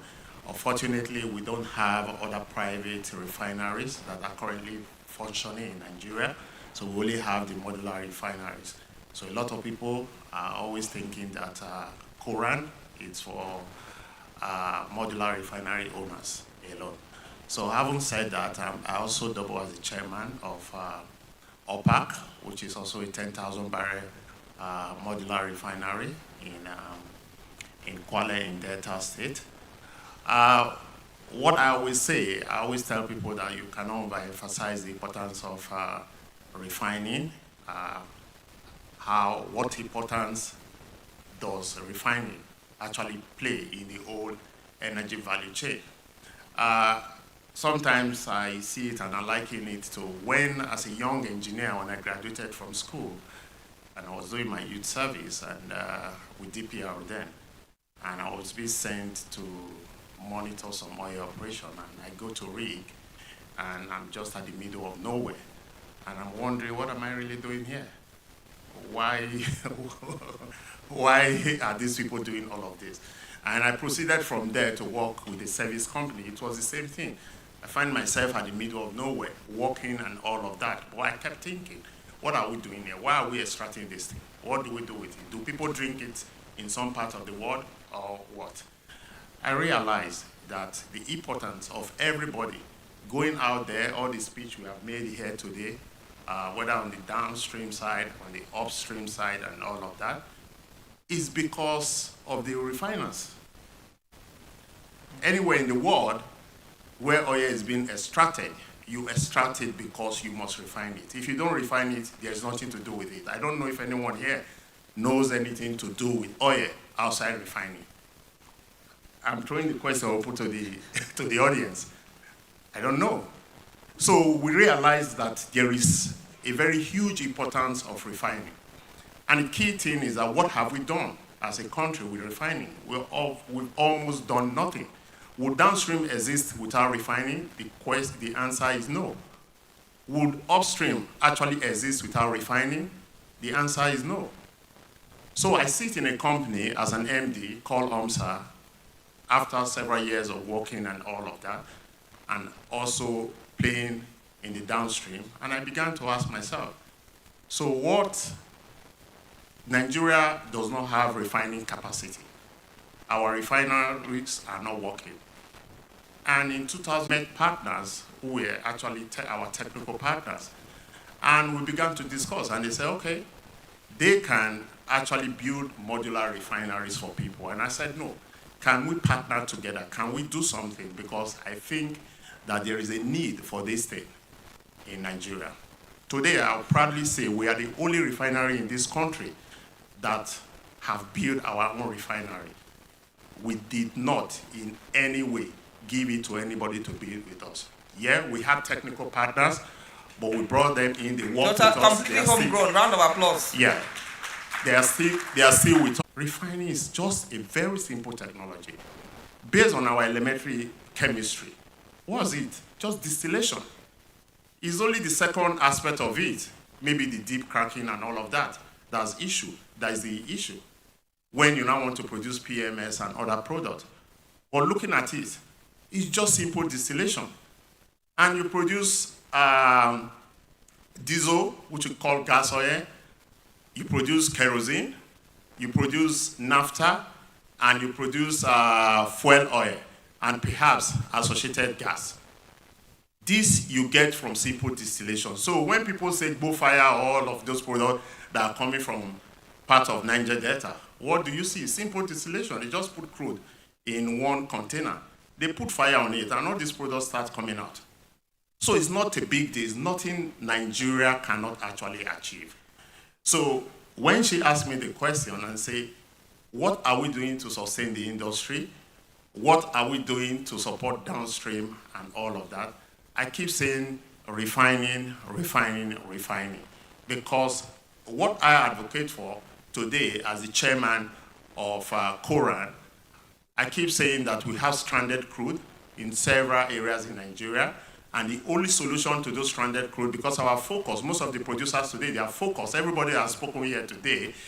If you really go to them and ask them, oh, why are you in upstream business? It's because they want to export the product, not because they want to add value to our local economy. The only way to add value to our local economy is to refine product here in Nigeria and ensure that we are net exporters of refined product. We will be the one to export product to other countries, rather than we buying product and bringing product into the country. What we do is we export value. We export our produced crude oil, we take it to other countries, then we bring it back, we earn the FX, because everybody is always saying FX, FX. Yes. You use the same FX to import this product. What value? Today, about 40% of the FX spent in this country is on petroleum product. Well, let me just ask you one follow-up question before you go. Yes. How many of your members actually have operational refineries? And what capacities? Yeah, today we have 4 operating partners. We have the Arade Refinery, Watersmith, our own refinery, OPAC, and we have a Edo Refinery. And total capacity as of today, I think, is about 27,000 barrels per day.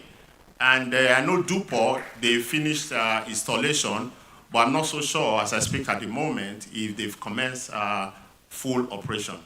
Awesome. So there's more opportunity in that space. Come again? There are many more opportunities for others to play in that space. Yeah, of course, like I have said, we have around Niger Delta. Coincidentally, I'm from that area. I have worked in that area. I've lived in that area almost more than, almost all my life. If you go to those areas, you have stranded crude. There are crude you cannot even export. We're thinking of building pipeline. We're thinking all of that. Where are we taking the crude to? To one refinery somewhere in the world. Why can't we build modular refineries there, refine those products, put them into the local market? That's the solution, and that's the way we can support the downstream market. Thank you very much, Momo. Appreciate it. Thank you. And those of us that are looking for new business, go find the stranded assets and put your refinery near them. Thank you. So moving swiftly to Mrs. Godri Obeche, who is the Group Executive Director of Rain Oil Limited. So Rain Oil is on a mission to provide energy products and services in an efficient and sustainable manner while creating superior value for all stakeholders. So I ask you, Godri, my only woman on the panel, very distinguished personality, round of applause. She's here, first among equals. Can you imagine? 1 woman out of 7 men. Godri, you are a powerful lady. So I ask you, how does Rain Oil create superior value for her stakeholders while pursuing business growth? Thank you very much. Good afternoon, everyone. Thank you for those who stayed behind to listen to us. When it was announced that this is the last panel, I said, okay, some people will just use this opportunity to exit. But I'm happy to see that a lot of you are still here. We've listened to so many presentations. Okay, before I go, I think I should thank the organizers for giving us this opportunity. And we heard a lot yesterday, and when I was listening to Bob and I belong to the same association. And we talk about all these things that he just talked about today on our platform on a daily basis. There are challenges. We have lots of them. It's almost becoming discouraging for new players to come into the downstream space. We have storage facility, we have retail stations, we have trucks, and we have built this over a period of 27 years. So we've invested a lot of patience capital in this business, but it is no longer looking attractive to new players. And even some existing players are beginning to review their options. An industry or a sector where you invest so much money and you come out with single-digit profit margins is not very encouraging. We have problems of security. Somebody mentioned it in the other panel. We have issues with product shortages. We have all those issues, but to be honest, I don't want to dwell on those because somehow in Rain Oil we've been able to, out of sheer resilience and financial discipline, reinvesting in our business, our people and technology, we've managed to stay profitable. I mean, we all know about the FX challenges that are plaguing us right now. Companies are declaring huge losses. We have taken our fair share of losses, but we are still there and we still manage to stay profitable. That is a conversation for another day because my moderator has warned me that I should focus on telling everyone here, especially the people who are discouraged and those who are thinking of not coming into the business, that it is you can stay profitable and you can actually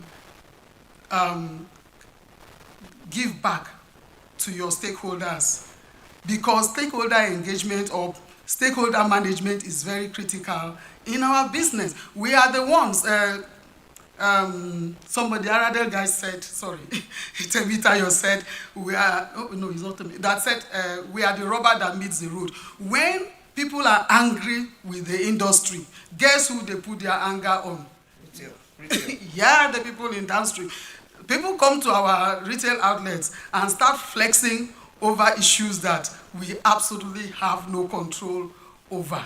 So we are the ones that interface with the customers, and we are the ones that bear the brunt of whatever decisions are being taken somewhere else that have nothing to do with us. But how have we been able to create superior value for our stakeholders? I will focus on just 4 of them. There are many. I'll start with the customers. All of you sitting here, for those of you who have ventured into a Rain Oil retail station one day or the other to buy fuel, you are the real MVPs. We thank you for it. We thank you for it, and we are happy that you're keeping us in business. So our commitment to you is that we'll continue to build this business as resiliently as possible to stay sustainable and while we stay profitable. We are investing in people, we are investing in technologies. Like somebody said, we also have a system where we have invested so much in technology where we can track all the products that are sold in all our retail outlets per time from the comfort of our head office.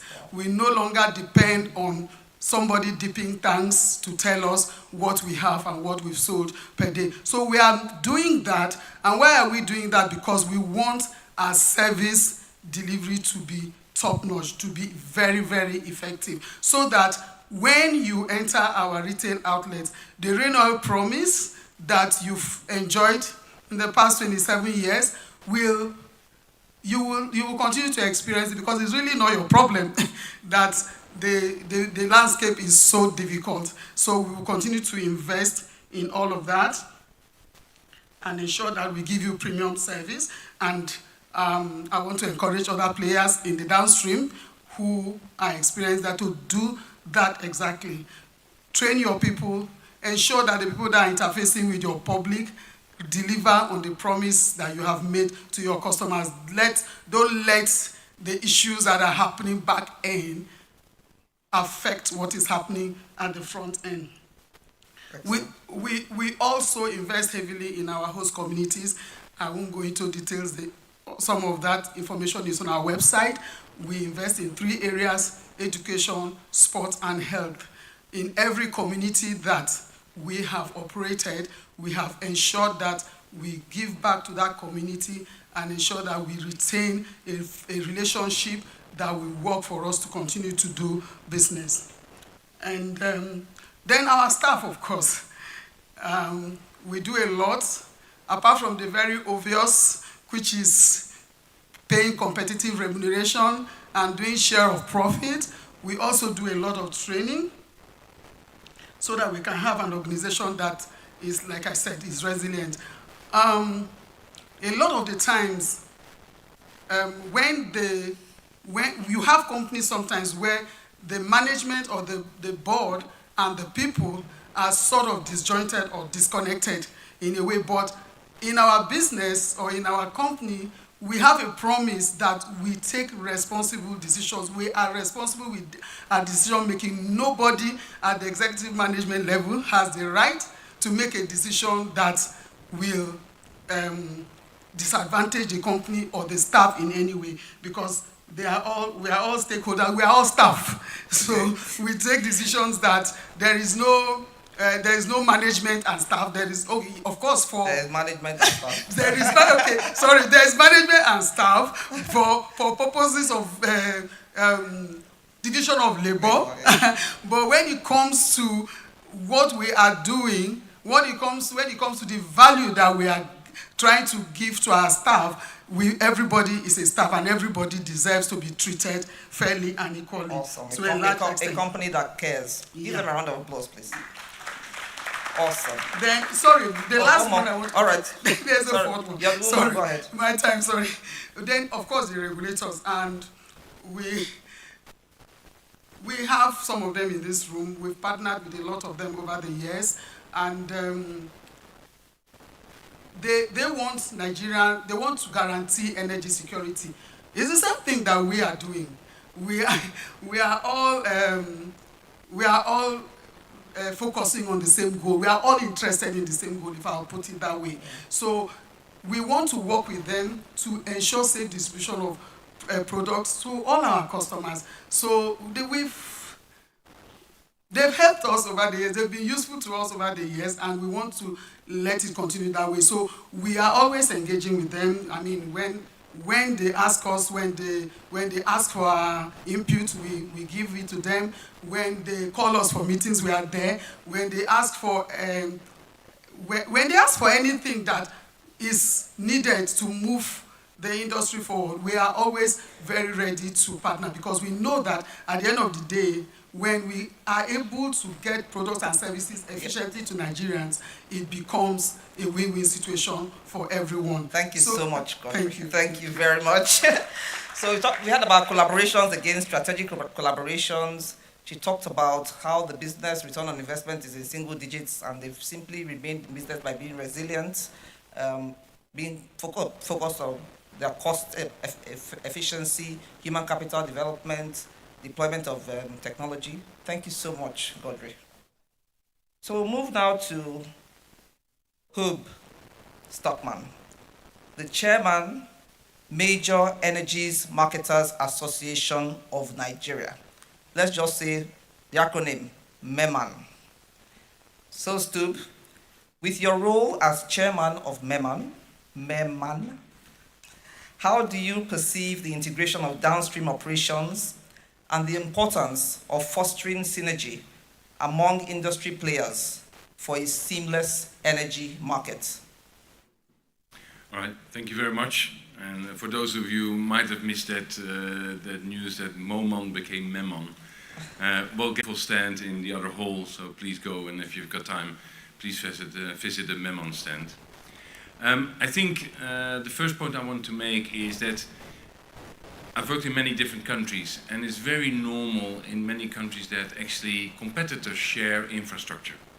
Yeah, being in depots, sometimes even joint distribution of products, in certain cases even joint purchasing. So I think logistics sharing and optimization is a key element of an industry that might be mature, but is still developing. And I think with investment levels, and we talked a bit about the cost of investments, and I think it's important that when you share and optimize your logistic assets, I think you can actually provide a better efficiency. And at the end, that will reflect also at the price at the pump.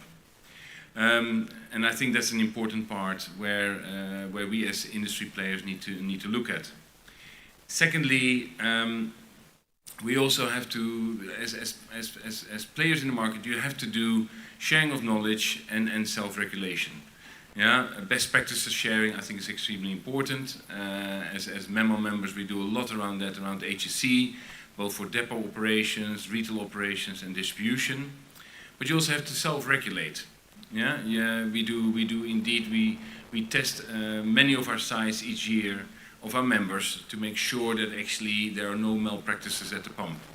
A disease that unfortunately we do have at times in Nigeria.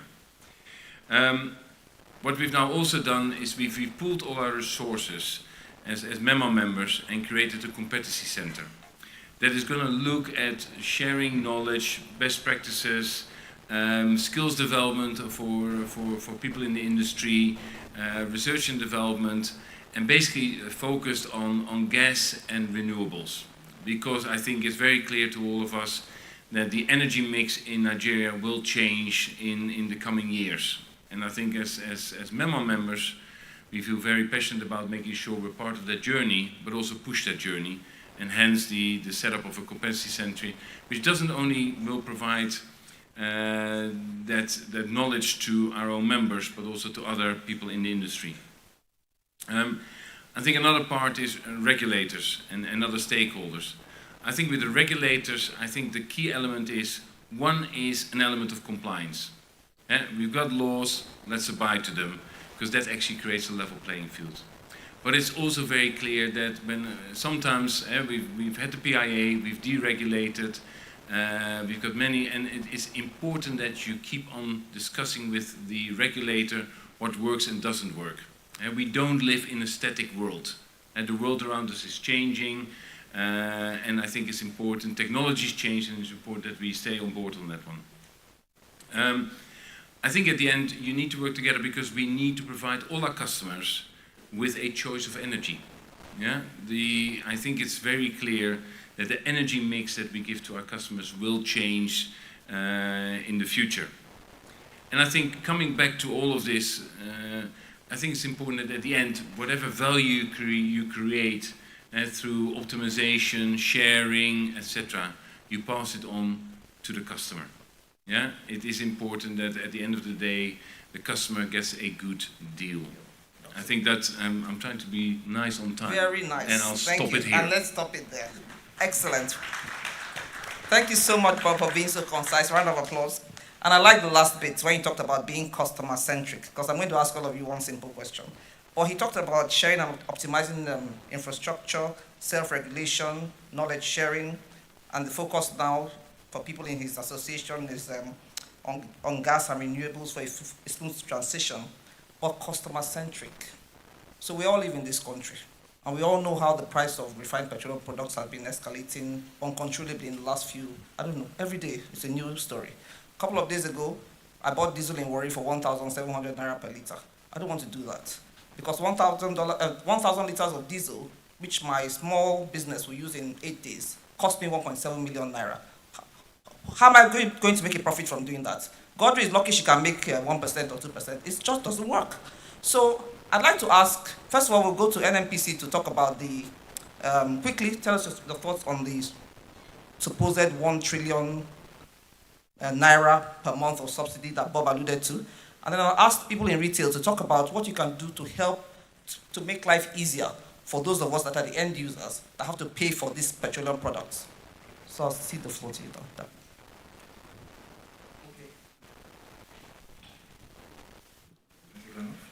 Just any comments on this 1 trillion, because it's quite a large number. I don't know where that figure is coming from. I don't have line of sight on it. And basically, I am not in the retail business. I'm in the pipeline storage business. Okay. So I'll be free to talk about pipeline and storage. And fortunately, Hob is the MD of NRL as well. Perhaps he might want to speak about the retail part of the business. Thank you. Right. Thank you so much. Let's go to Omar, who is in retail. Tell us how you're going to make things, what you can do to make things easier for us, the end users. Well, you know, if you look at this industry, maybe 25 years, 30 years back, most of the players were multinationals. I see the CEO of Miman, Clement Isong. I'm sure you will remember that. Today, all the multinationals have run away. Only Total Energies is left. So maybe if I'm to borrow the word of Alex, we'll die here as well. Why am I saying that? It's a very difficult terrain to operate in. Today, the only solution that can make things easy for the customers, what I can see visibly, is everything that we have talked about here about local refining. If we can push the crude, get it to the refineries, move the product to our stations, the prices that you're talking about, you have no business buying diesel at 1,700. But today, what is the refining capacity? How much of this product will be able to meet the needs of our customers? Majority of the product that we sell in our retail station today for PMS is imported majorly by the government with the little contribution from the local refinery. But talking about our diesel, we import, and everybody understands the pricing structure when you are importing this product. So for us, we are in business, of course, to make some level of revenue.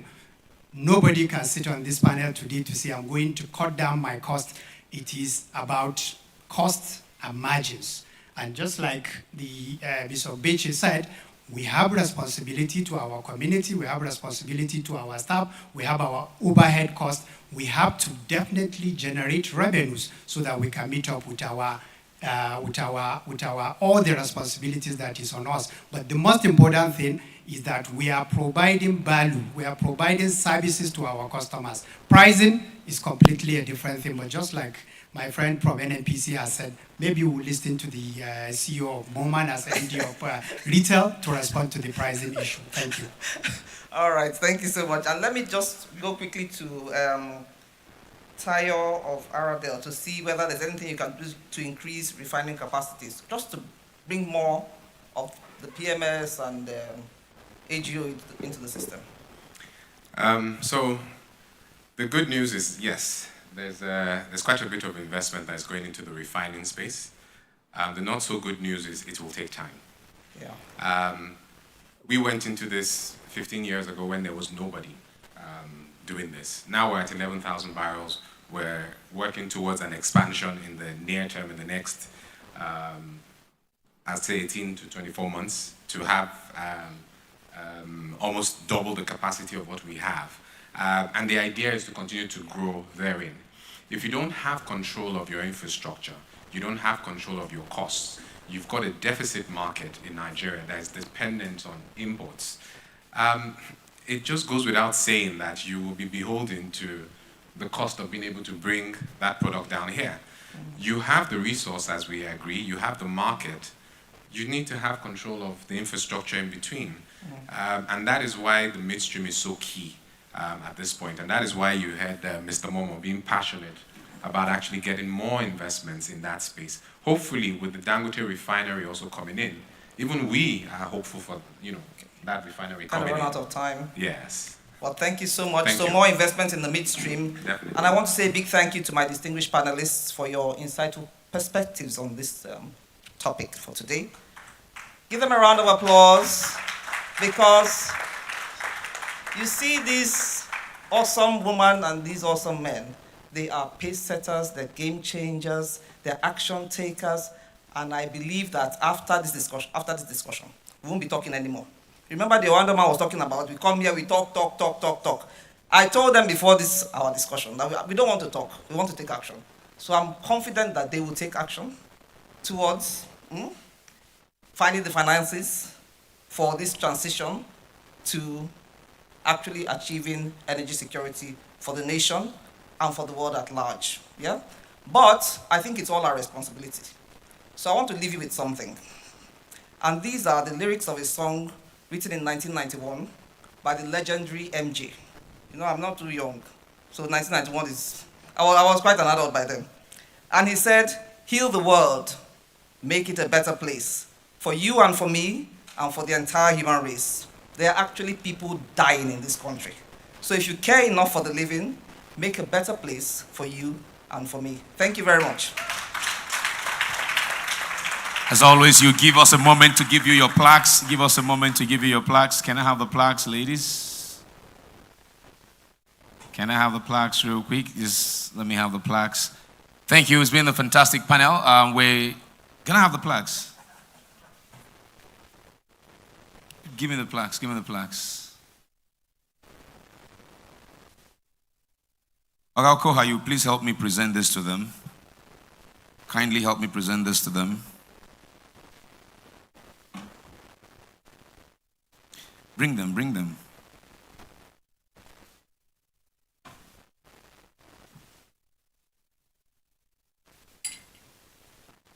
Okay, let me begin with Mr.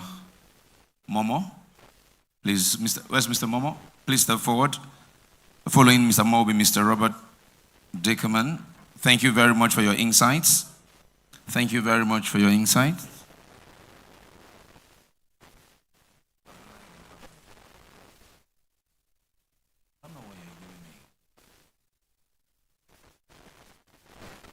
Mr. Oladapo Filani, thank you very much.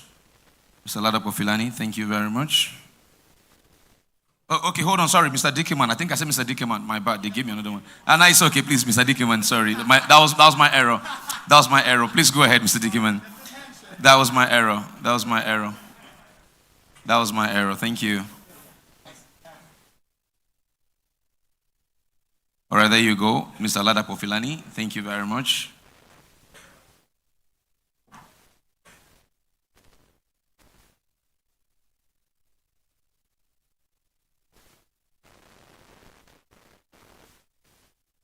Mrs. Godric Beche?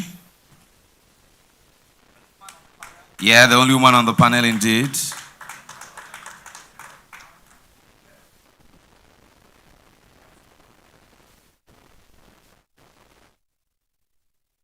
Okay. And next up, just hold on 1 second, boss. Mr. Hobbs Stockman. Mr. Hobbs Stockman.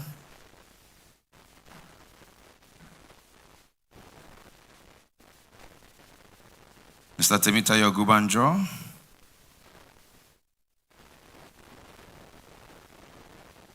Mr. Abdullahi Umar will follow later.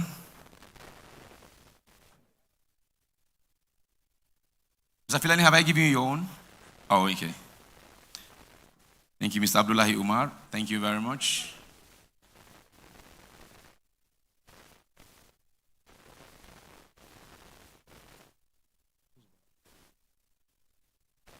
And of course, Engineer Noli Akpedeye, accurate timekeeper.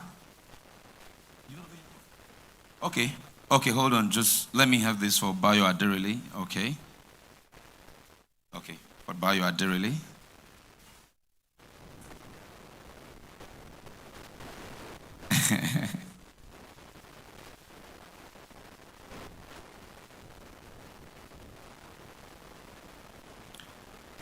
And Engineer Noli Akpedeye.